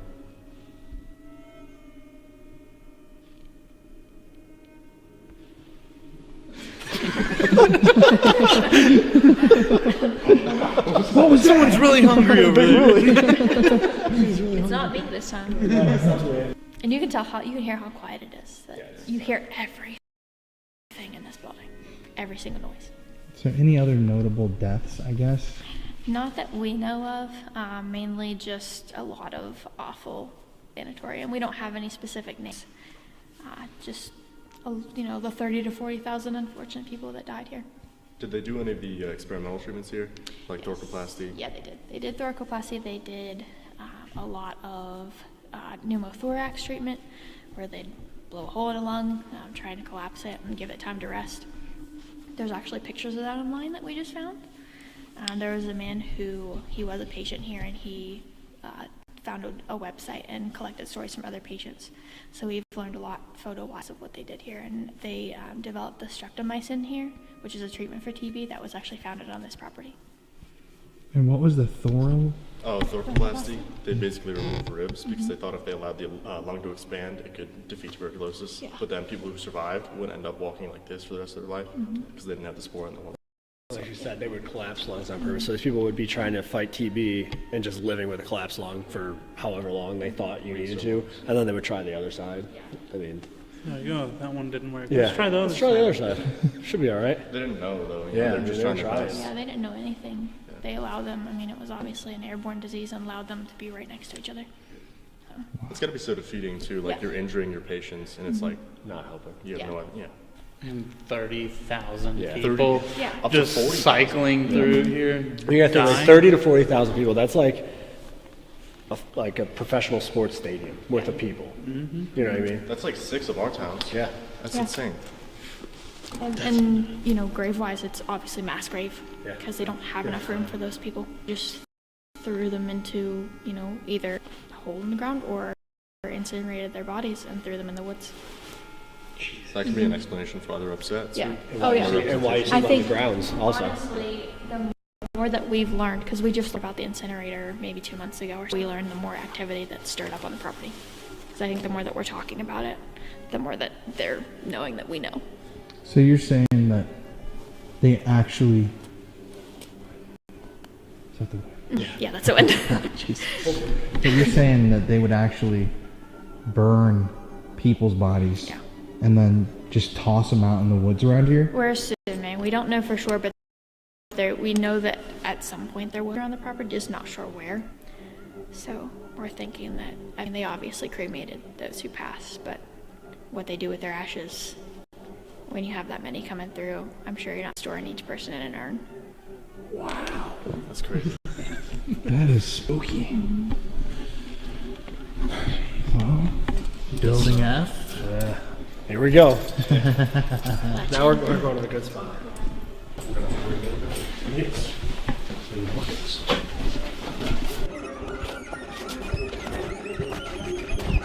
No. Wow. What's left?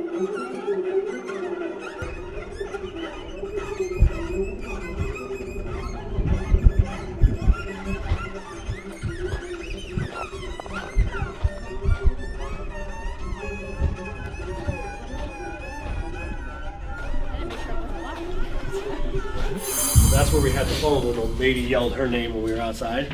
And then we had the live in here last time we were there, and it looked like somebody's hand came up and grabbed the phone, and the live went off. The phone was not dead, nothing wrong with it. We went in, phone was off, no live, and you actually see like skin tone come across the screen before it turned off. Everybody was outside.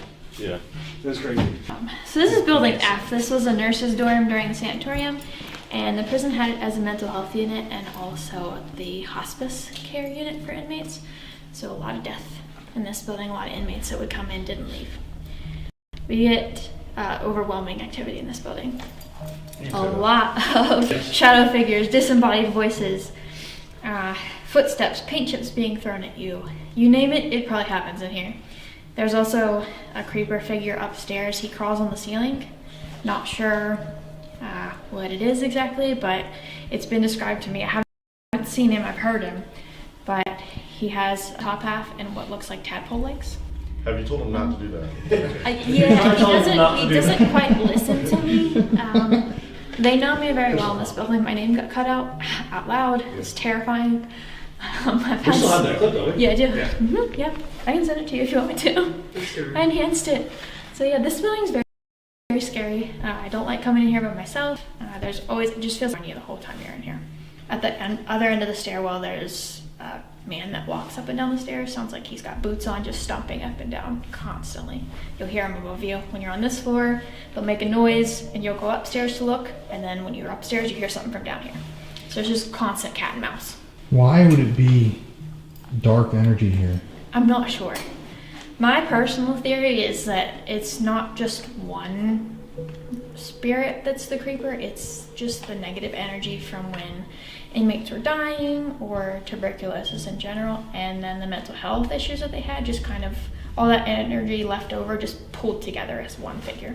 It was almost like the dark haunting was like created or manifested by all the dark stuff that went on. The dark thoughts, you know what I mean? Like, you gotta think of the people that, especially in this building, there was a lot of dark thoughts going on, you know, and bad things happening, so that can manifest itself as, you know, the negative style haunting itself. Like a thought form sort of thing? Right. Yeah.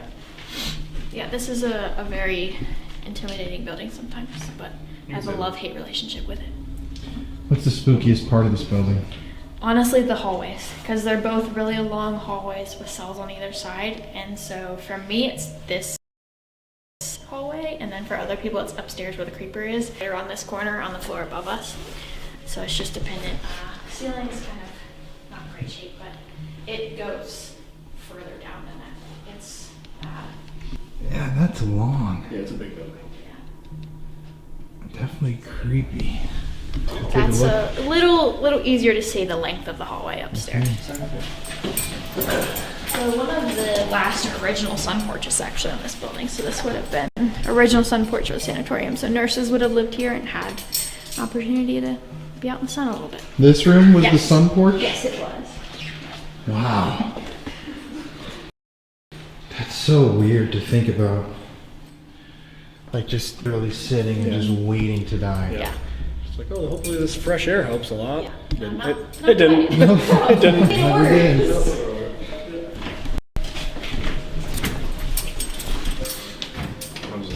Oh, The so this creeper is hangs out right. the creeper's hall. Yes, he is. You can leave that one locked. Do we want to get back up there? Oh man. Just don't pass the caution. So these were cells for the mentally ill. Mentally prisoners. ill and then hospice care inmates. So we're not sure where the overlap would have been between those two. Yeah. Right.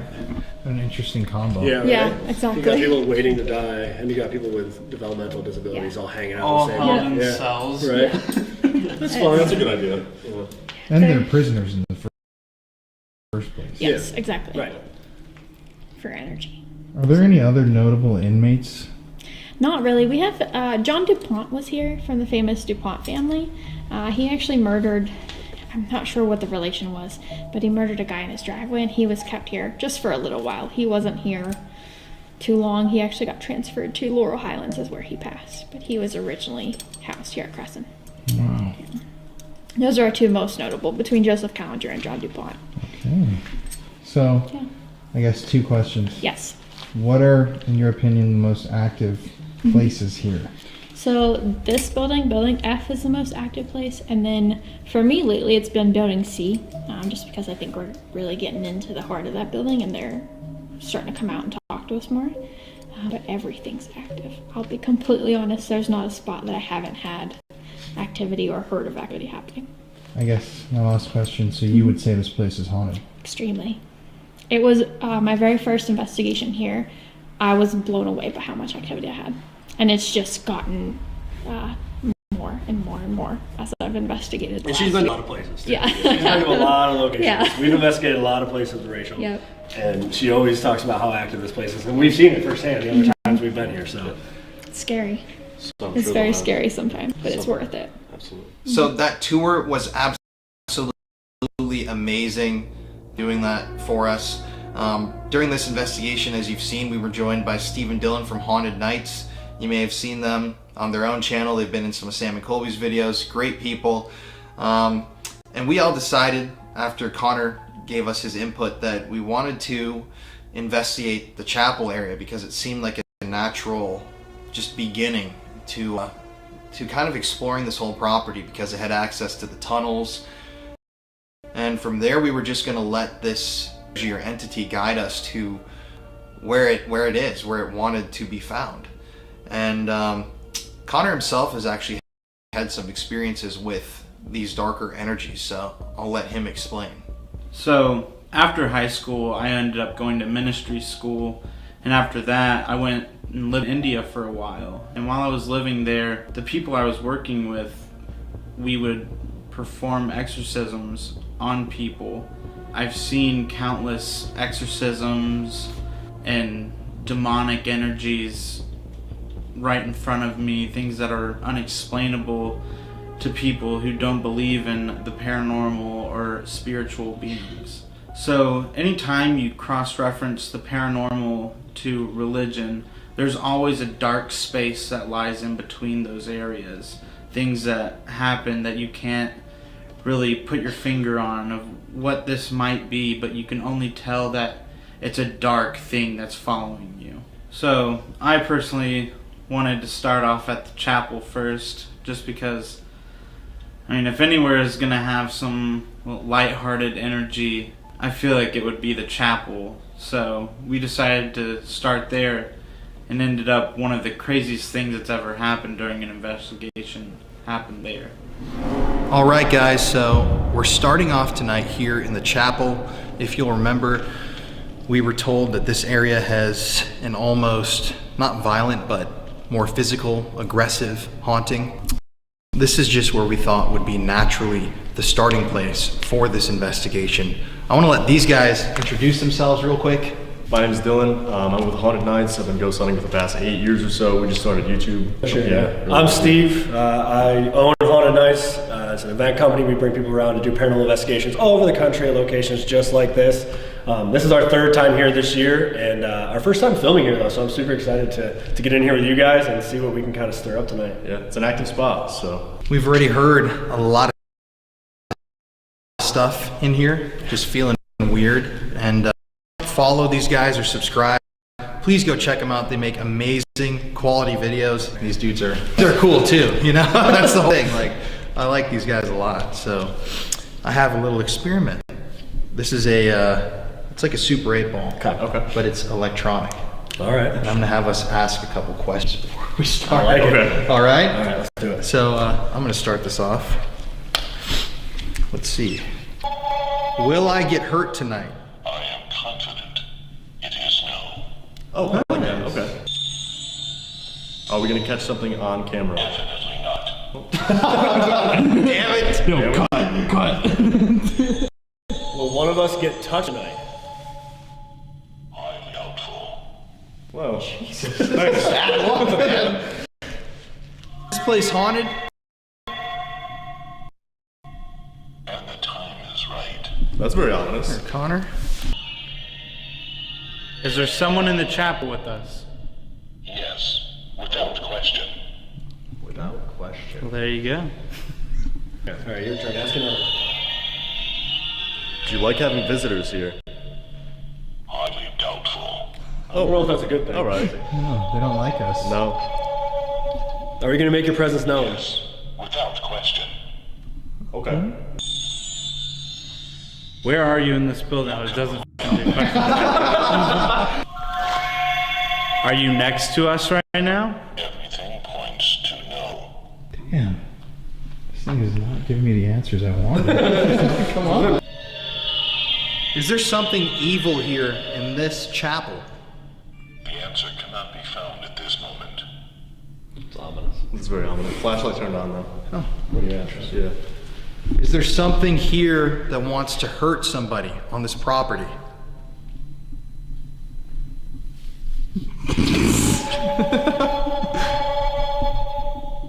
Without hesitation, yes. Okay. Good start. I guess. It's just a little toy that I got. It's interesting. Yeah. Couldn't really tell what that thing wanted. Right. It's like, no, no one's here. Yes, it wants to hurt you. Yeah. The person who's not here wants to hurt. Yeah. That's how it goes. That's scary. All right, well, I'm gonna take this from you, buddy. Time!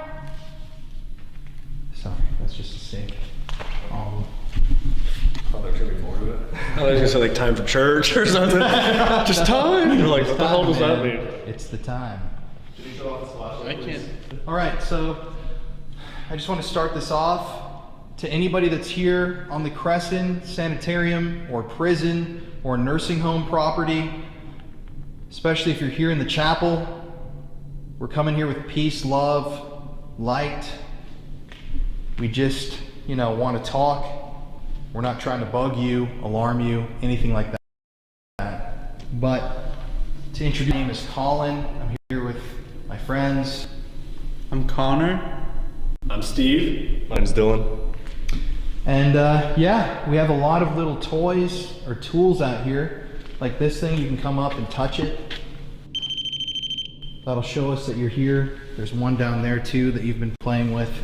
So yeah, to start this off, if there is anybody, oh, right there, the flashlight. Yeah, if you're here, you can touch that stuff. If you see any of the red lights, can you walk towards them?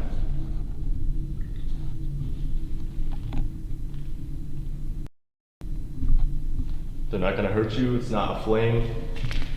All they do is let us know that you're here. I know it sounds pretty weird, but we can't see you or hear you right now. That's why we have all this stuff.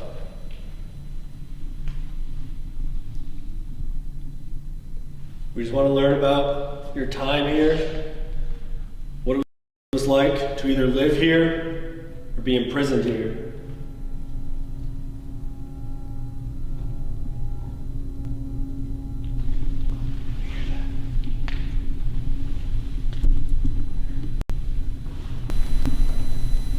Can you make a noise for us? Yeah, that was back there. Those pews. If you're in here with us, can you make a knocking noise on one of these pews? Dude, same time you asked that. Can you come into the chapel with us? Dude, that was on the pew. Back and forth. All right, I'm gonna ask, can you do something very strong for us just to let us know that you're here, like a loud bang or a knock, kind of like you've been doing?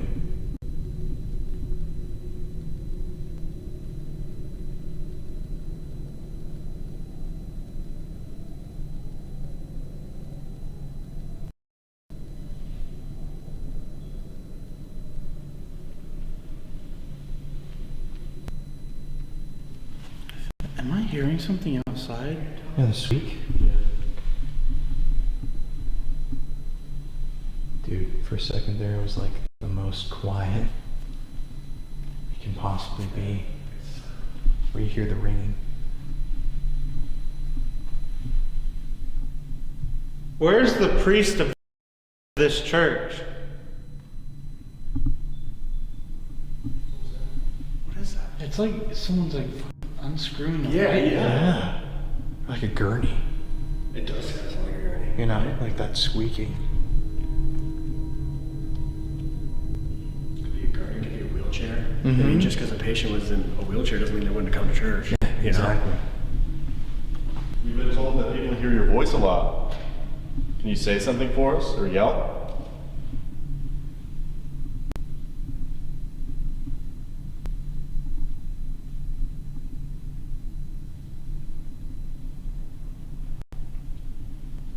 What was that? I was out here. That sounded like a voice. Dude, that literally sounded like talking. Did you hear that? Where?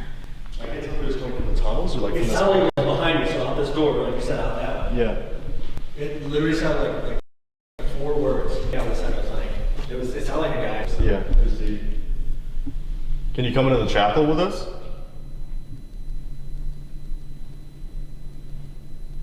We'd love to have a conversation with you.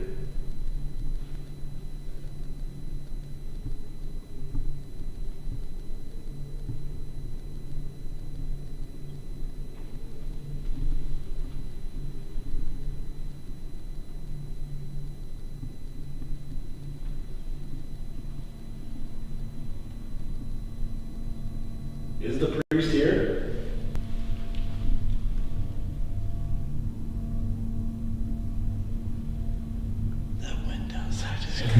But that just shows you too, like the wind is not making those noises. No. Because that's the strongest wind. That's a completely different sound. That's the strongest wind that we've had since we've been in here, and it didn't make any of those noises. Yo, it's way too quiet in here. It's like they're getting a feel for us. Yeah, it's like the kind of quiet where like it's thick. Yeah. We've already experienced that phenomenon she talked about on the tour, though, being surrounded. Yeah. That they're just kind of feeling us out. Can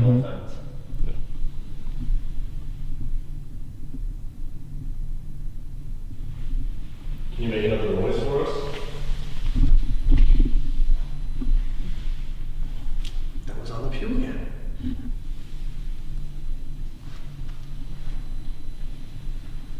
It's one of these first few pews. It's very subtle. It's faint, but it's right there. One more time.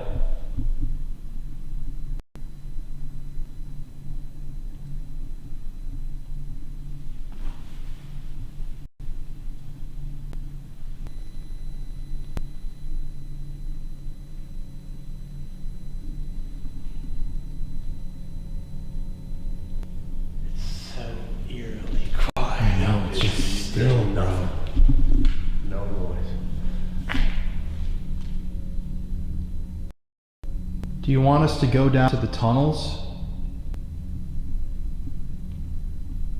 You can light up one of these toys just by stepping towards it.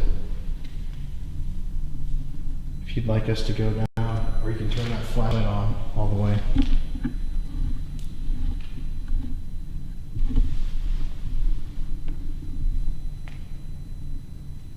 We think we heard you talking down near the tunnel, so if that's where you want us to go, you gotta let us know.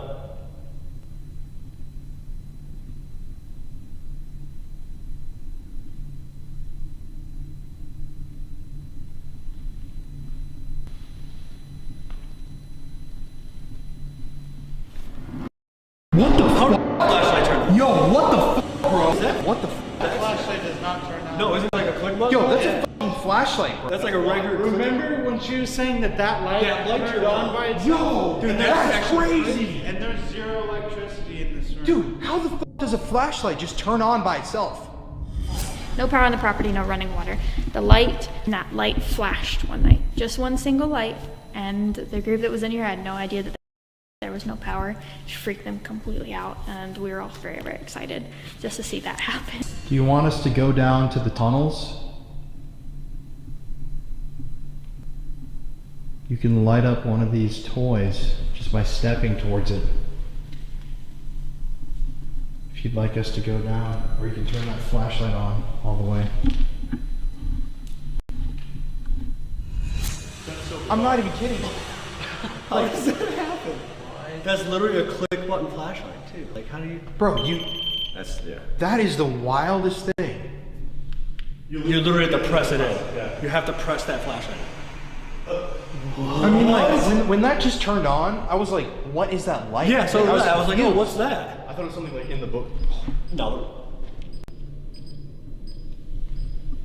Did you just turn this light on? If you just turn this light on the desk here, can you make that go off again?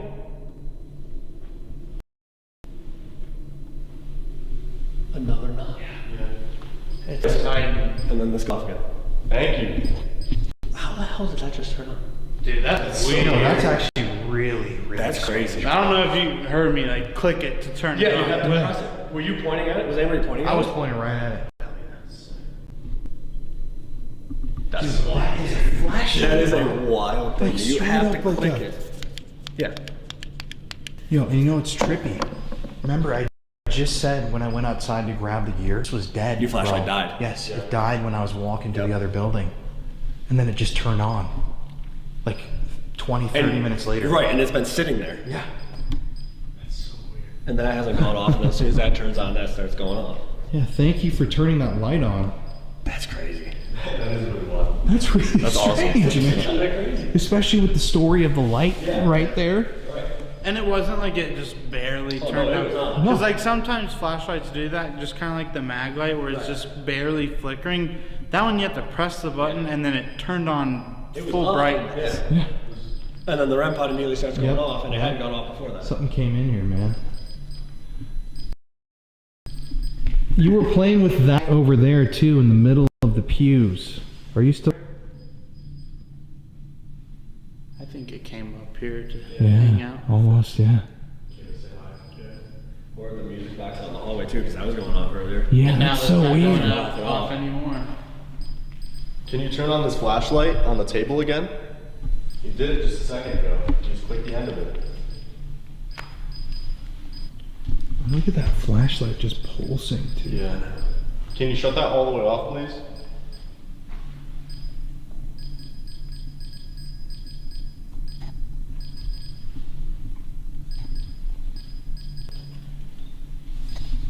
What was that? That's weird. What's back there?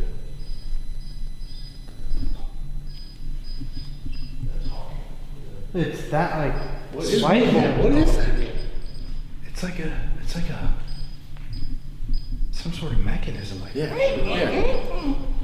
I'm tempted to like sit down in the pews because I remember Rachel was saying that they don't like, or they'll like grab you if you sit down in the pews. Want to sit? Should I sit down on one of these ones that's been knocking? I'll sit with you, man. Do you like when we sit here in the pews? Oh, flash it all the way on. Yep. Right when I asked that. Maybe that's what they wanted this time. Yeah. We step back. Yeah. Flashlights on the red hot stops. If you'd like us to sit down for the sermon, can you sit off that REM pod again? Just touch the top, do whatever you're just doing.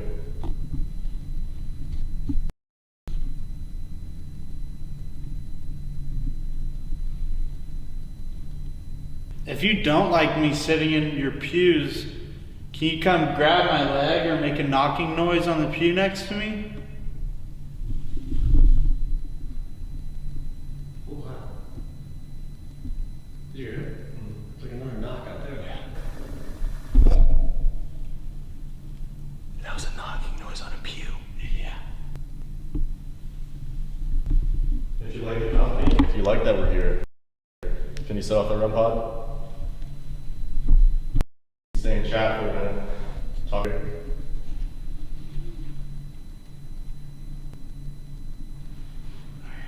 What is that? It literally sounds like movement. Yeah. There's movement coming from back.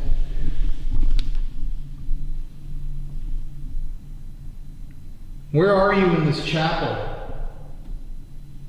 Can you show us where you are by making some sort of a noise, please?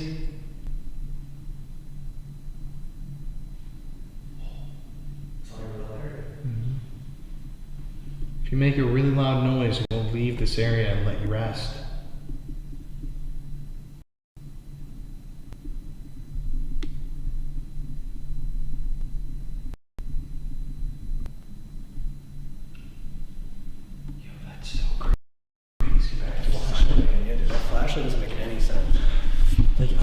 never captured something like that in our investigations. A push button flashlight turns on. Yeah, like straight up full on. It's not like, crazy that it also happens in the building that they've had like light phenomena happen like weird that. things happen with lights. Thank you guys for some talk. Guys, what's out there? Okay.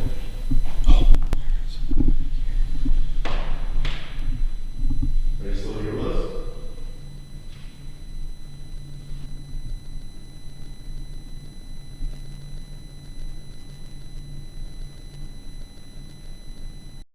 This is the building in the room where people get like cussed out, you know, which is super bizarre. What is this? And then that starts going on. Right as you say that. what the hell, man? Are you mad that we're in here? Do you want us to leave you alone?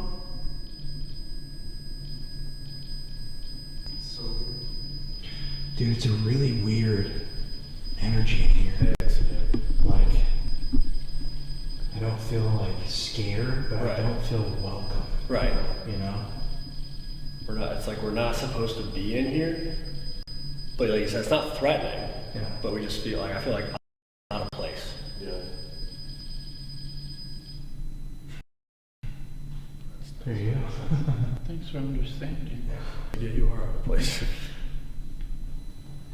Okay, I think we're gonna move to another part of the sanitarium and prison, but if you want us to stay here, can you give us some sort of a big sign? It's gotta be bigger than that though. Set off on the device, play the piano, make a loud noise. Woman's voice? What was that? Yeah, what is going on? Yeah, what was that? Is there someone back here in the back of the chapel with me that might be just a little too afraid to come up to the front?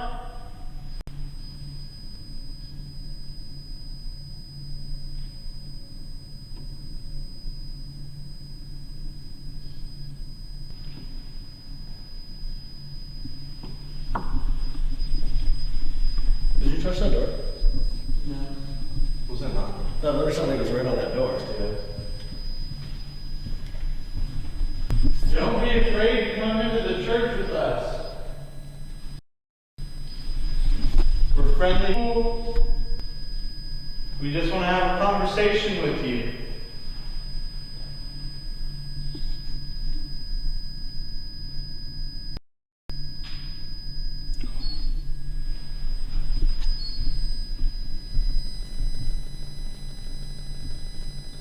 Did you touch that again?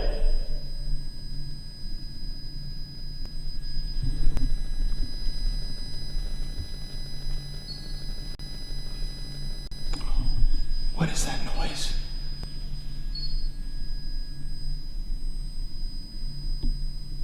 If I knock on this door, can you knock back to me? If you're out here? I'm gonna knock.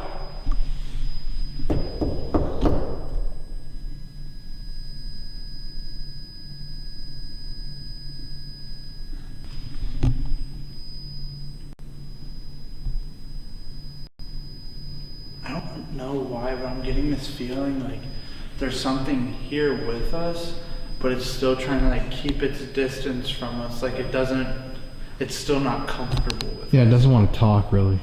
Like it wants to make its presence known, but it doesn't want to be like very intimate with us because it doesn't know us that well.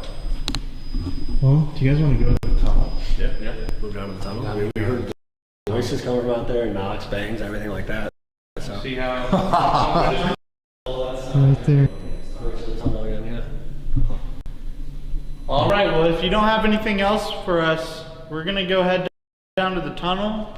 Feel free to follow us down there if you'd like, and we'll be waiting for you. In the dark.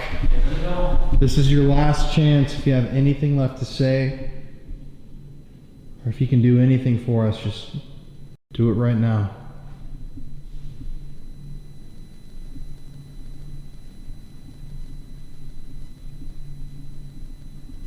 It's so quiet. It's dead silent. It's too quiet. Yeah.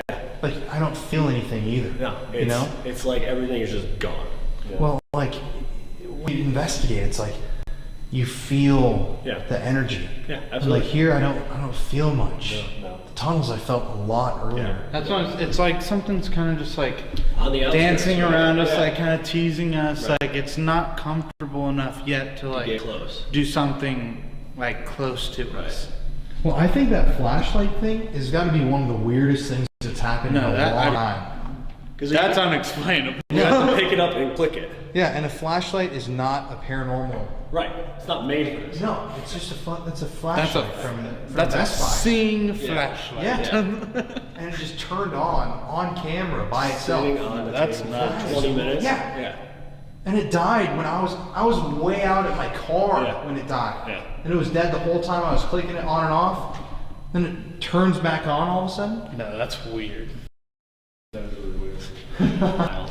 Thank you for doing that though. Appreciate it. But if you want to follow us down to the top, that's where we're gonna head. Alright. You guys want to go down below the asylum? Let's do it. Sanitarium, asylum, prison? Yeah. All of the above. Yeah. Into the dark tunnels. So at that point, we headed down tunnels, and I don't feel like a good place. I know that not much happened in the tunnels that we know of, but every time I've investigated a asylum or a hospital or a place that has tunnels, it seems like there's some sort of energy that hangs out down there, and I don't know exactly what it is, but in this case of these tunnels, it seemed like there was a very good energy that we were interacting with that was almost protective. And then there was something darker that was calling our name, and it wanted us to find it, almost playing hide and seek in the darkness. Okay, so we just paused for a second to get all of our gear torn down and head down to the tunnels. What did it say? The last two words it just said was scared them. On the Ovilus. Scared them. Scared. Right after we're talking about the flashlight turning off camera. Yeah. Talking about how crazy it is the flashlight turns on, and it says scared them. Only two things it said the whole time we've been in here. It's true. We said we're going down to the tunnels now, and we're talking about how crazy the flashlight is, and scared them. You know what I mean? Like, scared them away. That's crazy. That's the energy that is here. Yeah. Like it doesn't want us in here. Right. That was its whole goal the whole time, was to scare us away. That's nutty. Isn't that weird, man? Literally. Like, what a start to a video, honestly. I feel like genuinely there's something in here, but it just doesn't want to talk. Yeah, it wanted to scare us. It wanted to scare us away. So it was like I'll do a couple little things to see what's going to get them to leave. Yeah. You know what I mean? Yeah. And we're like, okay, we turn on the flashlight, that didn't work. All right, we'll do the REM pod, we'll make some bangs, we'll make some noises. We get ready to leave now, and it's like, scared them. Got it. That was it. That's all I wanted. Here we are. So Here crazy. We are. Yeah, right. They win. Let's go to the tunnels. Now we go down to the dark, baby. The dark. Where you said you were going to get lost. Exactly. Yeah. We'll see. Exactly. We'll see how that. Let's just get him lost and see how it plays out. Yeah, just turn off the lights and run. Yeah. You know I can't catch up with you. You do a flashlight.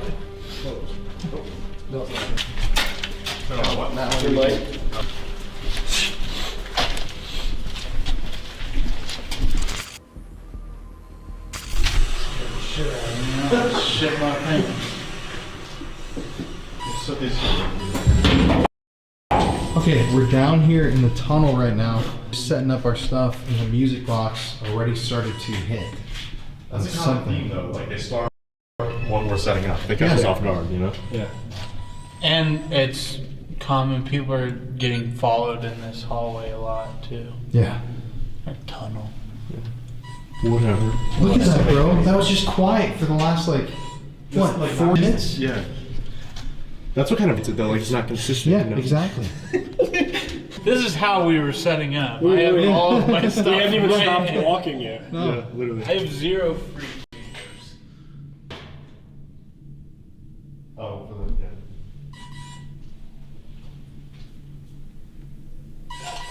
What the hell?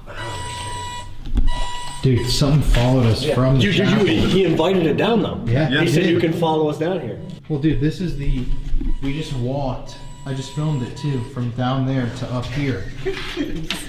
So somebody's following us. Yeah, came from that direction Back over there. here. Yeah. Did you follow us? Yeah, is that true? It's okay if you did. Yeah. to have you down here. Are you excited to talk to us? Sick. That's kind of weird though, that right when we start talking about it, it's like way It's less chilled again. frequent. Yeah. Okay, I just paused once again. Look at that. So we got someone standing at this end and then someone setting up. Sick. Can you step away from the REM pod for a second so it stops? Is the device here on the ground?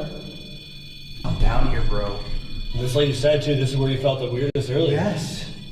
Well, you gotta think, because like, in this location, right, anywhere on this whole property, where's gonna be the place that a bunch of bad stuff happened that nobody knew about, right? Yeah. It's gonna be down here. I mean, it's also like, this is the connecting place between all the buildings that. It's the main Or thoroughfare. not all the buildings, but a couple of the big buildings. Yep. They were connected these ways. That way they didn't have to transport people outside. They transported them through here. Yep. On gurneys. I mean. And once you're down here, nobody can see or hear what's going on. Like, if you wanted to punish a patient or punish an inmate, like they said, the abuse allegations, right? Yep. Where's a better place to do it than down here in the tunnels where nobody can see or hear, Yes. right? That's another thing too. It dates back to 100 years. These have been here since. Who the knows kids. what's happened down here in the Dude, last 100 years? I mean, just look at this thing. Consistently going on. And there's no power. And the music box over there. And there's nothing down there. No. On either end. But we were just using both of these devices up in the chapel. Neither were hitting. No. Then what? You set them down here and they're just going off? And, no reason, both and of it them? was, I set it up, you walked past it and it didn't do anything. Yes. And then you set up the camera and then it starts going off It's like immediately. it wants to share its story. Right. Something Yeah. down here. Yeah. Well, I know we've never investigated down here, so I wonder if every group that comes, they just use this as like thoroughfare, like you said. Okay, I'm gonna reset this, guys. That's something we've seen consistently at every spot we've been to, though. We get The tunnels at Crescent are a very interesting place because it's almost like it's a conduit between these different buildings that have such a heavy paranormal presence, and this is the passageway that you can get to all these different buildings from. It has no windows, it's a tight space, and it's super, super dark. I mean, there's no electricity in any of these buildings, and so there's almost a presence of like nothingness, but so much at the same time down in those tunnels. All right, so to whoever's down here in the basement, the tunnel area, we just want to know if you're a victim of abuse. Dude, come on. Different color, too. Every color. That's a whole different level. Yeah, you can come and talk to us. Oh, I have a ringing in my ear, dude. Dude, that's hitting hard. Yeah. It's just, look at that! Oh! It's changing all the colors. All right, so it seems like you are a victim of abuse. Is that correct? I know how to validate that, but it's like Right.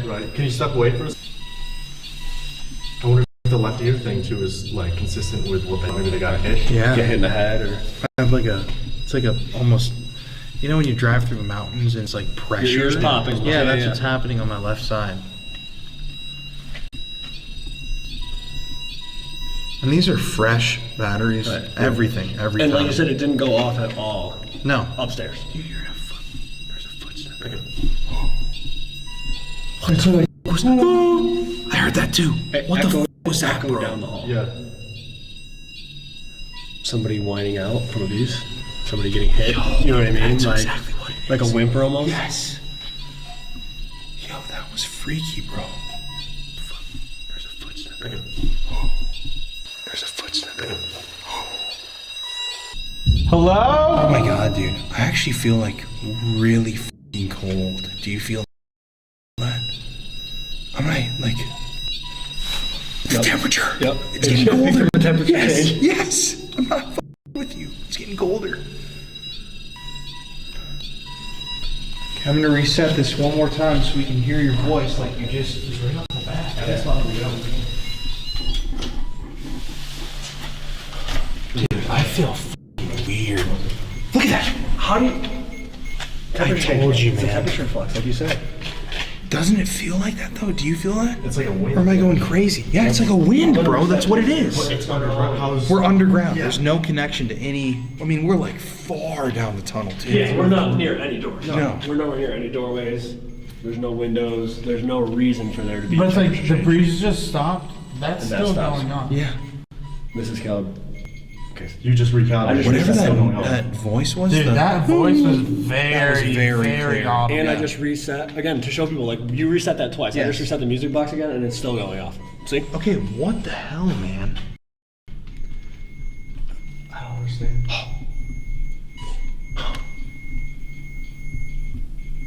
Are you the one who was abused down here? Can you set off that music box if you were?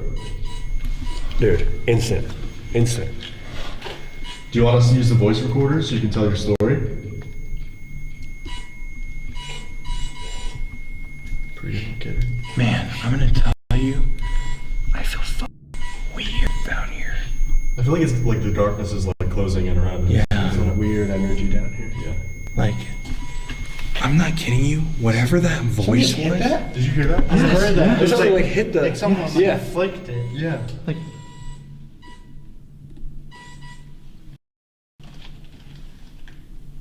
Confirm on the count of 3. Set that off if you want. Hold on. So when I get to 3, set that off if you want us to talk to you using the recorder. Okay? It's as soon as I start saying it.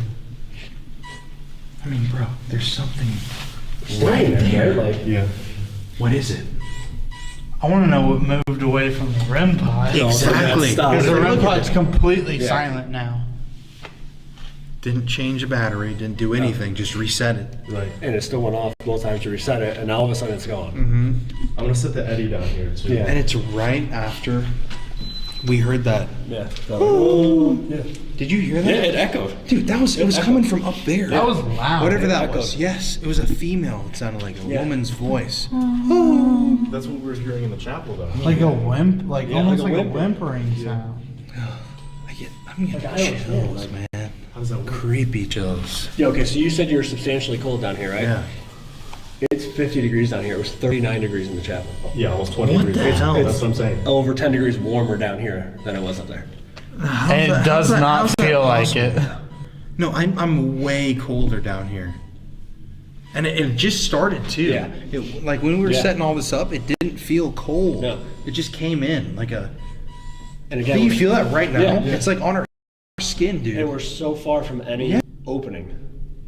I mean, it's equally as cold everywhere you go Yeah. outside. It's not like there's one Right. place that's hotter Right. and it's sucking air out. It's getting warmer. It's getting warmer. The temperature's going up. It's up to 50.9 now. But the temperature changed. And this is hotter too. That doesn't This is make any getting hotter sense. too. That doesn't make any sense. No. Bro, I'm But it's getting, colder. Like, chills all over Me my too. body. That is wild. Yo, the that's proximity. It's not our body heat. No, not no. close enough to do that. We're 15 feet away from there? Yeah, there's no way. I mean, It's up to 51. It's up to 51 I'm degrees. telling you, it is way colder Yeah. down here Yeah. than it was up there. Like it feels like there's coldness like Yeah. Surrounding on my us. body. Yes. What the hell though? This is showing that it's getting hotter. So is your guys' Yep, device. that's going up, and this music box is still going up. Doesn't make any sense. Can you set that? Well, walk towards that red light one more time if you're here.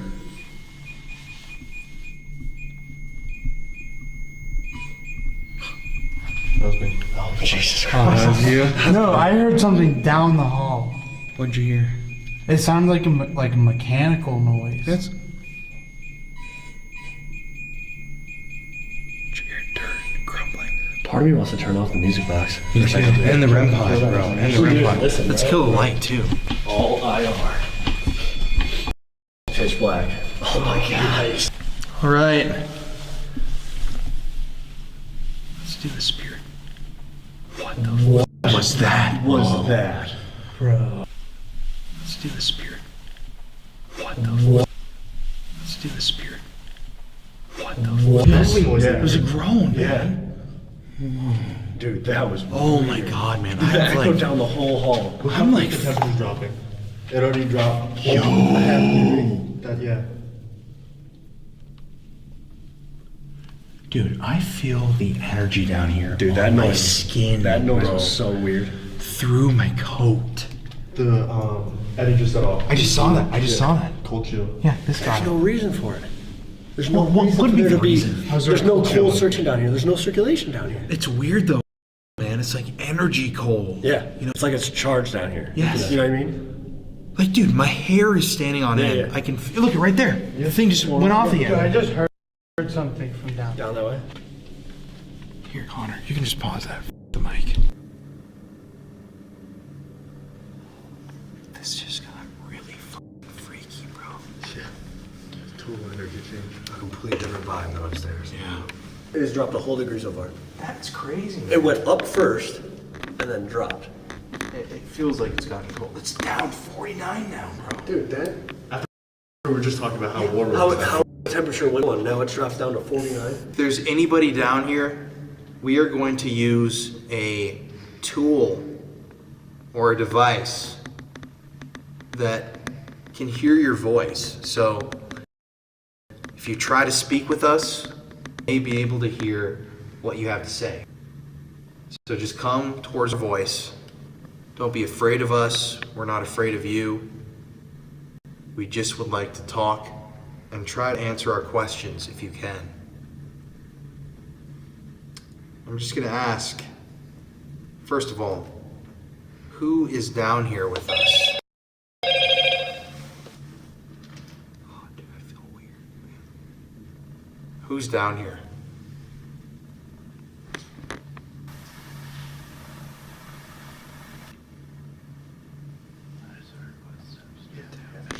Powerful. Powerful. Who's down here? Powerful. Could it be a guard? Or just an entity. I just heard footsteps down that way. Yeah. Can you explain that a little bit further? What were you?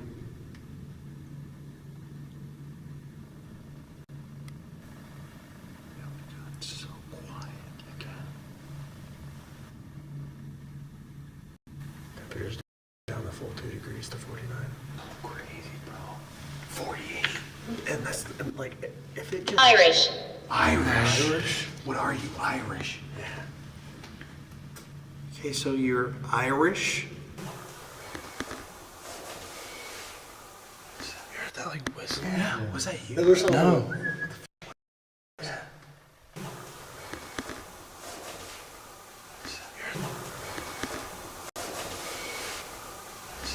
Okay, so you're Irish. I think we heard you whistling. Did you die in this area? Or did you work here? Maybe you're still working right now. What was your job?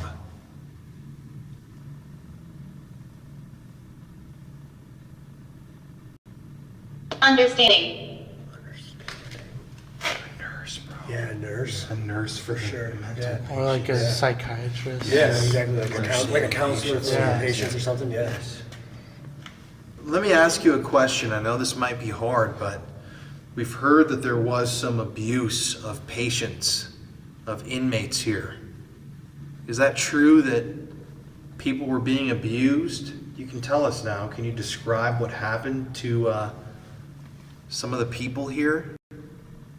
We just want to know the truth. Edge. Edge. Pushed off. Yeah, like the Murdered? right. What do you mean by edge? Someone fall off something? Maybe even like the abuse stemmed from people who were pushed to the edge. Yeah. Like they had to deal with the same Mental stuff. breakdown almost. Yeah. Same stuff day in and day out. Yeah, because it doesn't have to be physical. It could be mental abuse too. Mm-hmm. Tell me more about what happened. We just want to listen and understand what went down here. Was that a voice? Like to the right? Yeah, not that way. Yeah. I feel like there's something down there watching us. Like, you see where the darkness is? Yeah. I just have a weird feeling that there's like a person standing there. Right past the camera. Ava. Ava. A nurse. Right when I said there's Yeah. somebody. So your name is... 47. 47. It's man. 47. Is that possible? It went up over half a degree and then dropped 4 degrees. Like if it just started dropping, we got down here, I'm like, okay, it's getting a baseline, but why did it go up first? That's what I'm saying. You know what I mean? And the REM pod Yeah. confirmed it too. Yeah, and it just didn't go up. It, like you said, it went up and held it at 51 for like 5 minutes, and then all of a sudden it's going to drop 4 degrees now. So Ava, you understanding Irish nurse. People were abused because of an edge. What else happened here? Tell us more about yourself.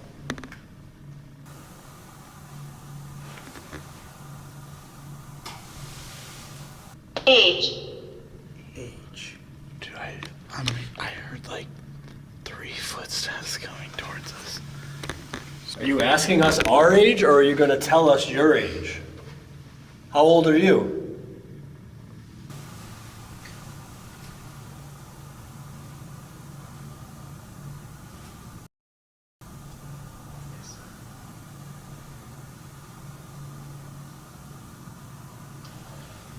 Test out this side now too.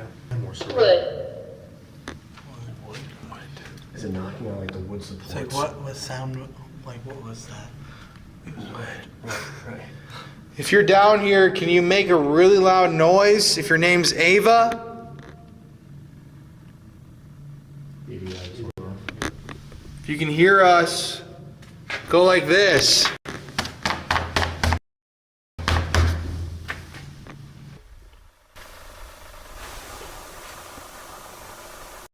What was that? Those footsteps? Down there. Yeah, shuffling. I just heard it.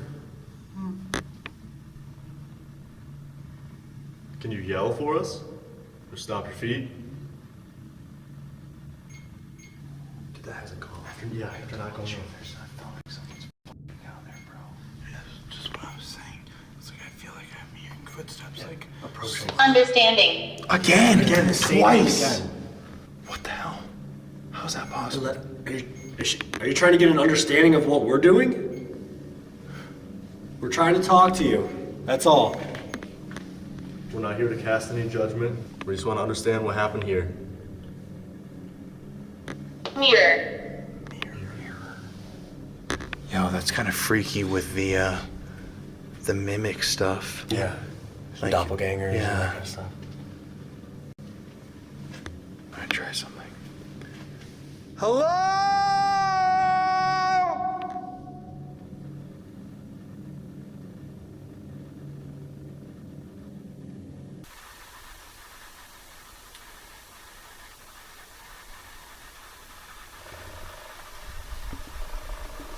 Can you hear me? Voice crack. How embarrassing.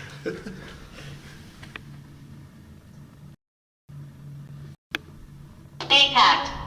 Pact. What happened here? A pact. I've never gotten that before. Pact. One thing we've encountered at a lot of spots we go to, it's like there's kind of like a warden who watches over everybody. Head It's almost spirit? Like, yeah, like head spirit. Like there's rules to follow. Are you not allowed to talk about what happened here? Did you make a pact? Is there some sort of rule that prevents you from doing so?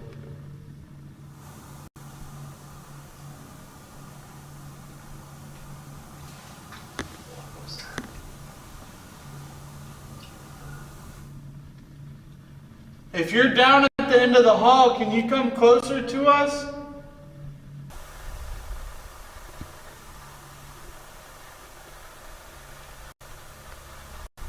Was it? What the f was that? Was that you? No. Oh, that was in between us. That Right, was so literally was right here, You know bro. what it sounded like? Yes, bro. The hand It literally was like, oh, that was awful. I was sitting, you can Yes. see on the f***ing static, I was sitting completely And I just still. turned and looked at you, dude, you could hear it move. Anybody. Anybody. I thought you would like exhaled, and then I saw your No. eyes get wide. I'm like, Dude, it was right here. Yo, dude, Right do you feel cold? Yeah, Like, it's or is it cold just right me? It's so cold right here. And we're down to 46 over there. How is that possible? It's dropped 5 degrees in 20 minutes? In an enclosed area, underground. Yes, Underground. deep underground. That doesn't make any sense. And it went up. It went up first. That's the thing. It went up first. Yeah, I'm feeling whatever that That was was weird, really dude. strange, That was right man. on It was this. right here. It's on between us, Yes. man. It traveled. You could hear it move. And again, hasn't been going off, but now it is. And remember, the REM pod was just spiking. Yeah. Full EM. Yeah. It's not gone off. Are you a nurse that's down here with us, or a patient?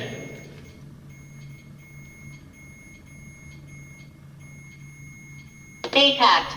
A pact again? Understanding a pact. I said it twice now. I'm serious, guys. I've used this app probably 30 times now on investigations. I have never once in my entire time using this gotten the same word twice And it's done it with twice. 2 different words. Right. In a row. So that's very important. That means that it's actually picking that Right. word It's up. saying- telling you this. Yes. Right. Like it saw that whatever that value was, showed us those words, Right. and that's what it was. Witchcraft. Witchcraft! Witchcraft, bro! A fucking pact! Something was fucking happening here, man. What if they were doing something crazy? That's what I'm saying, bro. Oh my god, man. Yo, that is crazy. With something, bro. Right. The devil. What do you make a Right. pact with, Right. man? Were you playing with something you shouldn't have? Oh, I just got chills. I have, bro, I have a coat and a We long. hear you. We hear you. Yo. Didn't you yell? Can you hear me? Yes, I just screamed that. Hello?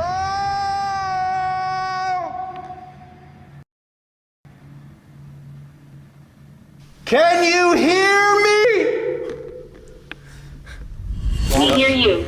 We hear you. What is happening? I just heard like a from over there, and then REM pod cuts off. Like it was moving away. I was about to say, all my hair's on it. Literally. It's not, it's old, but it's, I think something was summoned here. By somebody. Yes. A patient, a prisoner, somebody in their cell got bored and did something here. You gotta think they said to those people that were in, like the protective custody and the dangerous, they were in their prison cell for 23 out of 24 hours, right? So like you're sitting there by yourself for I've read almost the a month. Hunt. I don't think I like that. Uh-oh. What do you mean hunt? I just heard another like. Whoo. Dude, it's 45.8. Doesn't make any sense. 45? Yeah, it's gone down 6 degrees after going up. Like that's the main point there. It went up first. And it went up on the REM pod, bro. Can you whistle back?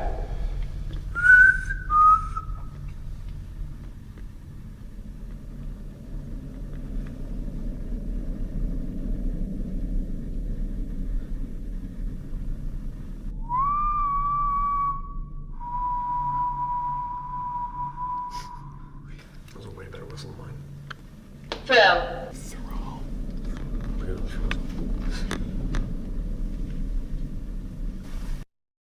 That's great. Not bad. But the minute we stopped talking about, or I guess the minute we brought it up and then figured it out, it stopped bringing it up. Are you gonna throw something? Mood. Can you tell?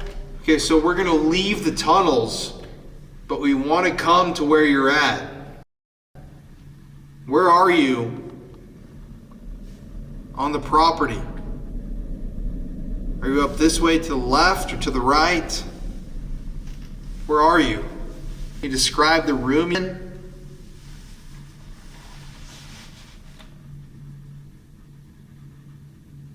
Take photo. Take a photo. You take one that way, I'll take one this way. We'll take a picture. Only if you show up for us.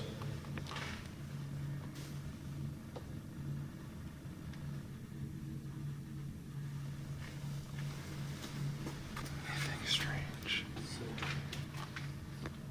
Can you please, before we get out of here, just tell us what part of this prison or sanitarium we should come meet you at? Are you in the jail? The hospital? All right, like you said, we're gonna move on. We're gonna go to a different area on the property. Down. Down! Go down. Down this way? Down there? Down where? Can you give us a number of a building or a letter? Where do you want us to go? That was close. That sounded like it was down there. Down. It Down was there. down, bro. Down there. Down that way is the building we started at, though, right? Yeah. Not the chapel, but. Yeah, the chapel's down there. It's the huge building. We're family. We're family. That's good, I guess. That'd probably be sanitarium days, though. Right. Well, wasn't that a preventatorium for kids? Kids would have been down in that building. Don't you just wonder, though, about what kind of abuse happened What went on here? to sanitarium patients, prisoners? Right, because like she said too, like, they're still gathering a lot of the information. They don't know much about this place. They know like nothing. Right. Yeah, I heard that. Yeah. There's over 100 years of history, and they don't know much. So what is still to be uncovered? You know what I mean? Like like you said, what kind of abuse had happened? To who? Where? How often? I think it's been covered up for a reason. Yeah. They don't really. That was you. Okay, thank God. That was you? Yeah, he hit that. God damn it. I was like, yo. Damn it, man. What? Did you just hear that? You didn't hear that voice? No. None of you heard that? No. That was literally. I'm a child. Oh, dude! I was just talking. Bro. It literally just sounded like somebody yelling, "Ah," like all the way down the hallway. It echoed down the whole hallway. I don't know how you guys didn't hear that. You know what's kind of an eerie possibility? Oh my God. Maybe what we're talking to, it was bad at first. The evil thing came through. Or not evil, but more negative. Right. It set the temperature lower. Yeah. It was setting off the REM pod, the music box, and it said a pact understanding twice. Right. Both words. Right. So those are important words. Right. But then I don't feel as cold. It dissipates. The REM pod is stopped. Yep. And now it's saying you should go down back where you came And from. I'm a child. But what's happening? She's dangerous. She's dangerous. Dude. Yo, that's what I'm saying. God, you're talking about that. And they're like, yeah, she's dangerous. Because what I'm saying is there's something up there that we want to talk to. Yep. It's understanding there's something almost evil. Witchcraft. And she's Witchcraft. dangerous, yes. You heard a young girl just now. From that way. Yeah. We heard a girl before moaning. Yeah. She's dangerous. And it's saying, Like- go down. Yeah. Go back to where you came from. Don't go up there. Trying to warn us. Yes. Keep us away from the abuse that Yes. happened. And these are the most haunted buildings up Yeah. there. These are the That's the places way. that she said she doesn't like to go. Answer. Answer. Dude, that's the answer. Oh my God. No, this I got chills Dude, all that's- over my body right now. That's crazy. Well, do you guys want to go up there? I think we have to, right? Yeah. I was gonna say I'll break the envoy out, but this I don't is think this we is need the it now. answer That's right the now. answer. We don't have to. Like, We dude. have to go that way. Are you up there?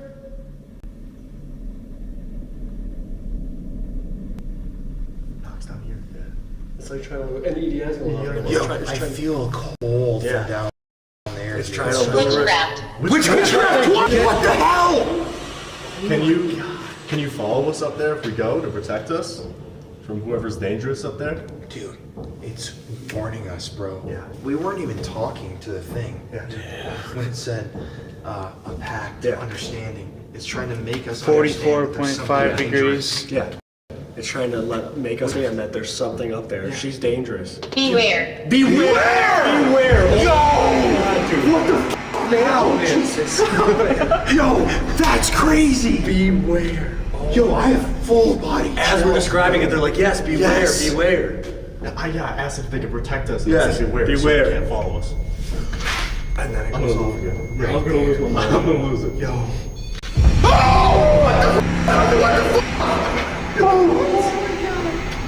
That doesn't make any sense. It hasn't gone off. That hasn't gone off in Hate. Hate. Oh my god. Oh god. How? Dude, that's a strong hit. Yeah. That's what I'm saying. This has been on 25 minutes, 30 hasn't gone minutes. off. It was going off. And then it stopped. Then it goes off. As we're talking about this, beware. Right when we finish Understand the witchcraft, theory. hate. Yes, man. As we're talking about it. And you know what is f***ing scary about all this? What the hell is the creeper? Right. What is that thing? Right. Is that the thing that's dangerous? Dude, what's going on with that camera? Yeah, The IR line's dying, bro. Fully charged IR line. Look at it. It's You never see it blinking. That's what she said though, the They batteries. try to get batteries everywhere. I mean, but okay, this is confirming everything this has said. Yeah. Let's just consider for 1 second the tadpole thing. Right. That is not human. That's conjured. How does that Something got How created. does that end up in a place like this? Witchcraft. You can go to asylums; they don't have creepers. Right. You know, Right. someone has to do something f***ed up to bring that in. Who's talking? Who's talking? It's me, Colin. Yikes. Yikes. I can see that camera's dying up there too. The blinking. Yeah. Yeah. Both cameras. Okay, I'm gonna shut this off. I'm at 58% on this one.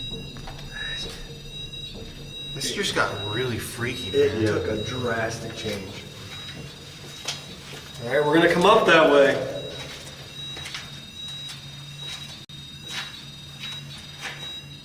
This camera's about dead. Wife. Wife. We were genuinely trying to like uncover some sort Right, of the abuse and try to help people. Right. But everything that just happened in the last 10 minutes turned this to extremely dark. Right, something getting conjured, something Yes. witchcraft, something, beware. She's dangerous. She's dangerous. Beware. And then in addition, 2 times we heard a female Your voice. family. Your family. Your Wife. It says wife and then Wife, your family. Like threatening us? Right, we're both both have married. wives. Right. Bite. Bite. Bite. We've never gotten any of these words. Wife, No. bite, beware, never. Witchcraft. What Witchcraft was that? twice. Act twice. Understanding. How is that possible, man? Because that shows that through this app, something is accessing those words and it agrees with once. them. Right. More It's than saying, once. I can do this to Yeah. give you this word. I know when I do this. Did the camera die? He turned it off. Yeah, turn it off. I just heard something like a. Well, let's pack our stuff up and go up there. Let's go. Let's meet this thing face to face. See what happens. She's dangerous. Let's do it. That's crazy. This has been wild, dude. The evidence we were getting was something was trying to save us, almost protect us from going into the other direction of the tunnels. And in that moment, the evidence we were getting was so confusing, but later on it would start to make so much more sense why that was happening. So after the tunnels, as you saw there, that was the very beginning of where this investigation took a very dark turn. You know, we actually went into this trying to uncover some of the abuse that occurred here that actually shut down Crescent, if you'll remember. But this thing that was coming through, it really seemed like one entity specifically. This thing was, I don't want to say evil because that's so overplayed in the paranormal, but it really didn't feel good. It was making the temperature drop extremely fast. It said the same words on the spirit locker multiple times. If you guys watch our videos, you know that does not happen. It never happens. I've seen it repeat a word 1 time, and I think that was in our Gettysburg video. And we've used this thing many times. So to have it repeat those words, it meant that whatever the entity was that was with us found out how to get that phrase or that word across, and then it... Did my f***ing light just die? That's creepy, right when I'm talking about this thing. Okay, gotta reset this. Shit. Okay, got the light fixed. Weird. It's funny, we're doing these interviews like 3 days after we filmed the investigation, so if you go with the attachment thing, there still could be something that followed us from there. But anyways, that energy that repeated those words on the spirit talker, it led us to believe that something had been almost summoned there. I mean, not only has the place been abandoned for years, so who knows what been within any of those buildings during that time. It's so isolated. But when prisoners have all the time in the world, specifically talking about the inmates there, I've read a lot of cases of prisoners practicing witchcraft and other sorts of religious practices from the dark side of religion while in prison. Son of Sam was known to do that, the serial killer from New York. There's a guy in Nebraska who does that all the time, who's famous for what he does in his cell. It almost seems like somebody had brought this thing into Crescent. You know, it didn't seem like a human spirit, whatever that would be. And as you're going to see as we continued to for what this thing was and try to figure out more about it, the investigation just kept getting darker. And that was also the point of the night where we headed to the prison area in the cell blocks and we encountered something powerful. If there's anybody down here in this hallway, make a noise for us as loud as you can.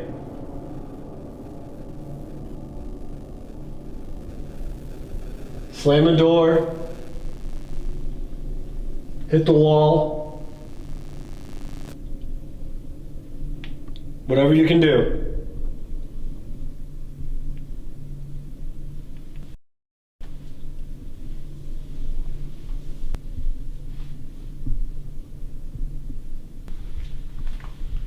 I'm so cold right here. It's so cold. Hello?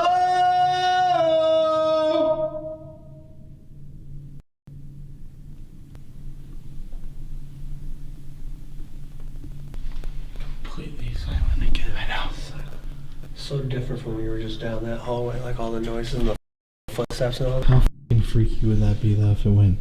Hello. See you later. Bye. Connor. Hi ho. Hi ho. Off to work we go.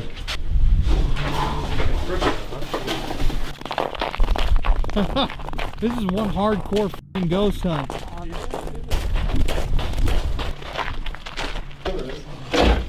There we go. Can you step away from that so it stops? Just step back a little bit. That's going on. Are you talking to us? Okay, so we just got to, what area is this? This is building E. This is Yeah. where Big Willie hangs out. Yeah, this is where we were called to. Where they told us not to go and Yep. beware. Yep. And look at the first f***ing word that they said. The only word it said in here. We turned it on, it says that. Witch. We're not even rolling. We were in the process of setting our stuff up. We literally just got here.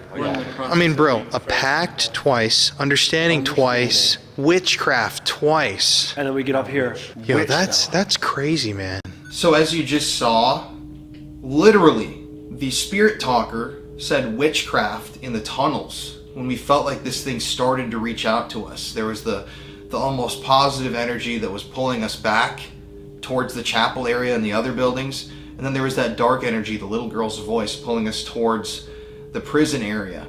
And right when we got to the prison, the Ovilus, a totally different device, said witch. I mean, how's that possible? That's something that's, you know, you can take each device at face value on its own, but when you have two different devices saying almost the exact same word and all the other things that were happening, it was painting a picture at that point that somebody was a witch performing witchcraft. They made a pact. It all makes sense when you really look at it from a holistic viewpoint.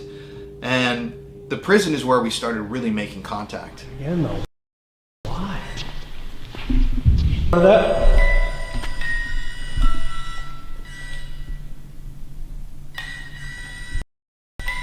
Okay, now what the fuck, dude? Can you step away for a second so I can ask a question? Did you follow us up here? Yep. And the REM pod. Surrounded again though, both sides. Yeah. Oh, there we go. a noise over there. I don't know where to look.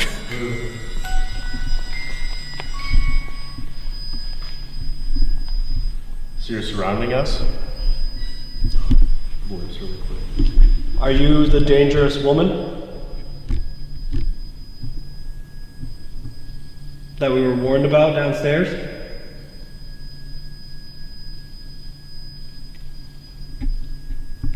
Is the dangerous woman... All right, that is fucking crazy that it stopped too. Is the dangerous woman that we were warned about downstairs?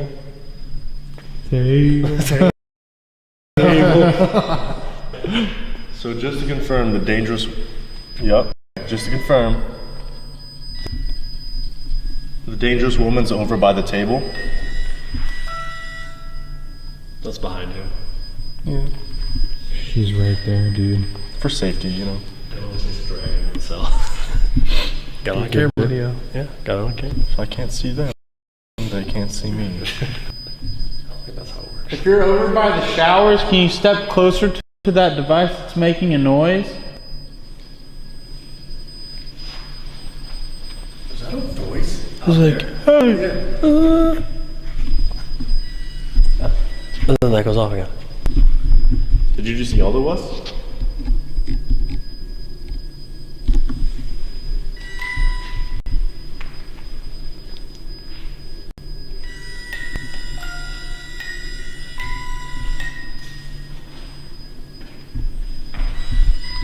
all right, I think we do a DR60. Yeah. Let's sit right here, boys. You want to turn yours on? Yeah.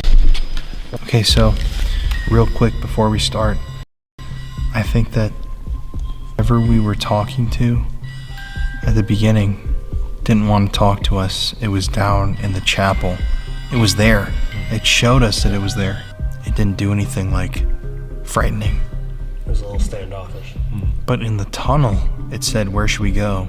Down, come back towards the chapel. Right. And then witchcraft, she's dangerous, a pact, understanding, powerful. So it seems like whatever was down there was trying to guide us away from going up here. Right. And now we're here with DR60 and see if we can hear any EVPs, so. Let's do it. I'm ready, guys. Let's do it. Each want to ask a couple questions? Sure. All right. Okay. 1, 2. You know what? I'm gonna turn this off. Okay. So we can actually hear. I'm ready. DR610. 1, 2, 3.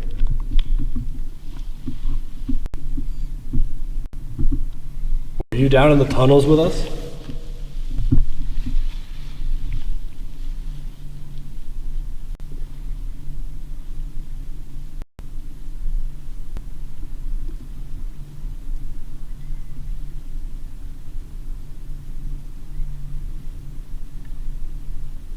Were you summoned here?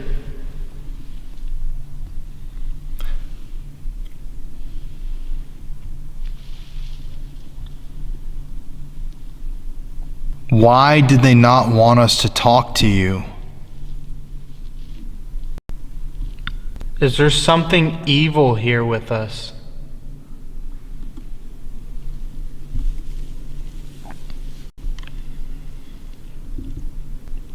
Who's dangerous?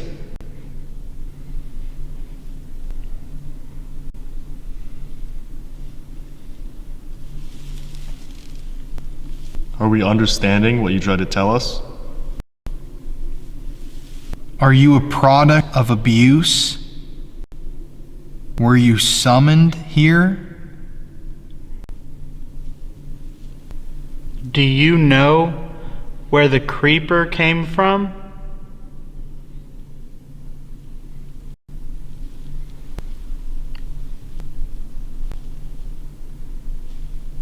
So it said a pact and witchcraft. I thought everything here was human. Are you a human spirit?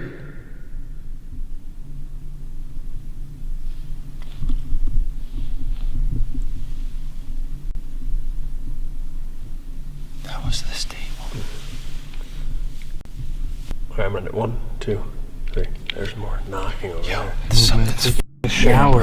What the fuck is it though? I don't know. Yo, this night has been crazy, man. Everywhere we've gone. Yeah. Every single place we've gone. And each spot has a different feeling too, and a different vibe. Were you down in the tunnels with us? Yes, I was. Yes. Listen to that. I play back. Were you down in the tunnels with us?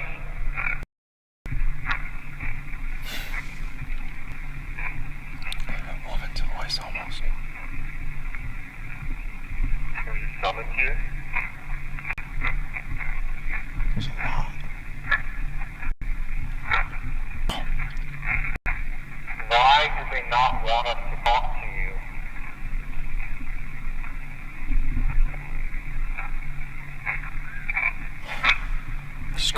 What was that? Yeah.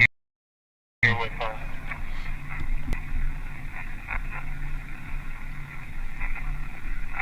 Who's dangerous?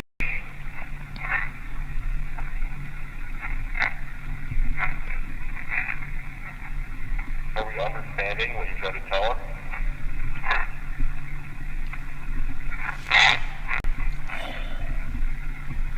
Are you a product of abuse? Were you summoned here?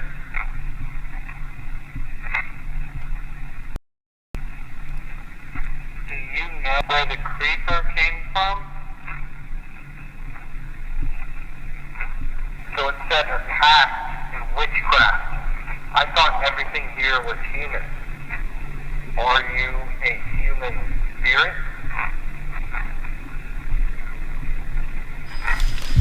A noise over here, and it goes off.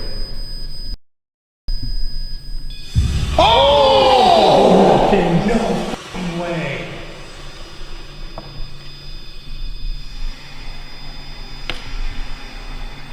Dude, you know what's weird? That shit happened right on the... Are you a human? Are you a human spirit? Yes. And it's like, it didn't answer on the DR60, Right, but it's right. like right when that Right. question was asked again, that happened. A bang, and then this starts pinging.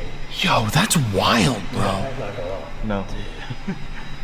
And that's where we were hearing stuff the whole time we were doing That corner. Can you step back from that so it stops? Dude, it's like whatever is here is so strong that it keeps setting the stuff off and then it can't go back. Yeah.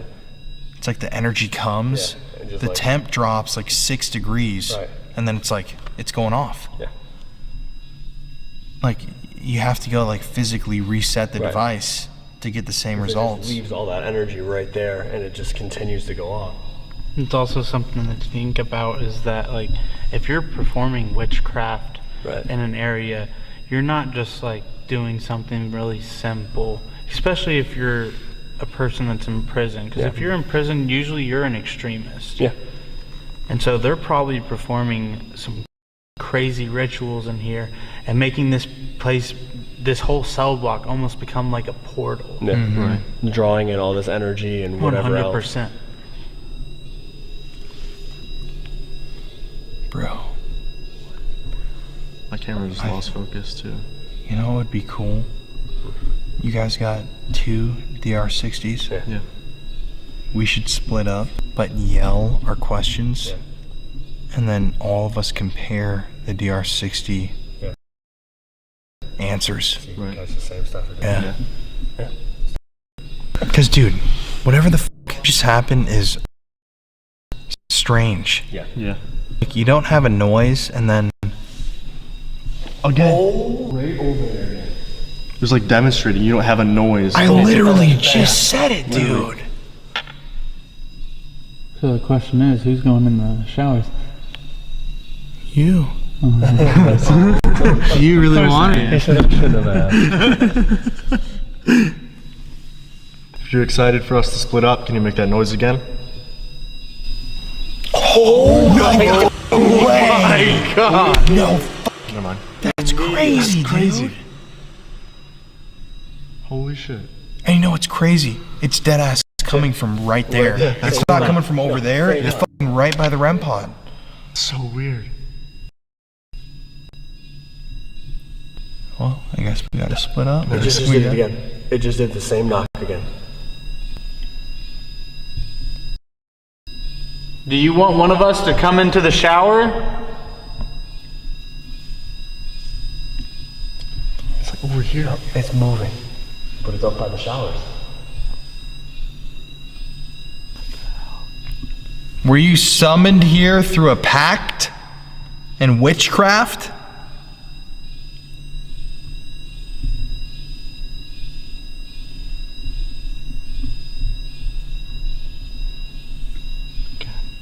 It's right there now. There's something in Bro, that it's fucking shower. walking around. What the hell, guys? When we were doing the DR60, there was no noise. No. And then right when this goes off, The noise. noise everywhere. Noise all of a sudden. It's almost like when we did the DR60, it wasn't here, but something like followed us back into this area and knew, where we were coming to. Right. And it's fucking here now. Yeah. It was like I warned him not to go up there. Yeah. I mean, I'm telling you, whatever was down in the tunnels was warning us that something up here is not to be fucking. Here we are fucking with it. Yeah. And we're like, oh, let's split up. Yeah, we're like, yeah. One on one. Prisoner. Again, just to confirm, you want one person to go over there in the showers. Make that noise again. As loud as you can.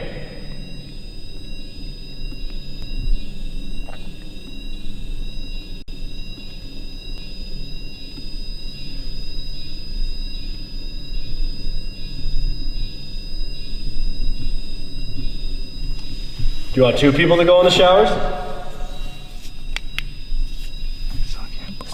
What the f***, dude? What the f***? Now it works again. Okay, beginning of this entire clip, I literally went like this, like 15 times. And what the f***? Look, it's dead again. There's it gone. How is that possible, dude? That doesn't make any sense. And when it dies, it should be dead. Yeah. And it died at the beginning of the night when you went to your car. And then it came back, And it and it turned on came by on itself. by itself. Then it died again. Right. And then when I showed you guys 10 minutes ago, it was dead like this. Yeah. And then just fucking turned on again. Now it's dead again. Well, I say we split up. Let's do it. All right. Are you down here in the shower area?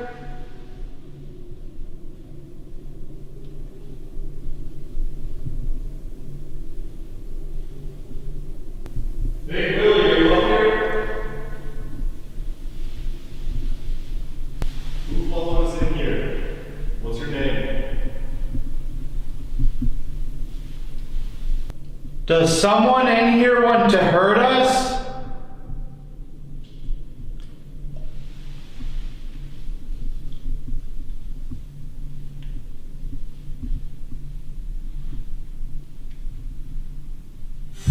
The flashlight just turned on, bro. No, on the fucking table. By itself again, dog. Yes, again. Look at it. Dude, we're in the fucking, we're so far away. Nobody's anywhere near that.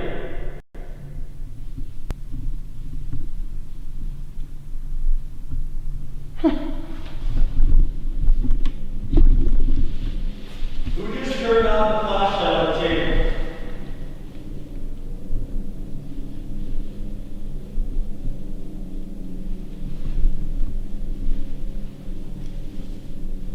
Are you trying to scare us?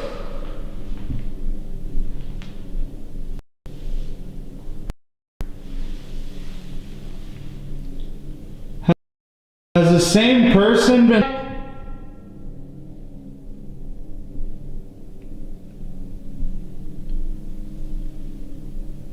Were you summoned here?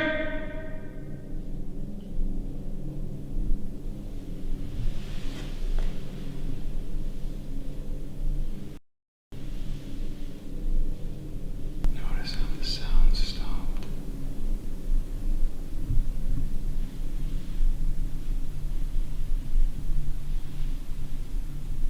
If there's someone dangerous in this room,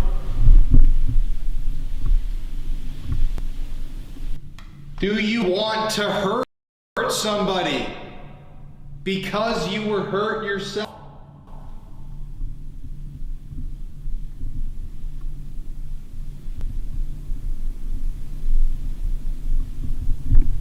I feel like there's like someone touching me.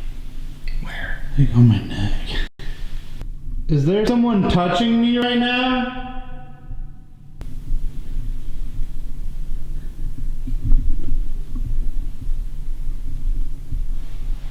come up to this device on your hand and scream as loud as you can.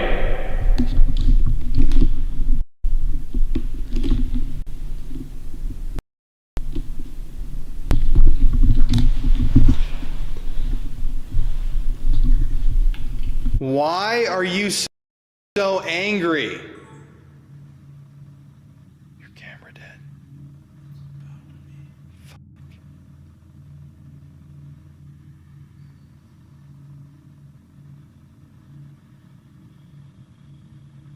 Are you some evil entity?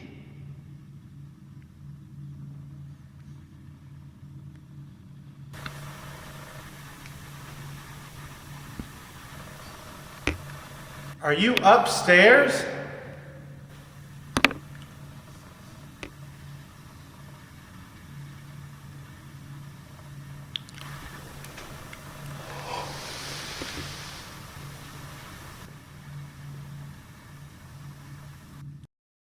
Can you make a light for us to let us know where you are?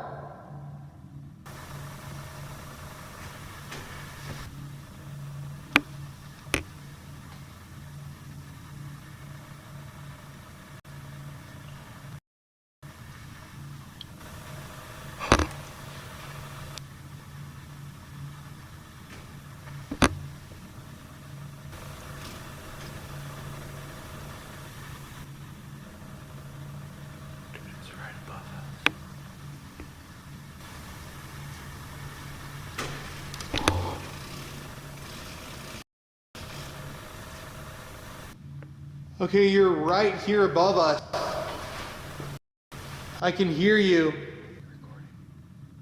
Who are you? I hear you right here.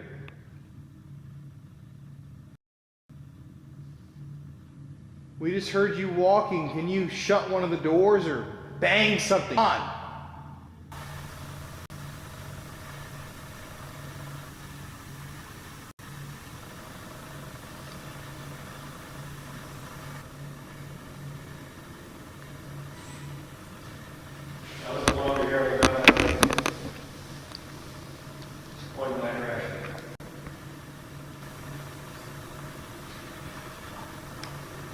Did you just walk towards me?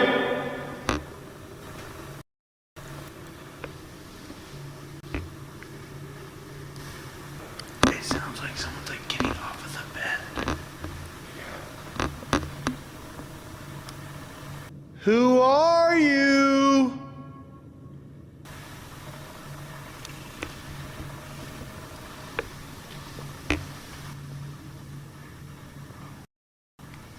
Different direction. Oh, it's on 360. What's your cell number?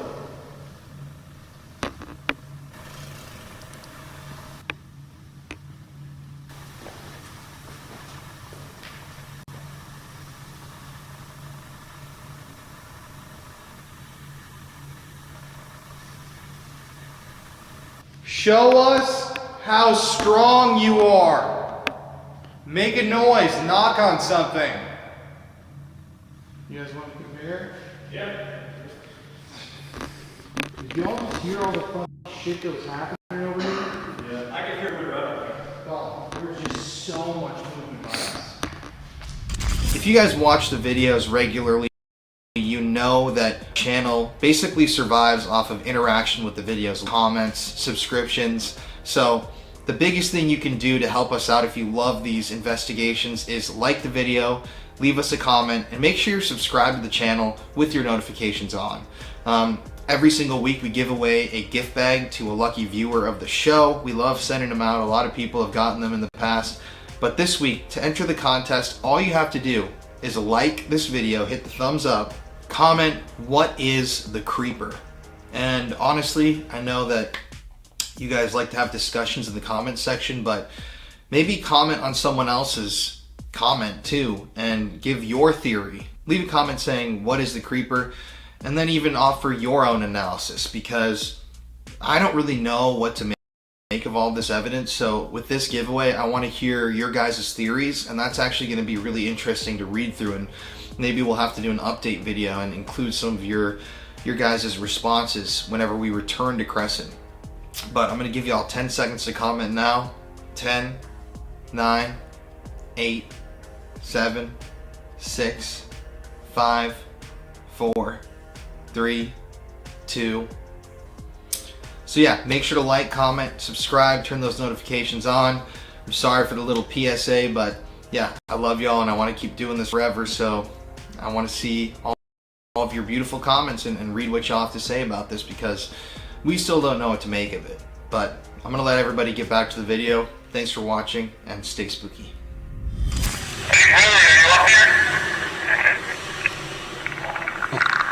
I'll say yes. I'm gonna ask if Big Willie was up there. Possible.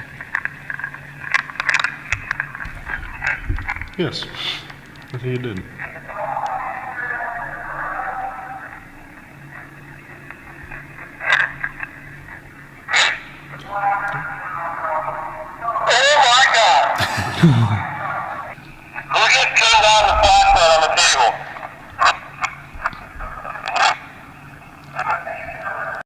What was that?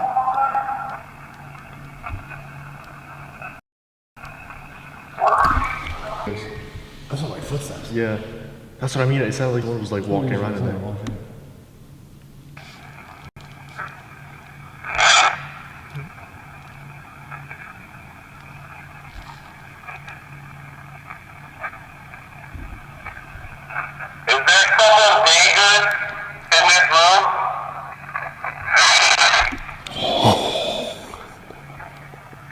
I think that's a yes. Yeah.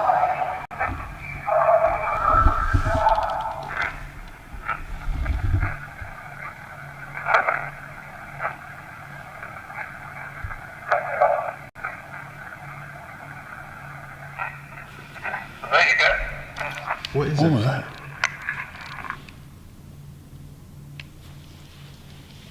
It's like a dragging noise? Yeah, it looks like something just dragged across the ground. Hello? Oh, no. And they're all coming from the same spot. If it was the wind, the building would be making that noise everywhere. Yeah. It's literally just consistently. Yeah. Too.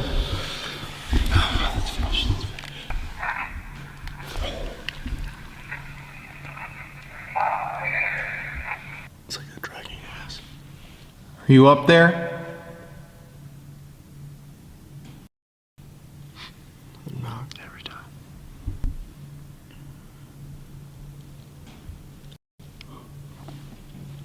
What is that?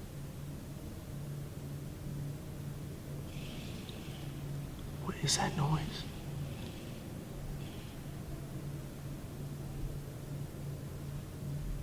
Are you moving around in your cell?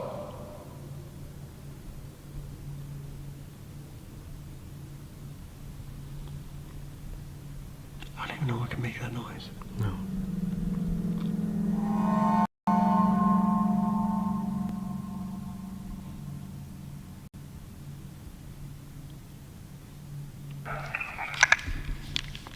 I don't know. I don't know.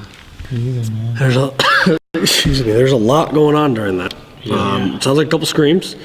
At one point, I thought it said "get out of here," but the noises that are going on behind us right now have not stopped. No. It's constant movement, dragging, bangs, footsteps. Dude, that's literally the whole time that we were doing the whole time that we were doing that, it sounded like there was like a bunch of people just like getting out of their cells. Let's play this. Are you down here?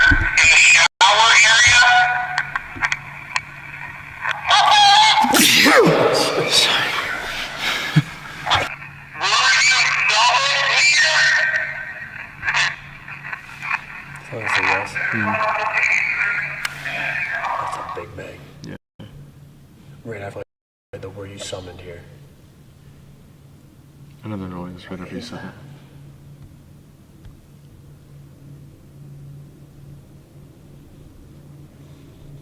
it. Are you the one who was summoned here?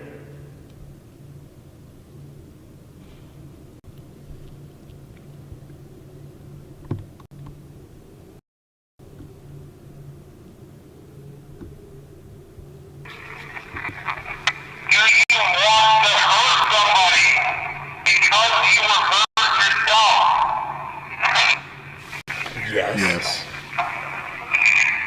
Oh, what the? That's like a.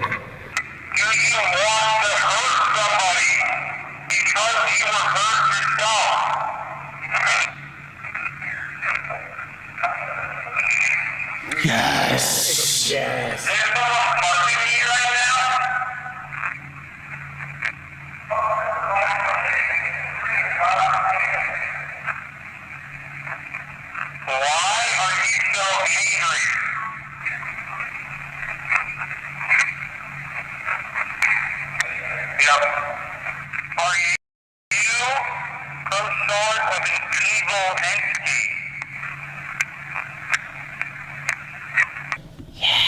Yes was weird. That's fucking crazy, bro. Not like a. No, yeah, not like a garbled. No. There's the DR60 you get that are kind of garbled sometimes, but you can make them out, and then there's the vocal stuff, and that was just straight vocal, very breathy, whispery. Yeah. And that was answering. Yeah. Are you like an evil person that was summoned? Yeah. That's fucking freaky, man. I'm a little freaked out right now. Like genuinely, It's been I didn't know weird, that. I didn't know this was gonna take like a dark turn. Okay, you want to hear yours? This one might have recorded the whole thing. I was trying to see. Anyone feel it getting colder? Yeah. Right now? Yeah. Substantially. Build right now. Yeah.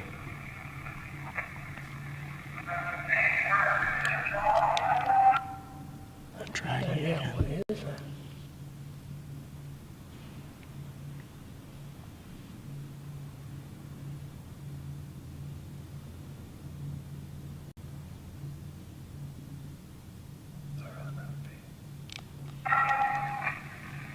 There are so many noises in here. Yeah. But just from that one area. Yes, right there. That's what I think.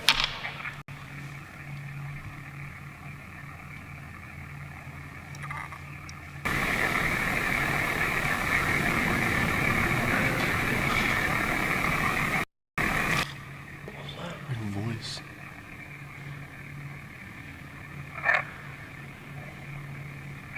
You like that we put up?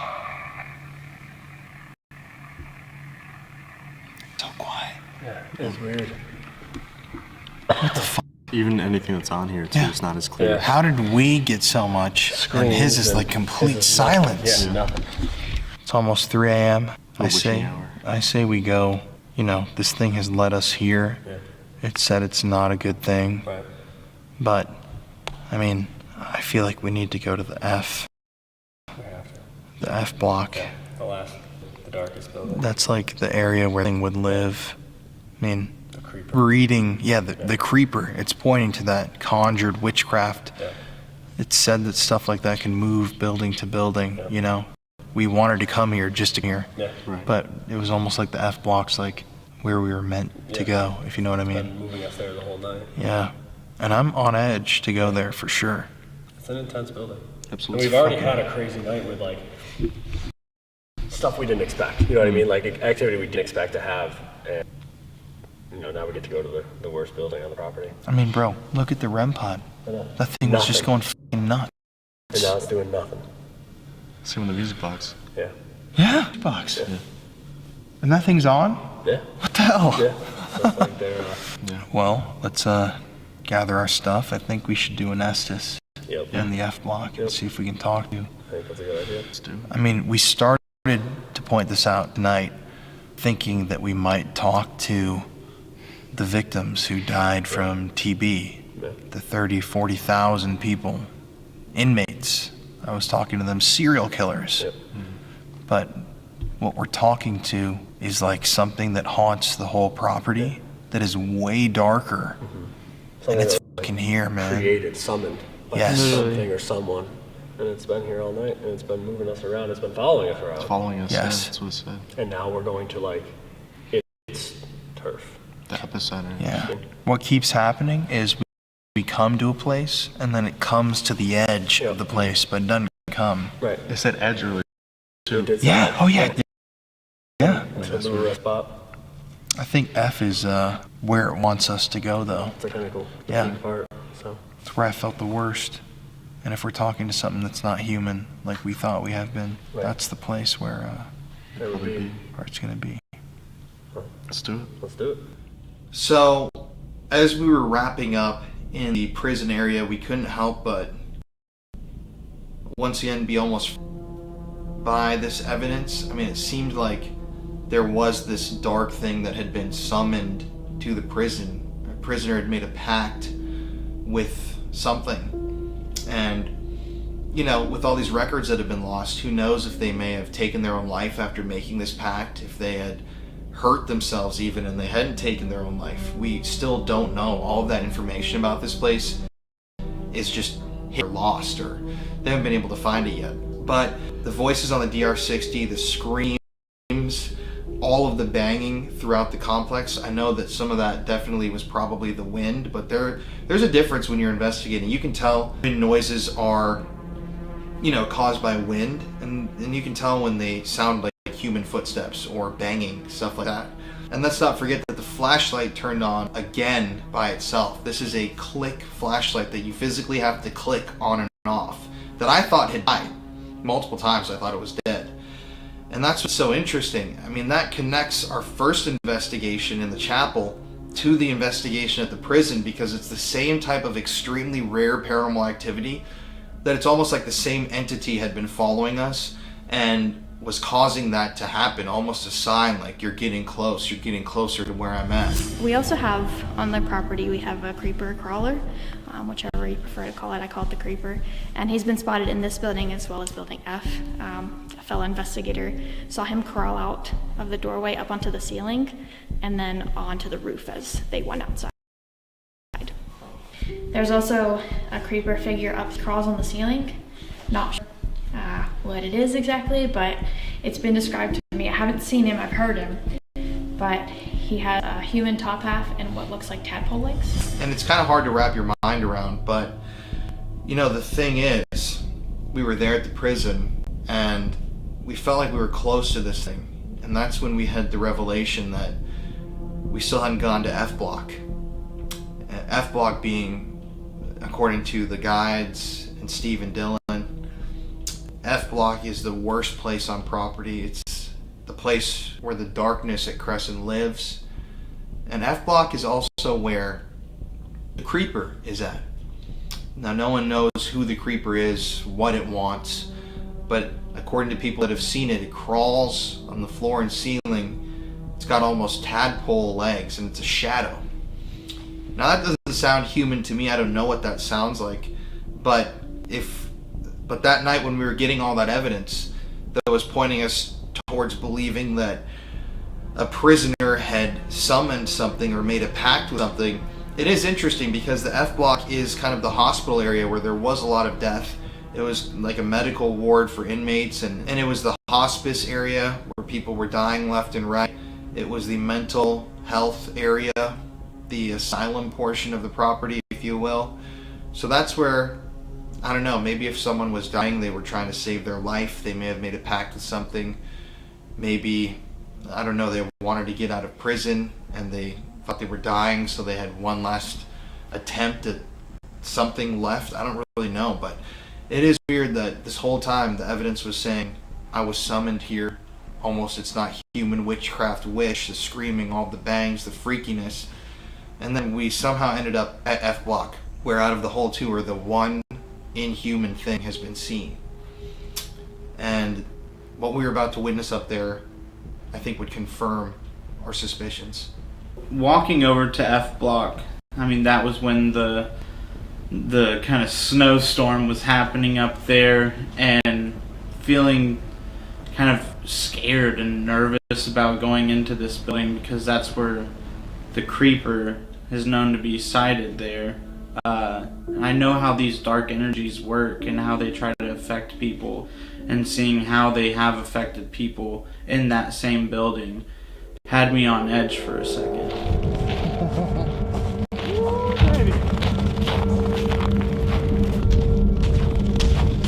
Alright, here we are. The darkest place on the property. The F block. Let's go. After you. Oh, thank you. It's so much colder outside right now. Oh, big change. Okay, where's the upstairs? It's f***ing cold in here. Yeah. Oh.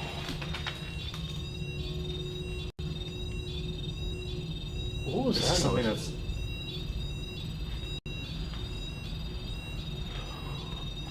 Can you step away from that so it stops?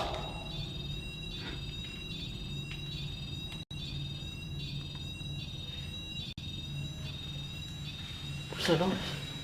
Like a yell? Like, Yeah.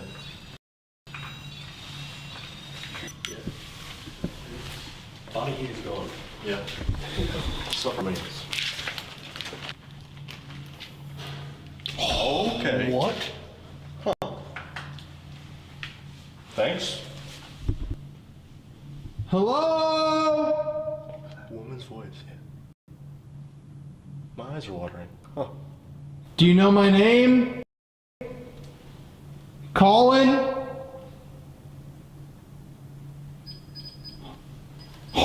And the music box. Can you say, hey, Colin?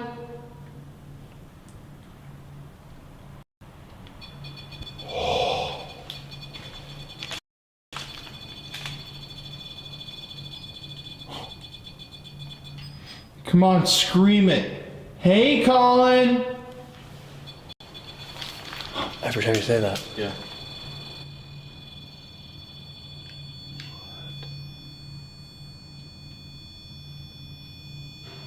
Again, oh my god. Yo, what the f is that doing? Have you been waiting for us to come up here? This building?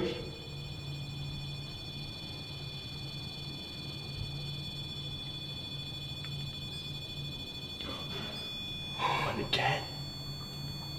What is it? I wish we could go down there. Yeah. We can go to the caution tape.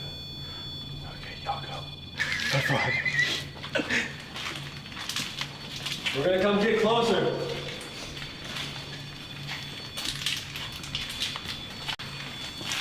Here, I'm gonna reset this.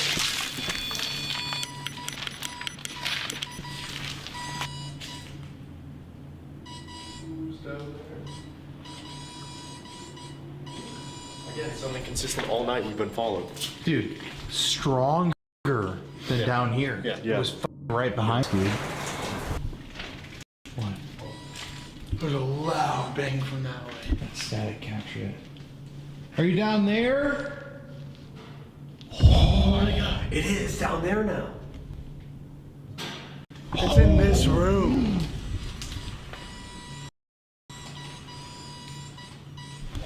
It sounded like a voice. It was a bang and then a voice. It's in this room right here. Can you step out of the hallway so we can see you?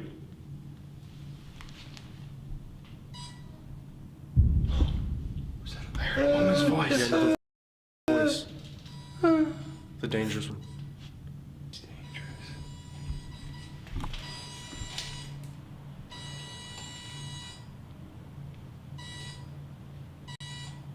I heard you like to say people's names. Can you say, hey, Colin?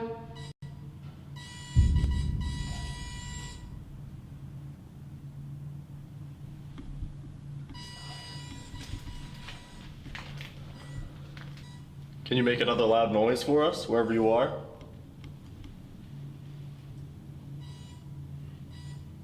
The bangs stop down here. It's just ladder out right there.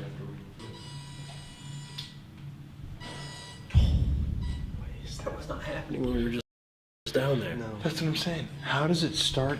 Because it goes on the ceilings. Gross. Awful. Thanks for that image. But I mean, how does it make loud bangs down here? Right. And then the music box stops, we come down here. Everything goes down And the music box goes down there. And the bangs start down Down there. there. We didn't hear one No. when we were down there. No, and they're loud. Yeah. Can you yell again for us?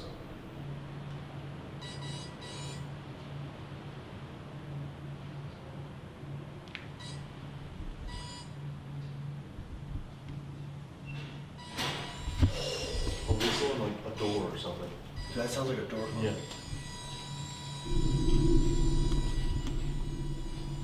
No, they're just standing Your there. voice?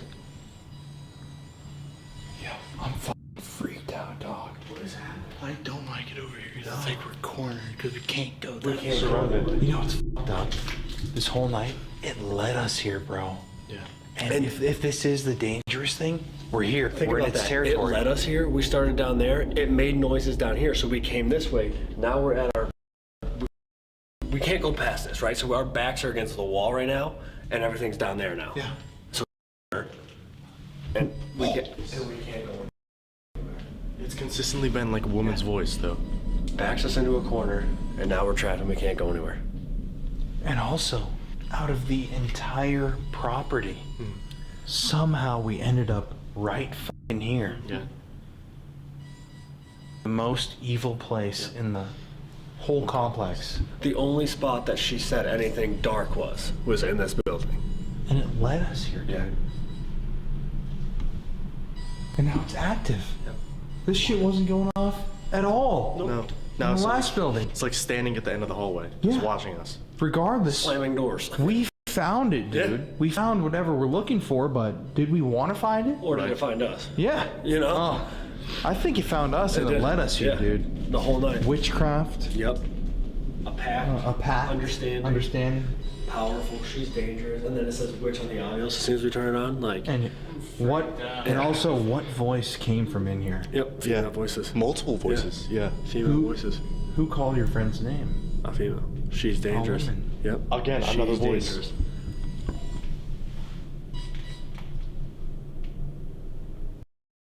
I just heard another woman's voice. I heard that. Can you say one of our names?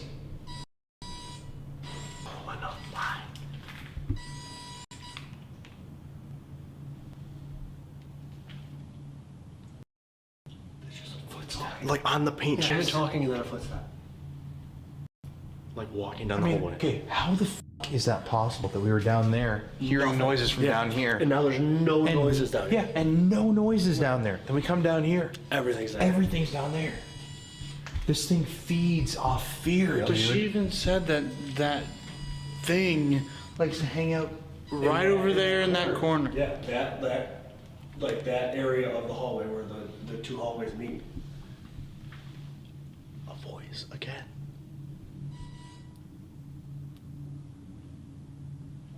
This thing is scary. It feeds off fear. It may have even fed off the fear of inmates when they were here. Yeah. Or they may have created what's f***ing here. What was the first, like the last thing that I said in the chapel when we were leaving too? Scared them. True. So that's where it all started. It's been trying to scare us. The same theme. Scared them. Yeah. And Witchcraft. dude, whatever was in the chapel was also following us. Yeah. Because it did the same flashlight thing Yep. in the last room. That's right. It was the same fucking entity. Another bang down there. So it's the same thing all night. It's been the same literally just thing. following us. Yeah. Like, I did not this to be No. like a dork investigation. It turned out to be like, I'm freaked the fuck out right now. Me too. It's getting closer each time. Yeah. Come on out! Can you suck the light? Suck the battery. Suck the energy out of that orange light. It's like a lady crying. Yeah. You can have it all. It gets closer each time. If you want to scare us, come down this hallway. Show yourself. Make a noise.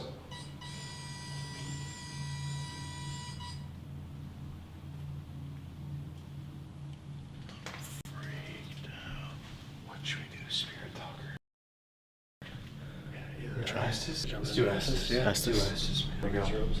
Go in that. Yeah, 2 outros. Alright. This is f***ing dead, bro. This is dead. They just drained all the battery. Yes. Look at this. Just like you said. Look at this. Nothing. Fresh battery, bro. Look at this thing. After you just It's said. dead. And you said How crazy you is said that? Take the energy too, so maybe they took it from. Yes, I just said that, Took dude. it from that instead of the light. What the fuck, dude?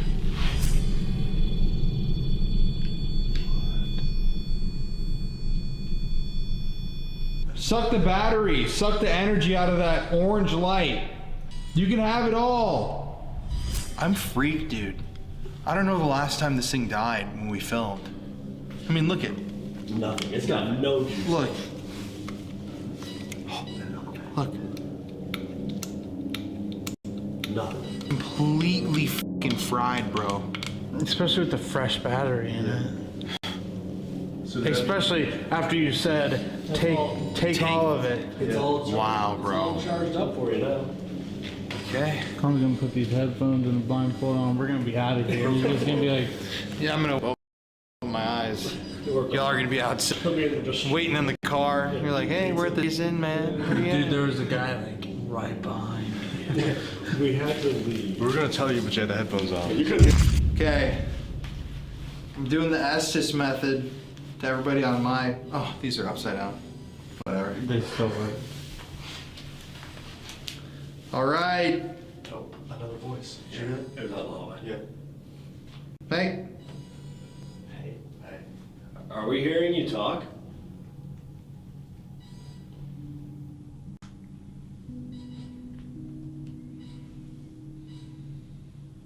It's cold. I agree. That's interesting. So, like, can they feel the cold? Are they aware of it? It died. Didn't he say they had 3 hours? It died. It died. Holy shit. Didn't he say they had 3 hours of battery? Yeah. He said they had 3 hours of battery. It dies. He said it died. That's Right it. away. That's it. Hey. Hey, Female voice. are you taking energy? I'm in the hall. Please don't. That's creepy. I got chills hearing that. Is this the creeper that likes to crawl on the ceiling?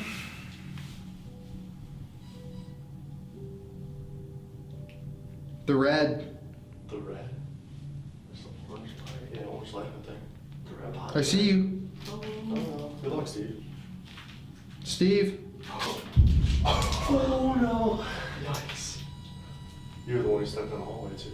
Do you remember The Steve? chill. I would like to come back in the room now. Because the music box was going off. Like, they saw you at the end of the I would hall. like to come back. Home. Is this your home? You can come home. Do you not like us in this building?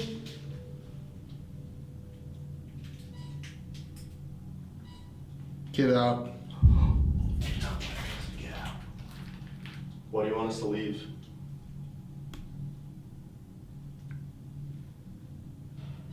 Oh no, that was right here. That's across the hall. Yes. I'm coming. Oh my god.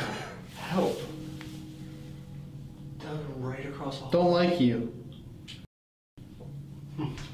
Who don't you like? Which person? See. See. Just like out in the hallway, man. Like they see you. Connor. Oh. I said I didn't do nothing. I'm tired. That was really loud. I don't know where to go. You hear me? Yep. Yeah, we hear you. We hear you. What's your problem with me? You're Connor? Shit. I don't know what the fuck's happening, but I just heard you're Connor? What's your problem? You're a counter.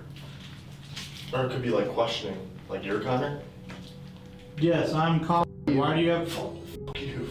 I don't know what the fuck they would be playing that on radio, but What the hell?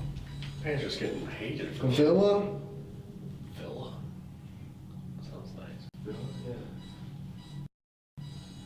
Below. Say hello. Are you stuck It's here? hot. It's hot. I don't think so.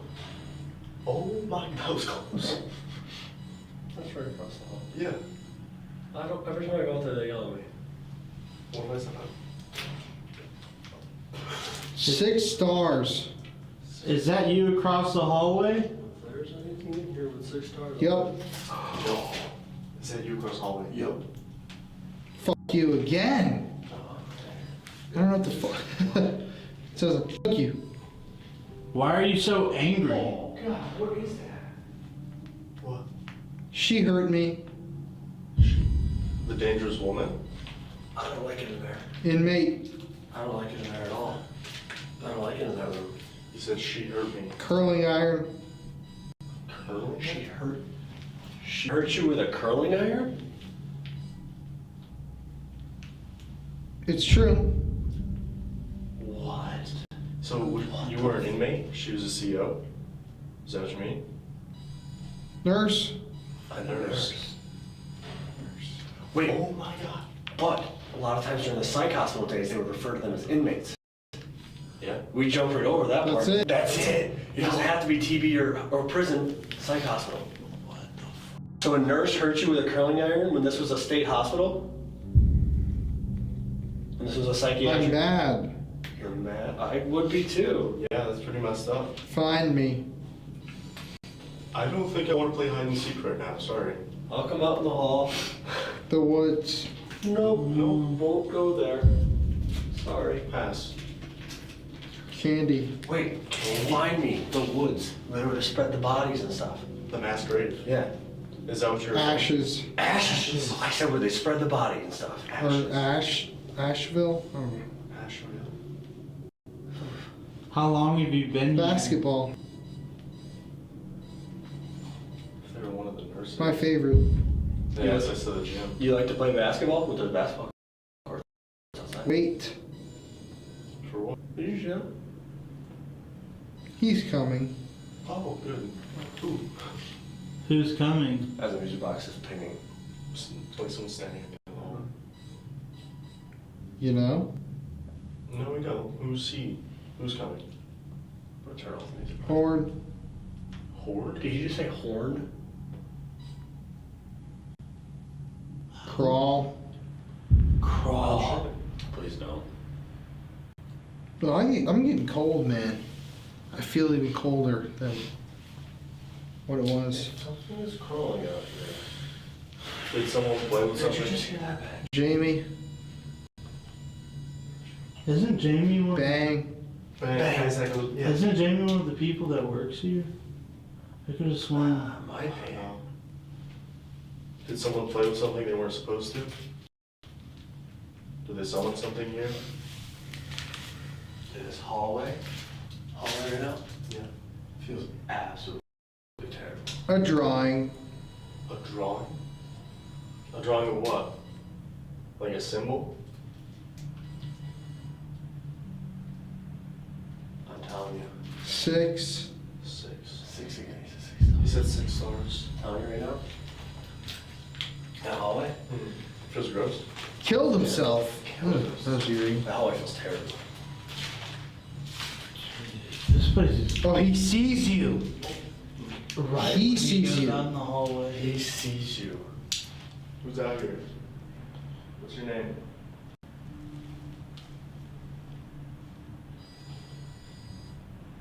That sounds like footsteps. It does. It sounds like walking in there. See you, Steve. See you, Steve. Why me?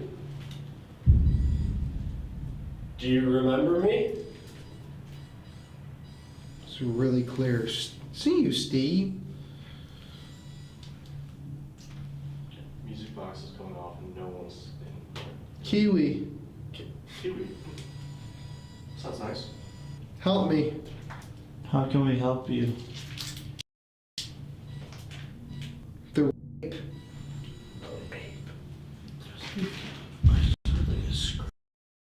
positions of power. I'll hear that. What? That. No. That was me. That was me. That was me. You just said that was me. Oh my god, that was awful. It was like. I'm sorry. Oh, that's okay. I don't believe you. He's just mad. I can tell there's like a laugh or like a screech. That's what I was. You heard a scream. You heard it. Huh.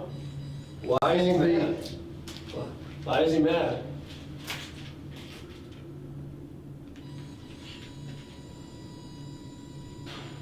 That's getting close. That's so. Oh, I just heard a shh. Like that. Very creepy. Yeah. I think we're gonna be leaving soon. Oh, that's this room, right? It's right. Shut up. Oh, Sorry. Is there anything you No, want to shut tell up us? and listen. Listen. shut up and listen. We're listening.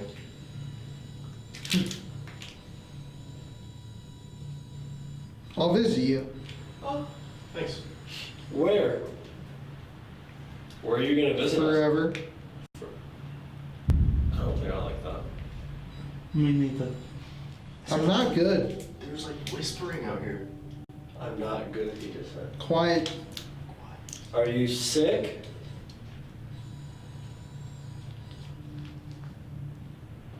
Or do you mean bad? Not good, bad. Get a flu shot. I did. No. I already did this year. Thanks, though.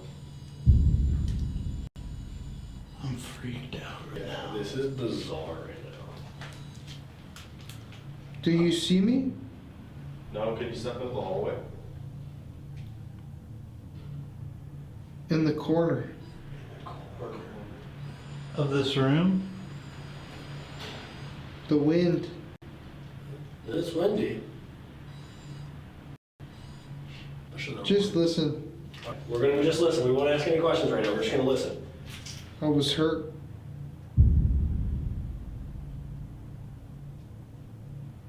Can't remember.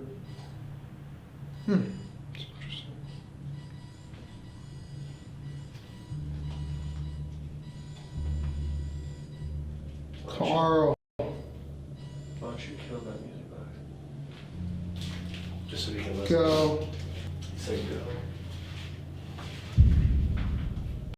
Get out before it's something. Before what? Too late. Too late. Get out before it's too late. Get out before it's too late. Two different voices, but still same message. That was trippy. What's gonna happen?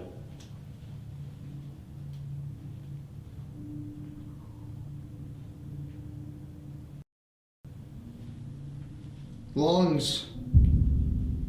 Tuberculosis. That's how it went.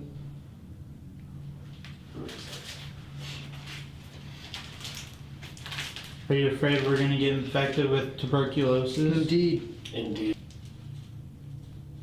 Come on, man. Like, I feel like that was just like a nurse talking to us. Like, get out before it's too late. Yeah. But you're gonna get sick. They have a cure for tuberculosis. The doctor. The doctor. They found a cure. We get vaccinated against it. It's already over. Sorry. For you too. What was that? Listen. Like woman's voice. Yeah, listen. I'm gonna use my voice. So listen, I'm gonna use my We're voice. gonna listen. Oh, very creepy. Like that. Bang. Dude, that's the second. Bro, that's crazy. That's unbelievable.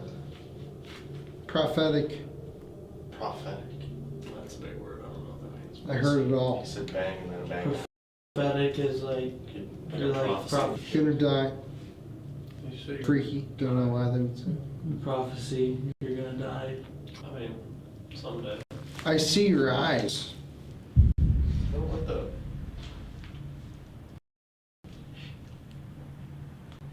Use your voice. We want to hear you. Did you hear that? That was deep, though. Do you have a message for us? I'll haunt you. I'll haunt you. Thanks. Listen. Listen. Creepy voice. Listen. We are. I was killed. I was killed. Who killed you?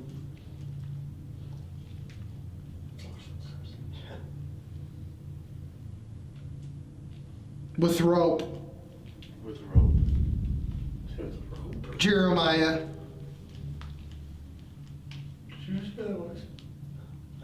Disturbed me.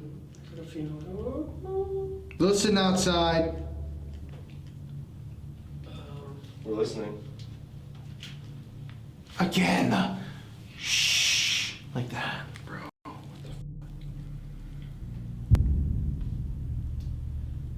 We're going to be leaving soon. Leaving. Excuse me? Yep. Is there anything you want to tell us before we go? I'm quiet. This is your last chance to talk to us for the night. What do you have to say?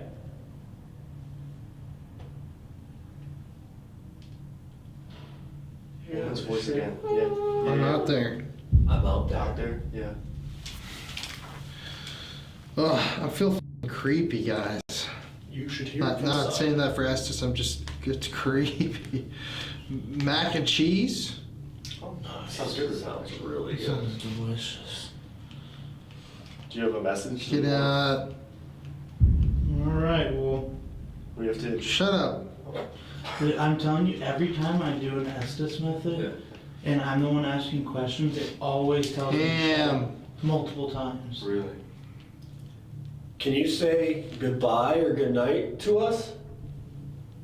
We have to go. His voice. Yeah. So long. So long. I can tell what this is. Again, try again. Can you say good night or goodbye? We're moving on and we're gonna head home.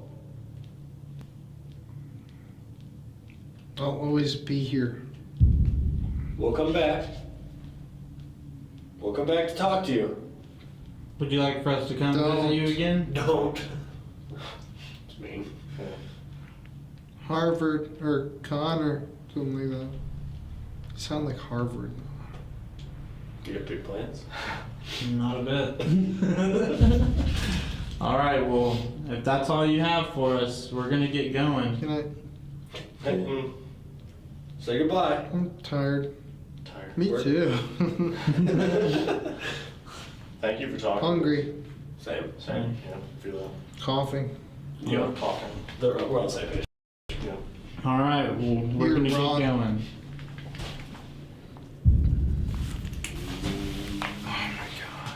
Punch it here. Oh my god. There's some fucking nutty shit. Bullshit. Literally, right away, you, like, this camera dies. Literally right away. And you go, Yeah. dead. I go, didn't he say that had 3 hours left? And you go, it died.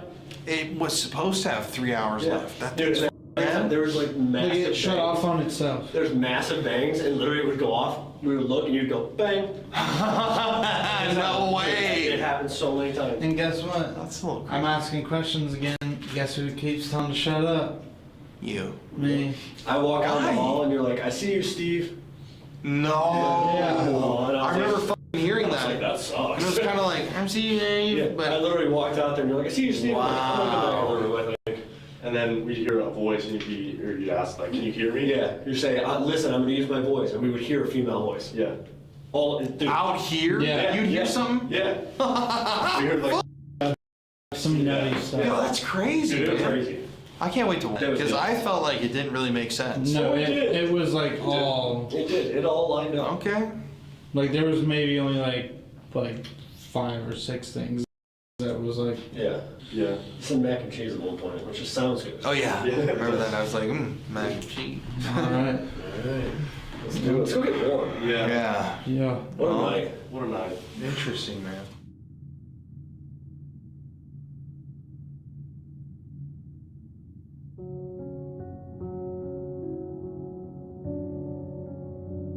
So at the end of that night, we packed up all of our stuff. I know we were all really excited to get out of there because not only was it like 4:15 in the morning, but it was full on blizzard. It was freezing cold. It was hell to shoot this video, but the evidence is so intriguing because like we've said throughout this whole video, they don't really know a lot about what happened at Crescent. They don't know the exact number of deaths. They don't know, the full inmate roster. They don't know anything about the violent interactions, the things that happen, the day-to-day history. They kind of have the broad history of the place, and they're still finding stuff out day to day. Like, they have researchers that are digging, even at this very moment, into the history of the complex to try and see if they can corroborate any of these stories or provide investigators with more knowledge to base their investigations off of.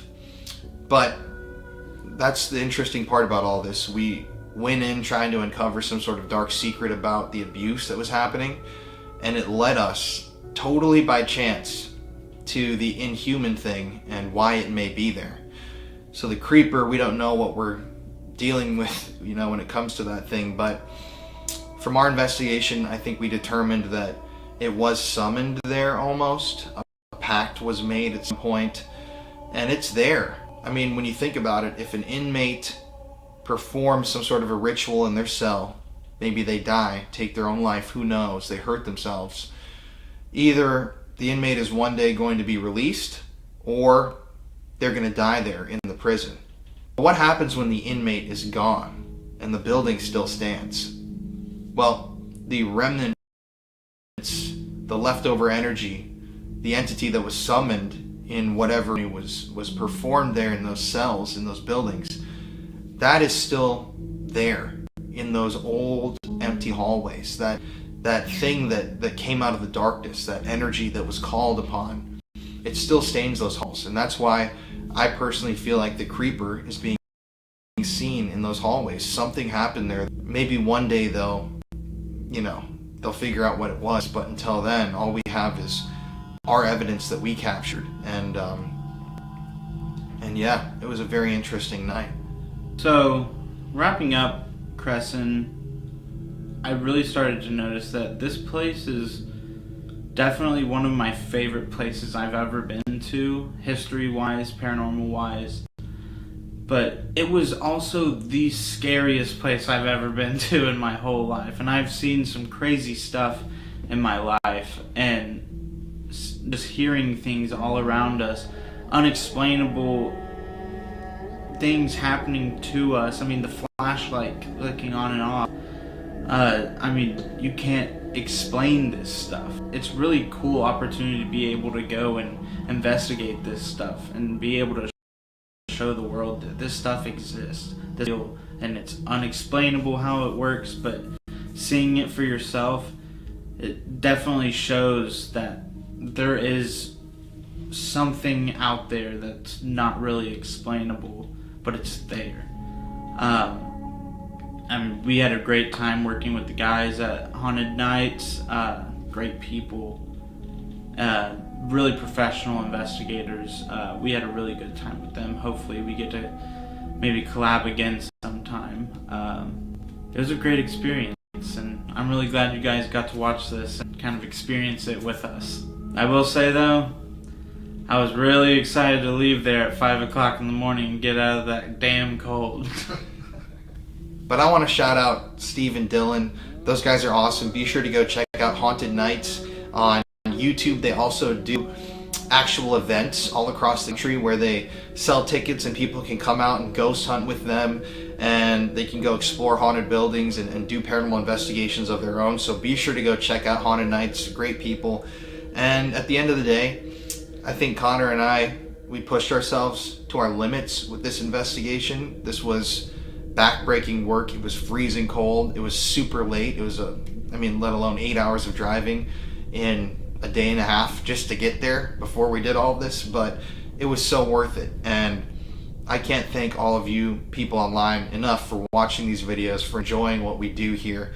Be sure to subscribe to the channel, give us a like, leave us a comment below letting us know where you'd like to see us investigate next. And yeah, we'll see you next week with another 3-hour-long video. We're going to start our West Virginia series. But yeah, it's Colin Brown here. Thanks for watching, and stay spooky.